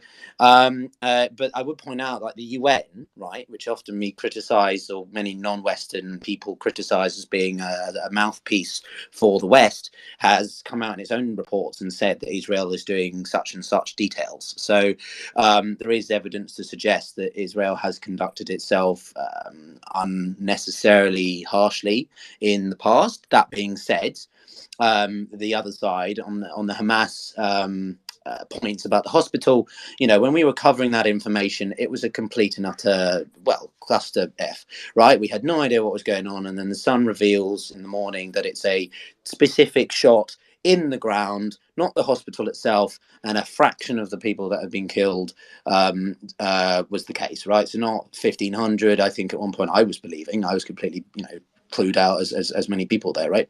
It turned out to be less than 200 to 300, and that's not including possibly casualties or just fatalities. So the point is, we're never going to agree on those details, but it was significantly different to what was being claimed. However, I can point everyone back to the Gaza war of 2014, 50-day war, where the Gazan Health Ministry, which technically was run by Hamas at this point, stated that they had, let me just check the details here, 2,310 kills or deaths. The UN Human Rights Council, which is another independent organization, came out with about 2,250, and the Israeli Foreign Ministry, most interestingly, came out to about 2.2 thousand people killed. So I don't know how much we can say the death toll is completely far from the truth. Is it actually only a few thousand instead of 11,000?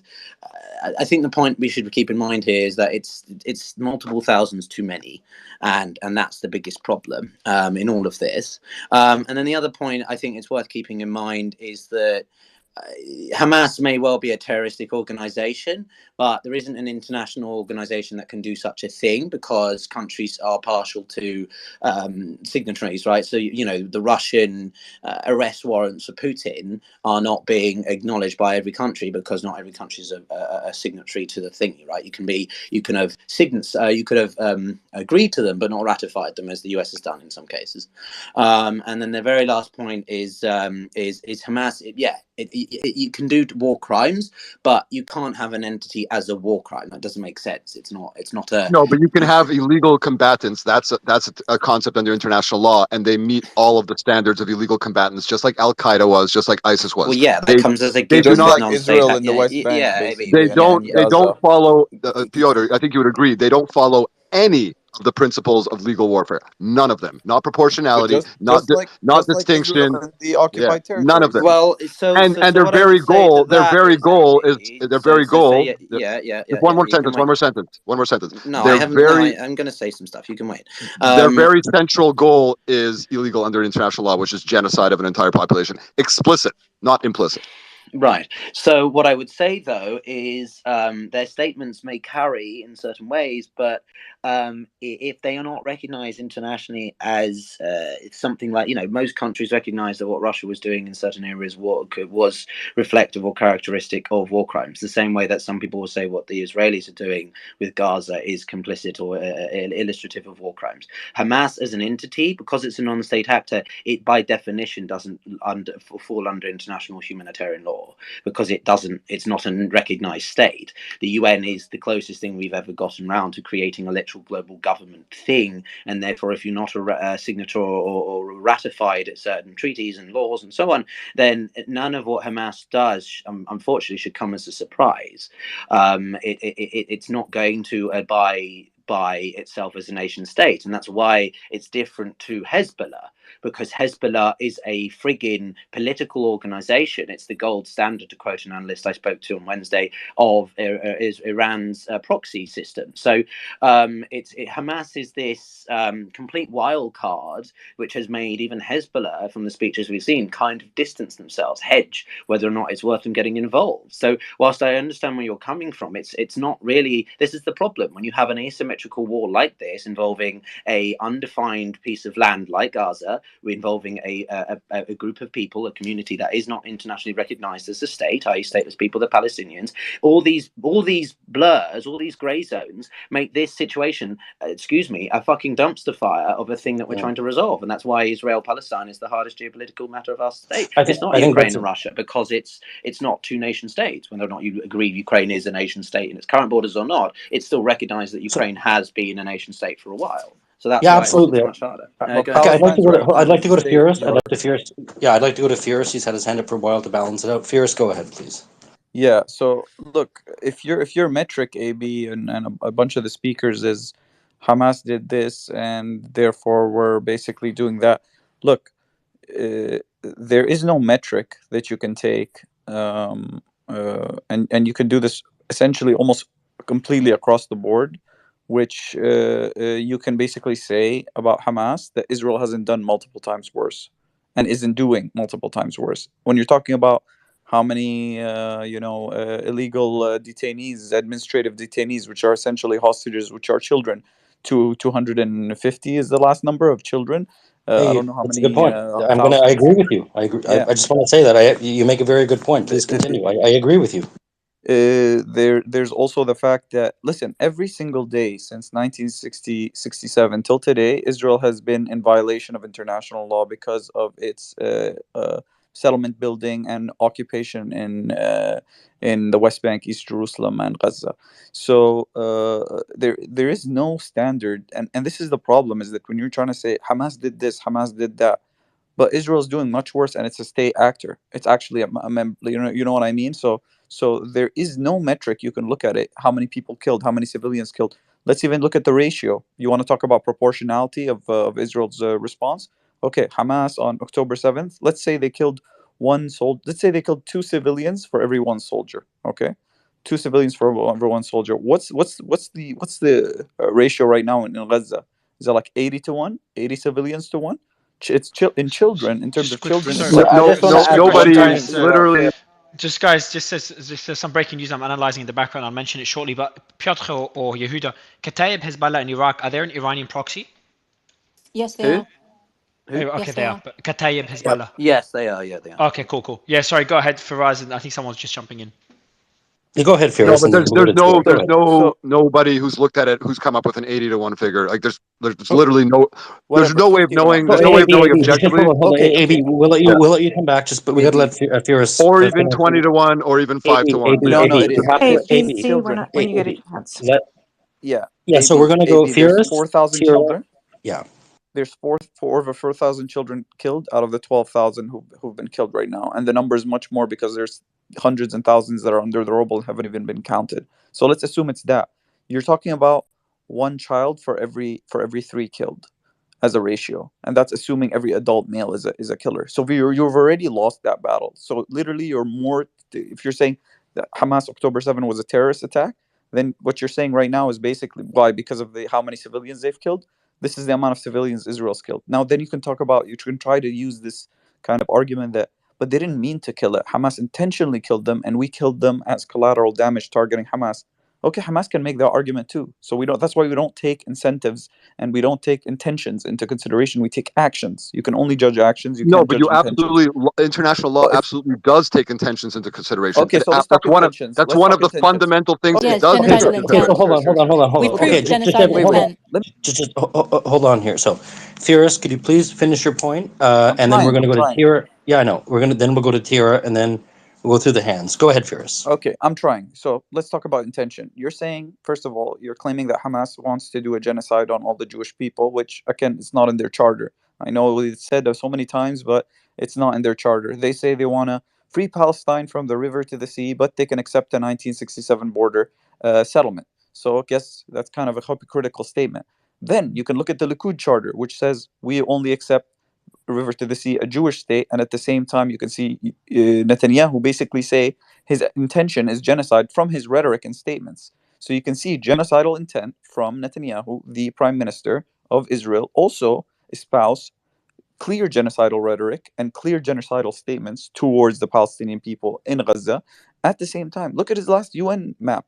So there's no metric you can take this on where the Israelis have not taken it there and Netanyahu hasn't taken it further. So this is exactly what I'm trying to say is that, and again, Hamas isn't a military, so they can say, I can say, me Firas, I can say I'm gonna free America from the Americans and give it back to the Native Americans. Who's gonna take that seriously? Can I do that? No, I can't. Okay, that's Yeah, can maybe I a bad just can example. I just But if clarify Russia to said what that, Faraz? Hold if on, hold on Russia here, said, hold on no, here, no, hold no, on. one So, second, so we last have time, I'm hands not up. last sentence, endorsing Just hold on, Hamas. hold on, last hold on. Hang sentence, on, last Ben. Could sentence. I? If No, you I no, just agree want you with to have to that, let. so Okay, we have to let Firas. Firas didn't interrupt I think anyone. Firas finished. Yeah, but I think he's made the point well. So Tira, jump in and yeah, So I'm just trying to a finish my couple of last things. sentence. Wait, oh, sure. Literally, I have one last sentence here. I'm sorry. yeah, go ahead, Let Firas If quickly, Firas and then go finish. to Yeah, yours. go Yeah. ahead, Firas. if Firas said I'm gonna free America and give it back to the Native Americans, no one would take that seriously. Or if like a paramilitary group said that, but if Russia said that, then you would take it seriously. Why? Because it actually has the capability to do so. So that's why you should weigh Israel's statements much more than Hamas, because they actually have the ability to do it, and they're showing it in policy on the ground. Thank you.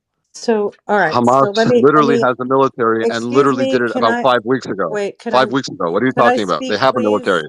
They are Please. the That's not recognized how Could I? government there. international law works, Okay. dude. It doesn't, Could whether I? you like it or not, it doesn't work. Jesus. Sorry, Tara. Wow. Go ahead, Tira, Tira. go Okay. ahead. Tira, Thank go you. ahead. Hello, Tira. First of all, hi, Zeb. First of all, Firas, yesterday you had said someone close to you died, and I am so sorry to hear that. I meant to tell you, but you left the stage. Okay, so I'm sorry. Number two, I think someone had questioned Sarah's bona fides, saying she wasn't a lawyer. She actually is a lawyer. I don't agree with her on a lot of stuff, but I think she went to Harvard Law School. That is what constitutes a lawyer traditionally. Number three, Faraz, you said that intention doesn't matter in genocide, but actually it is a requirement in genocide. It is basically, there has to be a proven intent in order to show genocide. And I do not think, even going to BB's statements, we have such a proven intent, certainly not as a legal matter. So to me, that is, you're just mistaken about the fact that you said intent was not necessary. Number four, somebody on stage, I think it was one of the Michaels, said, oh, there are 72 laws. First of all, there's 65. I think he's talking about laws that might restrict Palestinian rights in Israel. But let me just speak to some of them, okay? There are laws, for example, one of the laws that's listed in the 65 laws is the fact that Israeli hospitals are allowed during Passover to only allow in unleavened bread. And that is considered a violation. Now, okay, yes, it's a restriction, but it's not exactly one of those restrictions that I think most of us would be hysterical about. And while it means that you have to maybe, you're not able to eat what you want to in a hospital, I would not view that. And a lot of the laws are sort of like that. They're not exactly, oh my gosh, look at this terrible restriction. They are, etc.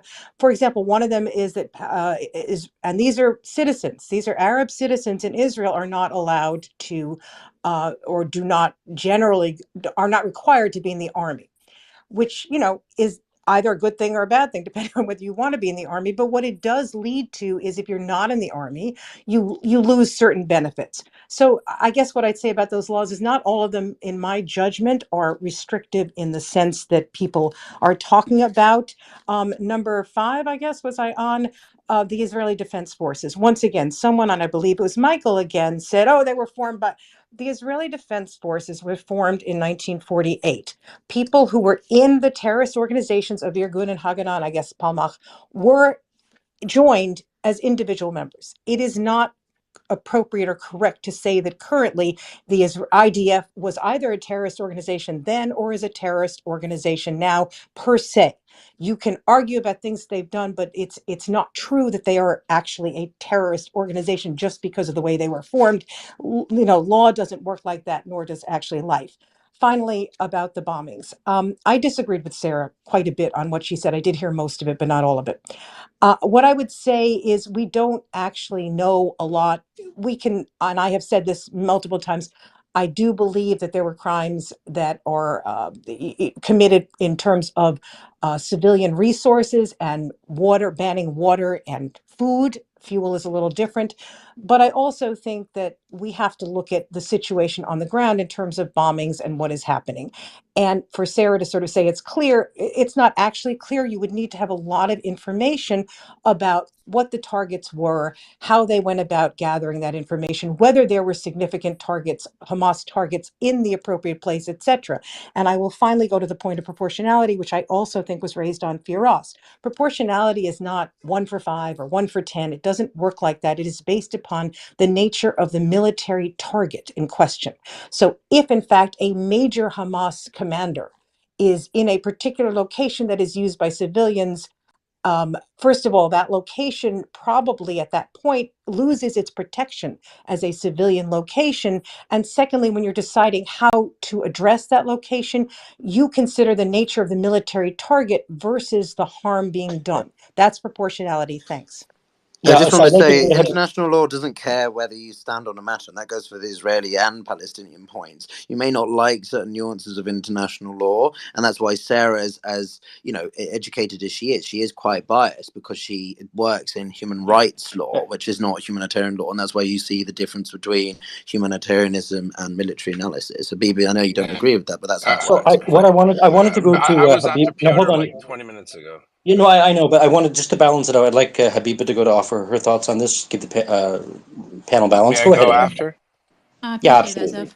I appreciate that, Zev. Okay, so I posted a couple of links at the top, which is there's a deposition from 790 scholars and the UN panel of experts, which demonstrate that there is genocidal intent. There are law cases at the moment going forth to prove this because there are enough statements from the Israeli senior leadership that very clearly demonstrate this. So that's one point. The second thing, I'd like to caution everyone against deriding journalistic and also Human Rights Watch and human rights-based organizations and throwing and discrediting them because it's also the basis by which they're being attacked and derided, whether or not it's the UN, whether or not it's any rights body, whether or not it's the ICJ, anyone who discredits these organizations, I want people to think clearly and rationally. When people are calling these organizations biased, when they're saying that the UN is Hamas, as Israel's diplomat did, ambassador to the UN, when people accusing rights organizations, the UN, activists on the ground, people whose job it is to monitor genocide,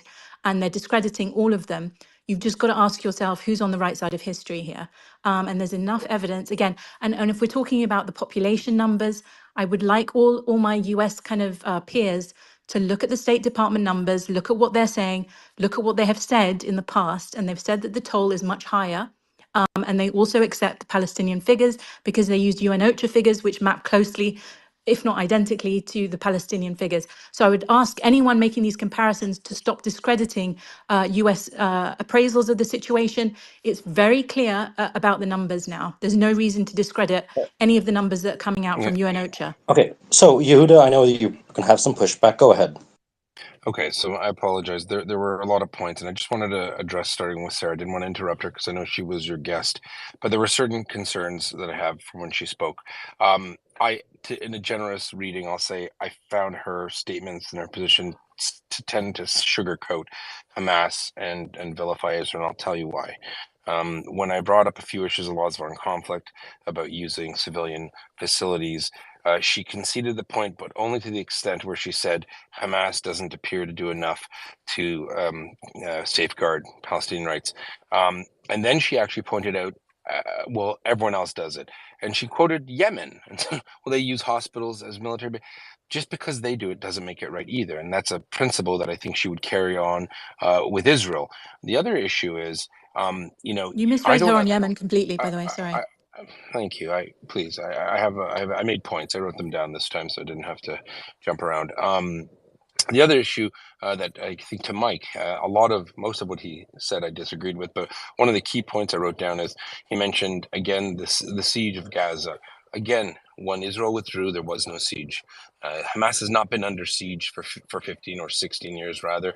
It is the reason for the siege, because they have a position. Now, whether you like Israel or not, the one thing we can't do is we cannot create parity to ideology and action for both. Because you could say the Israelis' actions, you could argue that they're quote-unquote genocidal. The difference is the ideology is there's no document, there's no foundation document of the IDF or in the Israeli government that says we must murder every Palestinian wherever we find them in the world and then quote religious texts. It's not nice. I'm not trying to punch down on religion because I think Hamas abuses faith and wants to make this fight to look like an irretractable religious war, but it's not. So I think we have to be really clear, and I think to be fair to ourselves, we need to differentiate that. Another gentleman said something to the effect of that Israel doesn't, I think it was Mike, that Hamas doesn't, it's not as required to follow international law or something to that effect. effect because it is a terrorist organization. Again, under international law, that doesn't matter. They're a militant, they're combatants in a conflict. They are equally as responsible to safeguard their civilians. One last point, sorry. And Hamas is the elect. It's not a militia. It's not a ragtag bunch of clowns. They are the government in Hamas for 16 years. They are not bereft of funds. They've gotten billions of dollars, billions and billions. A lot of it sits in the leadership's bank accounts. So to say that they're just, or to insinuate there's some ragtag militia group is not accurate. When it comes to the casualty numbers that we were discussing, and Mario scratched his head, it makes sense. If you were to take the specific strikes that were made by Israel, you would almost have to conclude that maybe they're telling the truth. Because if they've launched 15,000 targeted strikes and the death toll, even if you do believe the numbers, which I personally do not, I do not believe the Gaza numbers. I think they're a little lower than they are, and I think many more of them are Hamas fighters. But what it means is when Israel said we're going to spend the next 4 weeks quote unquote softening up military targets, destroying command and control centers, destroying out observation posts or listening posts, these are actual military targets, it kind of seems like they're right. And the reason why that casualty number would be low proportionally is because Israel not only, Israel has to accept the fact that not only when it warns civilians to move, it's also warning the terrorists to move. And that's why you're not seeing them killed in those airstrikes, because they're going out of their way to destroy the military target. And the last point I'll make is this: why I'm suspicious, and I'm sorry to say this, of intent on some people's speech, is because I don't know why your former guest there couldn't just say, without obfuscating, without saying, well, other groups do the same thing, so who cares? Why she just couldn't say, yeah, Hamas is an evil terrorist organization that wants to kill Jews, and what they're doing is completely wrong. And they're not doing enough. They're actively embedding themselves, and they didn't accidentally set up a rocket launcher, an MLRS in a school. You don't accidentally do that. You did it on purpose. So the reason why we question it, Habiba, from my side, I guess. I think you're And by the way, confusing brown people. I never said that. I'm sorry. Please don't be insulting. Okay, so and no, the last point is the reason why we have a problem, Human Rights Watch, is because in the last year alone, why don't you go and read Human Rights Watch's reports on Israel, of which there are numerous, in fact, more than there are combined, against China, Iran, North Korea. The reason why we don't trust them, or I don't trust them, is because I feel it's disingenuous. If you are I think so you're concerned mistaken, about human Yehuda. You're rights, confused. You're okay, confused. I think you're mistaking UN resolutions versus No, the Human I'm Rights talking Watch about. Yehuda, do you reports. think I'm talking Yehuda, do you about think the the. UN is Let me finish. Hamas? Let me finish, please. I'm talking about any listener can go to the Human Rights Watch page, Amnesty International, and count how many resolutions or statements of condemnation against Israel vice all of the world's largest human rights abuser, including Iran, North Korea, Yemen, Syria, Russia, So this morning you were arguing UN is Hamas. Do you believe that? I didn't say UN is Hamas. What are you saying? I wasn't on this morning. I Jeez respond Louise. to him. Listen, you're confusing Jewish people. No, Bottom I'm line not. is, I've been so told that you were saying this. I didn't interrupt her. Yehuda. Okay, I know, Yeah, but okay, so I'm just okay, asking for hold on. Okay, consistency. can, That's can you all. wrap up your point? Then I want to go back to Mike before we jump to Yam and Peter because Yeah. Mike's name was I'm done. referenced, so I'd like to give I'm him an done. opportunity to respond. Yeah, go ahead. Yeah, I'm done. I'm just saying that if you want to ask us why we don't trust them, and to say we shouldn't, besmirch them, the reason why is because I don't see consistency. I see a lot of interest in Israel, but I see the largest human rights abusers all over the world getting a pass. Thanks. Okay, so Mike, your name was referenced. Did you ever did you want to respond, or do you want to pass on it? Yeah, I would love to. Just quickly, can you hear Yeah, go me? ahead, Mike. Yeah, we Perfect. can hear you just fine. Perfect. So, in regards to why is Israel held on, according to what Yehuda was talking about, just like a reminder to everybody in this room, Iran, Saudi Arabia, China, and all these countries and Russia are sanctioned by the West, by NATO to be more specific, right? Like, there is a lot of documentation that we sanctioned them economically, academically, etc. So, they are getting backlash and they're being held accountable. Plus, also remember, a lot of people here confuse comparing countries that claim to be democratic and countries that basically blatant dictatorship, right? So we have to be more genuine about comparing Israel to other countries. And I don't know if you're trying to say like HRW is an anti-Semitic organization, hence why they are focused on Israel. That's on you. Although HRW literally is documenting a lot of hate crimes towards the Jewish community. I didn't say many anything other. but anti-Semitic. I'm big just stretch. saying. Thank you. Then what's the reason of them hyper focusing on Israel? I don't know. We will leave it for the public to decide. Tara, I think, referenced some stuff I said. Tara, with all due respect to you, I remember you from Clubhouse, and I really like you, and I like talking to you. The laws you picked are literally cherry picking. When I mentioned the laws, and I give the basically premise around the laws, I was clear. I said they're discriminatory towards the Palestinians, and they justify the terrorist actions that the IDF does. Now, also another point, IDF and the other the terrorist militias that formed the IDF under the name of by the person who was called Menachem Begin. I urge everybody to just go and Google, you guys. It's free access in the US, I believe, unless they started charging you. But go on Google and read about Menachem Begin and read about the IDF and how they rebranded the name from Irgun and Haganah into IDF. That's not my personal opinion. These are Google facts. Another person talked about the siege on Gaza and how we pulled out of Gaza and now it's not a siege. I mean, Mike, you're breaking up. Am I still breaking up? You're okay now. If you want to finish up your point, can you say? So about there you are. 15 years about the open air prison claims, not claims, facts that I just mentioned. I mean, it's evident from Israel's actions today that it literally for them it's a matter of clicking an on and off button to allow electricity, water, export, import. So when we say Gaza is an open air prison, it's not coming from a vacuum. I'm not just saying it because I want to accuse Israel. I mean, the actions of Israel today are a proof that Israel controls air, space, ground, water, everything in Gaza, right? And the bombing of boats, to somebody's point, they don't use boats for terrorist actions. Israel banned Gazans from getting humanitarian aid. Gazans basically used the boats to go fish so they can eat. They were literally eating raw fish. Israel bombed the boats. Okay, so I think Mike broke up. So we'll wait for him to come. Mike, are you there? Mike? Yeah, I landed my point. Okay, so Yam, I think Peter will go to you in a moment. Yam, you've been waiting very patiently. Go ahead. No, go to Peter first. Thank you. All right, Piotr, go ahead.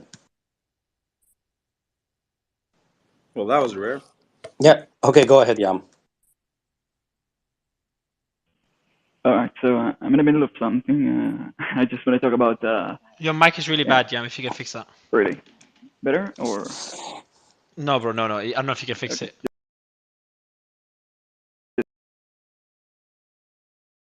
Yeah, sure. We'll give you 5 minutes. Yeah, no problem at all. I think you're sitting in bed or something.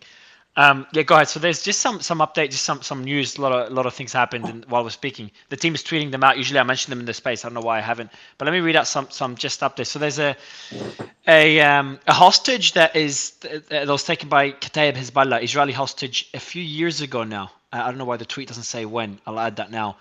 But she was taken as hostage a few years ago, and she was. Let me see exactly when. Few months ago, Mario. No, you're talking about Elizabeth Zarkov? Yeah. Few months ago. Not okay. I appreciate. No, it's much longer than that. Yeah, but she's been held hostage for much longer time. Yeah, so but it's the not first years. time we saw a Not video years. of her. Not years. Yeah, months. No, you're right. Months. July 2023. July. So yeah, she's a few months. So Kataib HEZBOLLAH took a hostage. She's apparently died in an Israeli airstrike. The wars. She said they put out a video of her. The teams posted it out.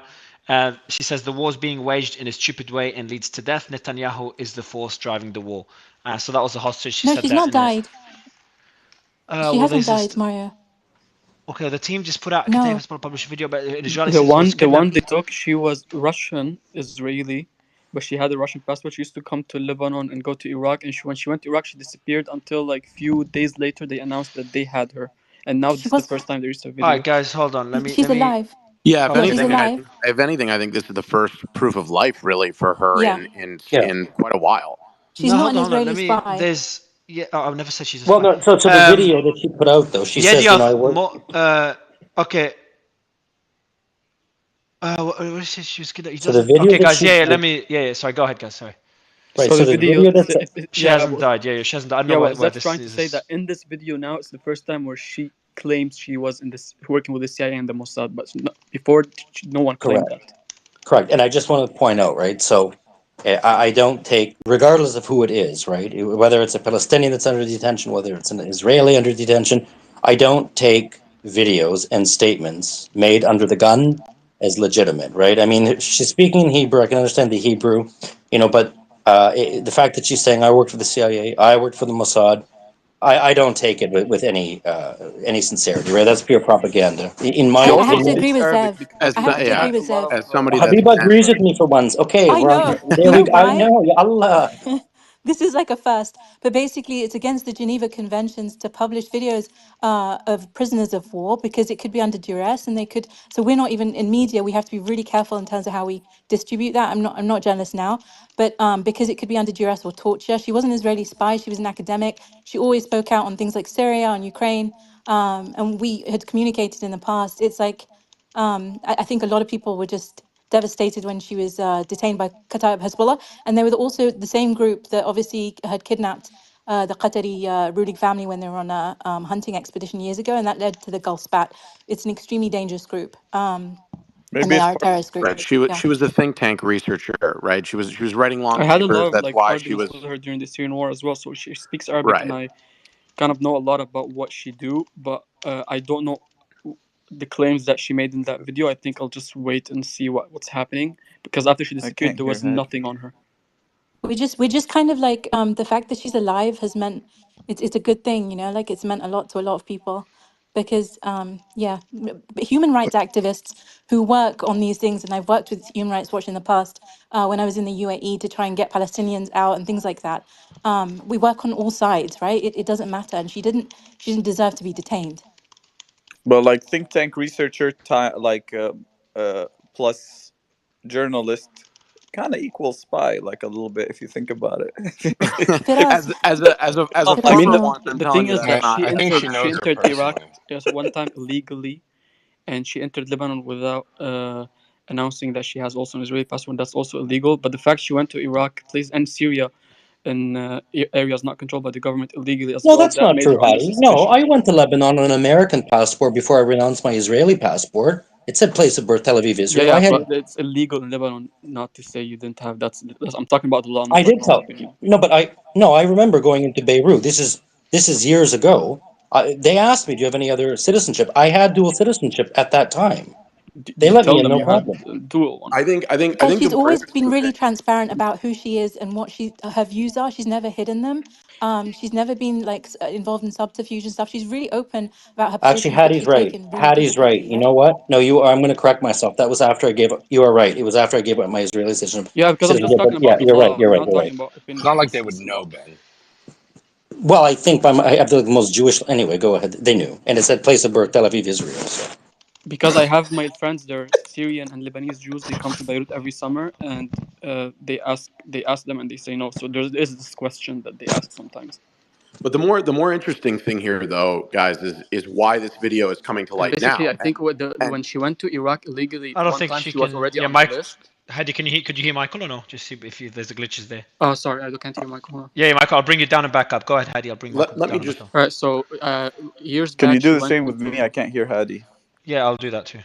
Or maybe I'll actually bring. Yeah, I'll do. Anyone else can't hear Heidi? Let me know. I'll bring Heidi down All right. back up.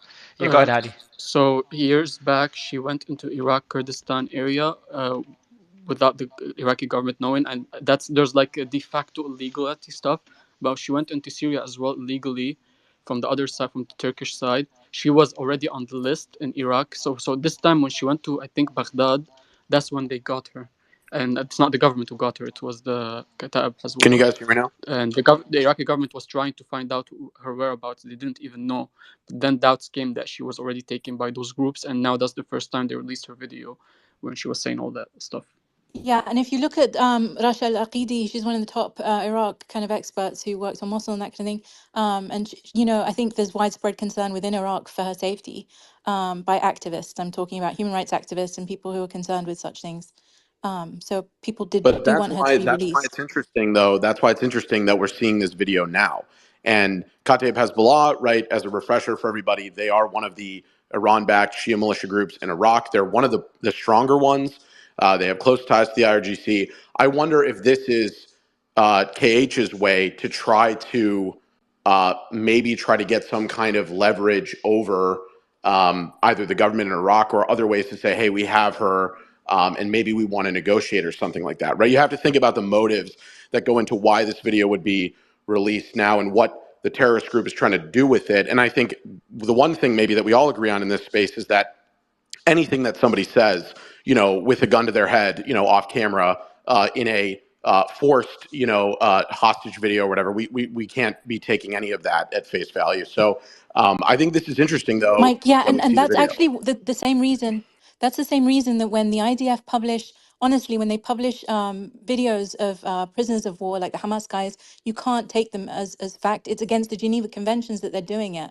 So whichever party is doing this kind of thing, it's not lawful. And And they're under that's not duress. necessarily. That's first of all, just as a point of clarification, Habiba, Geneva the Conventions, the you're not the, supposed to do the, this, the guys. Hamas are not considered enemy combatants. They're not considered POWs by the rules of war. According to the Israelis, they are terrorist criminals, right? So Right, but they're if they're dealing with. detained, you're still not allowed to broadcast them. You certainly are if they're you're not if they're prisoners of war under Geneva Convention. So you could argue that the Israelis are wrong to not consider them prisoners of war, but the Israelis don't consider them prisoners of But war. So just Yehuda, You're didn't not just Israel supposed to declare broadcast war on combatants. Hamas? The law is about Wait, Habiba, combatants. one no, The second. law is about Habiba, combatants. one sec, you one don't sec. understand. Didn't Israel declare You don't war on understand. Hamas? It doesn't matter. It doesn't make them a state actor. So these are combatants that are. It's the same reason why Russians said they would kill Ukrainians if they weren't Ukrainian fighting in the war, because they were mercenaries and they're not afforded the rights of a prisoner of war, even though that's not true. They're signed on as members of the Ukrainian military. They have a foreign legion, but no, Israel does not consider Hamas to be. If it was an Egyptian soldier or if it was a Jordanian soldier, and during the war they would not. They would be, if they did videotape them and broadcast it, that would be a Geneva Convention No, violation. it's about enemy combatants. You're confusing No, POWs with enemy combatants. you're confusing the status of Hamas Okay, prisoners so in what is the Israel. status of Hamas? They're, as I just said, they would be considered the same as a domestic terrorist, a criminal. They're not considered the enemy combatants, the legal enemy combatants of another country. And so you think it's perfectly acceptable for IDF to put Now you've just made a videos big up? stretch. You've No, just I'm made a asking huge you. It's stretch. directly relevant to this. I personally wouldn't, even if they're not enemy combatants under the legal definition, I wouldn't do it anyway. But that's just me. But they would tell you, and this is important because we can't ascribe things to Israel that they don't say themselves and say they say them. They don't. They don't consider them to be. They don't consider them to have the protections of prisoners under the Geneva Convention. They'll treat them fine. They're in jail getting master's degrees and eating well, but they're not going to get. When it comes to the videotaping, I assume they figure there's a greater international requirement for them, a greater public relations requirement for them to demonstrate that these terrorists, or we call them combatants, whatever, that they are terrorists and they've admitted to wanting to murder people. That's why they're doing it. Yehuda, you know who the This is not. prisoners prison authority is under now? Which ministry? Yeah, I'm not here defending a Is bunch it of Itamar Ben Gvir? lunatics. Yep, it's Itamar Ben Yeah, Gvir. So that whole and master's studying and all that stuff is like it's over that's now. Well, they're 20 oh years no, of it's they've gotten. So I mean, and here's another thing: of all the prisoners, I mean, we talk about Israel, and I did want to point this out because someone mentioned it earlier. You do realize that the head terrorist in Gaza, Yahya Sinwar, had cancer in his brain and operated on in Israel, and tens of thousands of Palestinians over while the he was years in have gone to jail. Israel. While he was in Yeah. jail, right? So it kind of shows you that maybe they're not as bad as you keep telling the world. Do you ever think Yeah, of but that? so the Hamas was also treating that old lady, you know, making sure she has Wonderful. meds and So stuff like that. they So like they there's a took moral equivalency no there.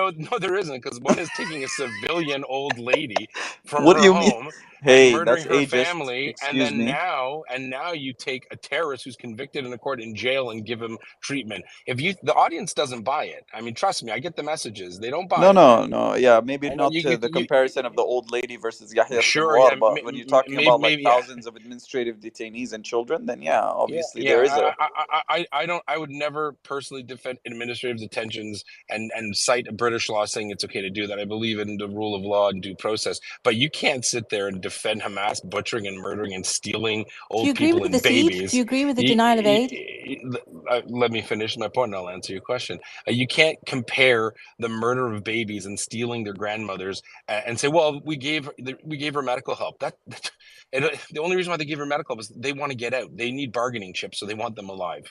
And to answer your question, Habiba, did I agree with them saying on the first or second that they were shutting off? No, I think that was a silly thing to do. And do I think they controlled all the water? No, they exported maybe 7% of Gazan water. So they're to ignore that Gaza had But Yehuda, can't capabilities you is hear another how thing. you contradict yourself? Like you said, we No, I can't don't. compare. Yeah, listen to me. You said we can't compare butchering babies and kidnapping their moms to like prison situations. But then at the same time, you literally like came to me and told me, well, we pulled out of Gaza in 2006, and meanwhile, Israel is butchering babies and children in Right. Gaza. Right, so you are contradicting yourself. I You're hope I'm making audible. no, I'm not actually. No, you're not. That was self-defense, Mike. Those babies were terrorists. No. Here's a big difference. Yeah, If they you had can't, the comms. How can you call a war crime silly? if you can't differentiate between Hamas butchering in cold blood babies and a pilot dropping a bomb on Yahya Sinwar's buddies and killing a child by accident, if you can't consider, sorry, sweetie, if you can't You consider have, that the same, sir. I if can you can't listen. if you can't Listen, consider if 5,000 kids is not by let me finish my accident, point. Let me Yehuda. let, But it's not. 5,000 kids is not So by who says it's accident. 5,000 kids? Hamas?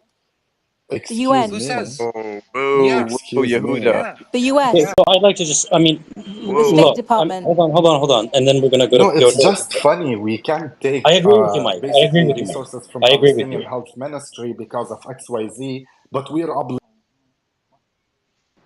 as Palestinians to look to listen. I can't hear to him. what they're saying. Yeah, Mike, you keep cutting out, Mike. You keep cutting out, Mike. So you got to fix your Actually, internet I or want to whatever. say something to Yehuda. So I've come Go ahead, just Siri. to correct him on something. His claim that under Israel's rules, Hamas are terrorists and therefore they don't get covered by the Geneva Conventions. Geneva are not. Oh, you're cutting out Syrian girl as well, no? That I didn't hear her either. I don't hear her Yeah, I either. think she's. Yeah, is Zev is Syrian You don't girl hear and me? Mike cutting out for you or no? Yes, yeah, she is. Yeah, and Mike as well. So yeah, Mike, I know, and I know about Syrian girl as well. Will Syrian girl, do you want to try again? How about now? Is this better? Yes, good so. Okay, so Yehuda said the statement that the Hamas guys under the Israeli rules are not considered legal combatants and therefore are not covered by the Geneva Conventions. But the same can be said that spies are not covered by the Geneva Conventions, and under Hamas's rules and Palestinian rules, all the Israeli soldiers are considered terrorists. So they too are not covered by the Geneva Conventions. So really, his argument is nullified by all of that. I also find the televised confessions myself to be very, very distasteful, and I don't believe any of them. But I do know about this lady that Hadi mentioned. Her mic is. Sorry, guys. Firas, can you stop the sound effects? So can you, guys, I very strict on sound effects or jokes in a space that's pretty serious about a serious topic. And goes to everyone, whoever's doing the sound effects. Go ahead, Syrian, go. So I don't know how many of you guys can hear me, but I'm saying that I don't agree with televised confessions as a blanketed statement. I do find them very distasteful. However, I do think that this lady, Hadi himself, we've known about her for a very long time. We've observed her activity, and I don't disbelieve that she is some kind of a Israeli spy. Yehuda, do you want to respond to Syrian girl before we go to Firas and Pat? I'll respond to the general point. I have my own reasons, but I'll respond to the general point. When it comes to legal combatants are recognized, it's not Israel's perspective. Most countries actually don't consider terrorist operatives. Yeah, but most countries don't legal. consider Hamas to be terrorists. I let you. Hang on. Most countries don't. You're making. But you're misinformed. Would you let me finish? Yeah, she doesn't believe Hamas. She thinks only 5, 10, 15 countries Israelis are consider terrorist terrorists under organization. certain laws also, is what I'm trying to tell you. No, they're not. Yeah. it's but true. It's look, just the EU and the US and like Okay, the Israeli High Court regards them as civilians, right? It says yeah, they're customary not. And international law distinguishes between combatants and civilians. There's yeah, insufficient so you have to information Google to that, say that didn't it's a you? third category of unlawful combatants.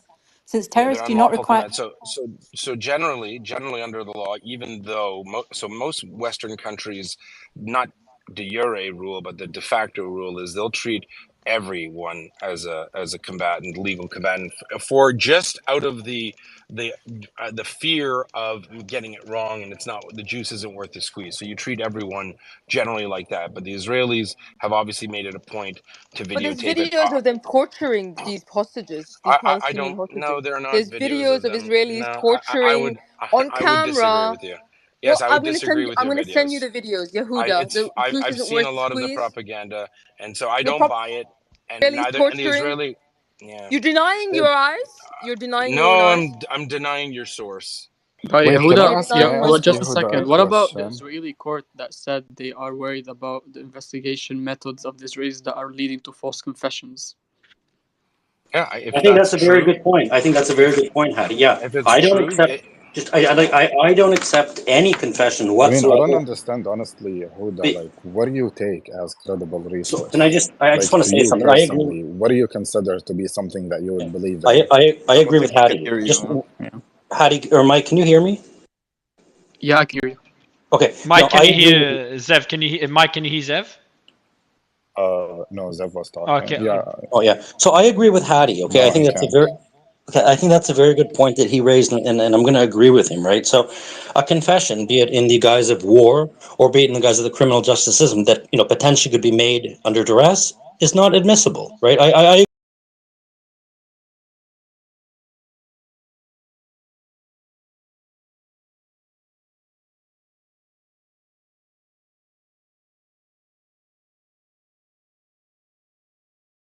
captivity. Well, Like we any can. side that has No, some. no.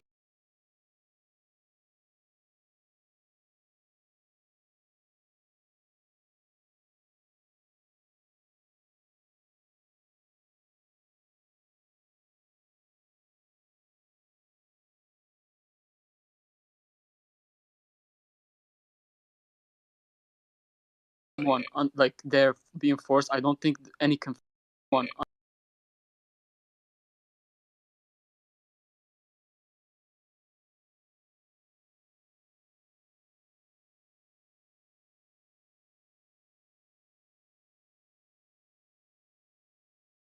I'll take. There's no debate there. You don't get to change the rules of law or the standard that you apply, because you don't like the other side, right? I personally would not be videotaping Hamas, detainees or arrestees or whatever you want to call it. I think it's a bad look overall. If the Israelis say, well, look, we're legally allowed to because they're not enemy combatants of a country. I hear what they're saying. I just wouldn't do it. If you want to do the tapes, give it to your friends and the allies and in the governments that you want them to know what's going on. That would be better. But I feel probably they feel that they're losing the propaganda war to the people who are killing their babies. So they want to show the world just exactly what they're facing. It's a risk they're taking. I don't necessarily agree with it. I mean, who's Yehuda, can killing the I just ask you a babies? They killed question? 4,000 of them. Okay. Yehuda, you So said that Habiba, you I said don't before that I the don't siege recall was. killing. For someone who says so, they're a professional, I don't recall saying I killed look. 4,000 babies. And you know Okay. what? The other So comment, I'm going to go back to your other petty and shallow comment. I have to commend you on your consistency and your continuous attacks. Brown people. I'm browner than you. I just saw your picture. I don't know what you're talking about. I've You need never to said calm anything down about with the. brown people. What are you I'm not talking about? talking to you, Syrian. Okay, so I think we're Yehuda, I getting a was just little. going to I ask think you hold earlier. on. You I want to said go to Habiba. But just a point of clarity, right? So I don't know what the number is, but I think we can all agree the number of children killed is very high. It One is is too tragic. It many. is wrong, One is right? too So many. yeah. Well, I know. I take just so just take the Habiba, US one minute. number. One minute. So if the number is 3,000, 4,000, thus far, I have no reason to dispute it. Just if I'm going to be completely intellectually honest, so it's way too high. So Habiba, you wanted to make a point. Please make your point. Go ahead. Thanks, Ev. Yehuda, you said that you on the siege. You said you disagreed with it was a silly move rather than a war crime, which is starving thousands and thousands, millions, like the 2 million that are there. They're dying from malnutrition, dehydration. The sewage systems are collapsing. The denial of fuel has meant that, and on Thursday the Palestinian telecoms will go down, so they'll be in the dark again. And you think this is silly? Yeah, I'll tell you why. Because I don't accept your assessment or analysis. The reason why is because I said to you, Israel doesn't provide the lion's share of water. It's at 7%. Cutting off water doesn't do anything to Hamas. It was done, maybe it was a knee-jerk reaction. They also don't provide all the electricity. You also have Egypt that's not a country with no agency. So the whole argument that Israel, so there's a myth that Israel cut off all the water, food, and electricity. We have heard every 3 days that Gaza will run out of electricity in 48 hours. Obviously, they have resources, and the fact that Israel cut off or said they would cut off all of this stuff was a stupid move, and it was silly because it doesn't affect the situation on the ground. They're getting their stuff in. I would be more concerned if I were you about why even Hamas allowed this situation to occur. They stockpiled enough. I bet you I bet you the Israeli military knew full well that Hamas probably had a couple months of fuel and supply to keep prosecuting this war. I bet you they knew that. So for them, hold on, last comment. For them to say we're cutting off everything was the dumbest move in the world, because now you have perfect sound bites to make them look like idiots, and that's on them. That's a self-goal. So I'd like to ask So you're Tira. saying that Can I push back against that? hang on, you're saying that Hamas actually gave up their fuel for civilians. That's what you're saying, Yehuda, right? No, I didn't say that. Well, you're saying that Hamas has stores and stores of fuel to last for months, and Israel cutting off the electricity. Obviously, they still have electricity. Therefore, Hamas is giving their fuel to the hospitals. Is that what you're saying? No, you just made that up. I just said to you that Israel's saying they're going to cut stuff off to the Gaza Strip wouldn't impact Hamas operational capabilities and wouldn't affect the situation. So That's then what why I are said. they doing it then, other than collective punishment? So I think, hold on, Sir. I want to make one last thing Okay, before I stop Syrian, speaking. okay, then we're going to go to Habiba. Okay, One go last ahead, thing. Syrian. Yep. I'm not gonna drop down, but I'm gonna stop this statement. Yep. I'm posting videos of the torture that Israelis have been doing as a comment to the space. So if Yehuda would like to, we'll watch those videos and tell me why he disbelieves them. Okay, thank you very much. So I think I want to go to Habiba. Okay, Tira left. Yes, I please. think, Because I've just posted up two tweets. No, absolutely, Habiba. I promise 1 second. So I think that, look, the notion that Israel is required to provide electricity and water, I think that comes down to the determination and the opinion as to whether or not Gaza is occupied, right? I think if it's occupied, then yes, it has a responsibility. If people are going to take the position that it is not occupied, then I do not believe that there is a responsibility. That's up to the people to determine. Habiba, please push back all you like, not on what I said, but what others said. Go ahead. Thanks, Ev. And, obviously we've gone through this before. The international community regards it as occupied. I've just posted up two tweets from Thomas White, who's the director of UNRWA. And he said that they're It's running really out. getting... Can you hear me? I'm sorry, that wasn't to you. I'm sorry. I couldn't hear you for a moment. Go ahead. Oh, no bad. My bad. So basically, he said that the reservoir has run out, and no fuel means no pumping of sewage or waste, and it's a serious public health threat. There is no more fuel. No fuel has entered Gaza because the Israelis have blockaded it, and this has tremendous implications for lives on the ground. This is whether or not they can run the generators, whether or not the hospitals can run, whether or not people have the ability to pump water. So it's a death sentence. It's not silly. It's a death sentence. And this is why it's characterized as a war crime. And this is why, whether or not you can justify all the strikes you want, the fact that it's collective punishment and killing these people slowly, and you can see it in all the malnourished and emaciated people, people desperate for water and food and access. That's the war crime. It's not silly, it's a war crime. But I don't accept your characterization. So you could say it all the time. You could keep repeating it. We could talk about all the malnourishment for 20 years. The Gazan population has exploded. Obviously, they're doing a really bad job at committing genocide, aren't they? Well, I don't buy that argument, right? So look, I'm not going to comment to whether or not I think genocide is occurring.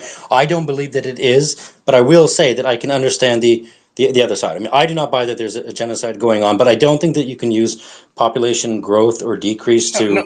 Well, you know what? You can use proportional increases, right? You don't have to say just growth. The bottom line is, look at I only say it because the constant refrain from certain people is that literally that it's like the biggest famine in the world is going on right now. Hamas is, and there are videos of this from Gazans themselves, are destroying food aid.